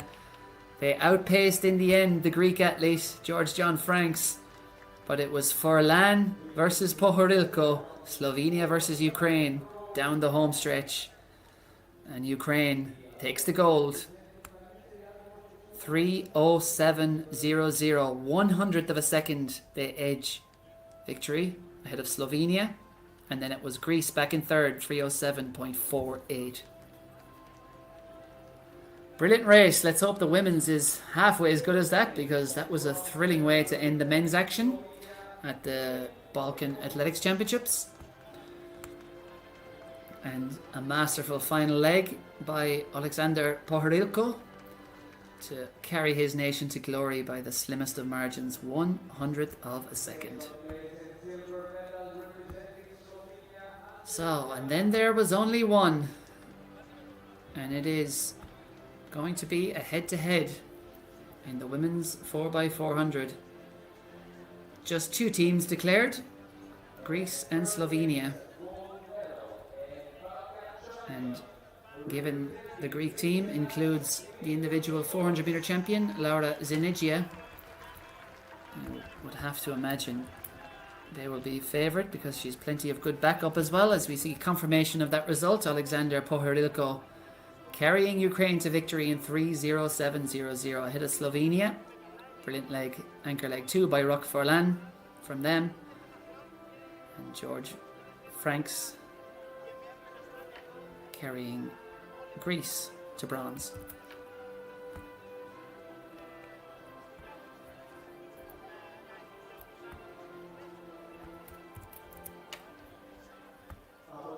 So there's the lineup. The two teams in the women's 4x400 meters.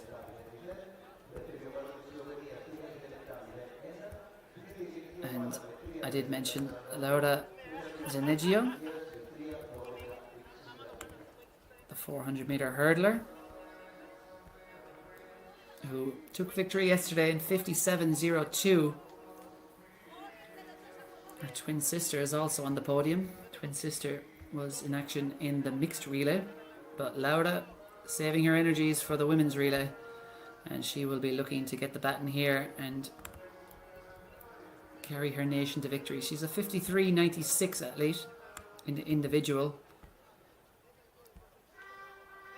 400 meters, or the flat 400 meters I should say, minus the barriers.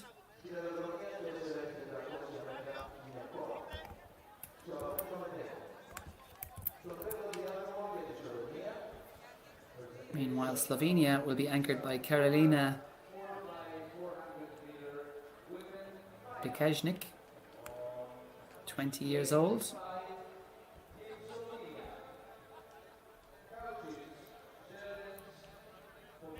And there should be a little choose between the anchor runners anyway, because Bekajnik's personal best is 53.24.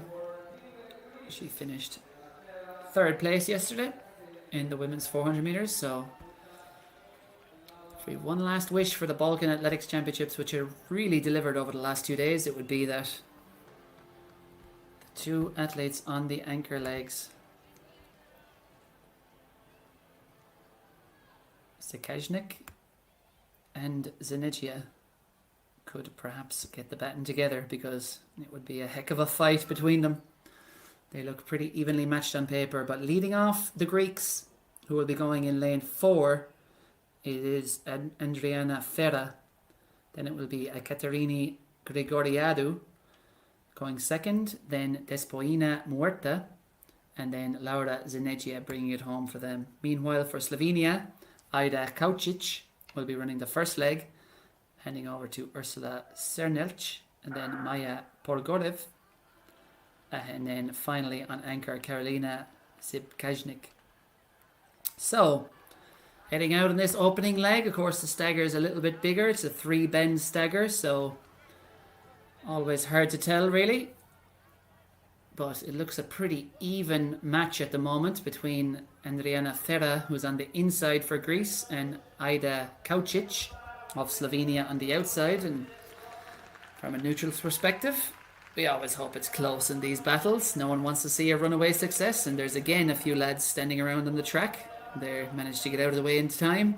It's a bit of a close call earlier for one of the races, but at the moment it is Ida Kaučić asserting a bit again, but this is quite close. Remember, there's still a one bend stagger to unfold, so there's not much to choose between Kaučić of Slovenia and Fera of Greece. Kaučić just hands over first, but again in a 4x4 sometimes it's not that much of an advantage to be in front, assuming you have contact with the other, but struggling to keep contact at the moment for Greece is Ekaterini Grigoriadou. She's back in second, probably about 8 meters behind at the moment. It is Ursula Srlnic of Slovenia who has about a 7 or 8 meter advantage there as she reaches halfway.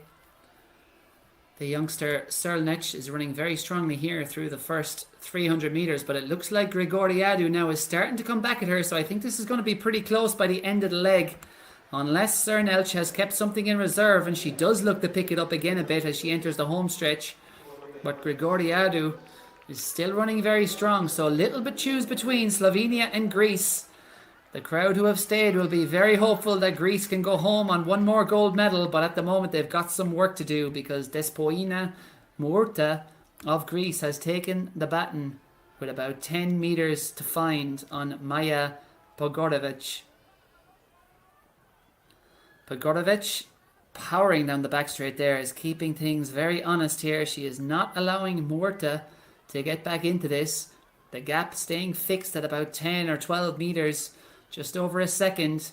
Laura Zinegia will be waiting for the anchor leg for Greece, but of course Karolina Zibkajnik will be taking the baton for Slovenia, and Zibkajnik will be strong enough, I think, to hold off Zinegia. Zinegia would have to produce something miraculous here because Zibkajnik is a very, very strong athlete, and the Slovenian has the baton safely and has probably close to a 20-meter lead at the moment over Laura Zinegia. And powering down the back straight at the moment, Zibkajnik, Karolina Zibkajnik, has about a 20-meter advantage, and it is going to be a gold for Slovenia. They haven't had many of them over the last 2 days. It has been very much Greece and Turkey to the fore. But at the moment, it is Slovenia reigning supreme, and Karolina Zibkajnik turns for home, 100 meters to run. Laura Zinegia has put in a bold fight. She may be closed in a meter or two, but it's not much more, if anything. And powering down the home stretch now, it is Karolina Zibkajnik of Slovenia who's going to deliver a final gold medal for them in the women's 4x400 meters. It is Slovenia takes the gold ahead of Greece and Laura Zinegia.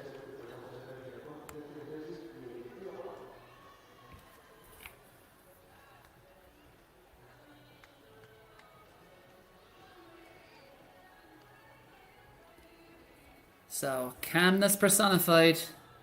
Look at the relaxation there. Impressive from Karolina Zibkajnik.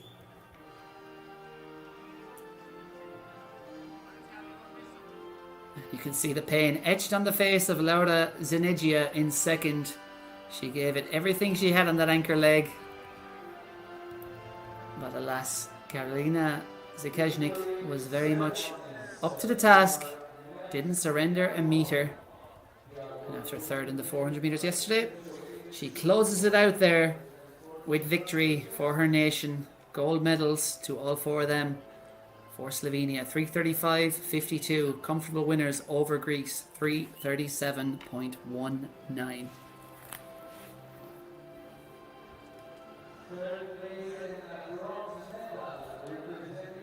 And so, that just about does it. Just a few presentations and there might be the odd interview to come. But from me, Cathal Dennehy, it's been a pleasure to join you over the last 2 days for this edition, the 78th edition of the Balkan Athletics Championships.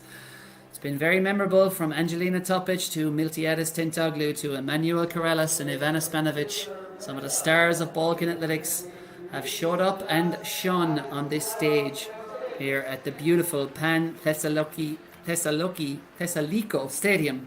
Apologies. in Volos in Greece. Thank you for joining us over the last 2 days, and make sure, remember to stay tuned to European Athletics social media channels and indeed the website, because there will be lots more events streamed in the weeks ahead. But from me, for now, it's goodbye.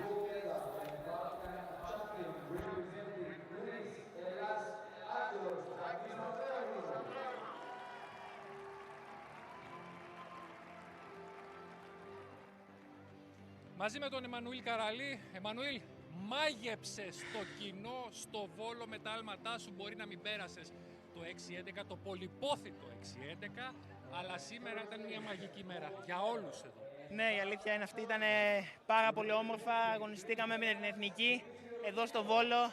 Αγαπάω πάρα πολύ αυτό το στάδιο. Έχω κάνει πάρα πολλά ρεκόρ. Έχω πάρα πολλές ωραίες αναμνήσεις εδώ στο Βόλο. Ελπίζω, εντάξει, δεν το έκανα τώρα. Ελπίζω να το κάνω την επόμενη εβδομάδα που θα ξαναγωνιστούμε όλοι οι αθλητές εδώ στο Βόλο στο Πανελλήνιο Πρωτάθλημα. Και όλα καλά. Είμαι καλά, είμαι υγιής. Μπορώ να πηδήξω πάρα πολύ ψηλά.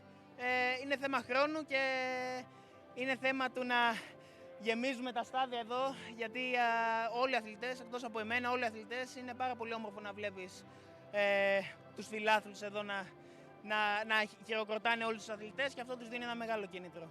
Φάνηκε ότι είσαι πολύ καλά, όχι απλά καλά. Από τα τελευταία σου άλματα το 6-11, το δεύτερο και το τρίτο ήταν μαγικά. Πες μου τη λεπτομέρεια που θέλεις, γιατί πλέον το 6-11 δεν είναι τίποτα για σένα. Ναι, άμα το κάνω αυτό το ύψος θα είμαι ο τέταρτος καλύτερος all time. Στον ανοιχτό θα είμαι τρίτος καλύτερος που έχει ξανακάνει αυτό το αγώνισμα. Είναι κάτι απίστευτο. Ξέρεις, μερικές φορές θέτω το πύχη μου τόσο ψηλά που ξεχνάω ότι ζω ήδη το όνειρό μου.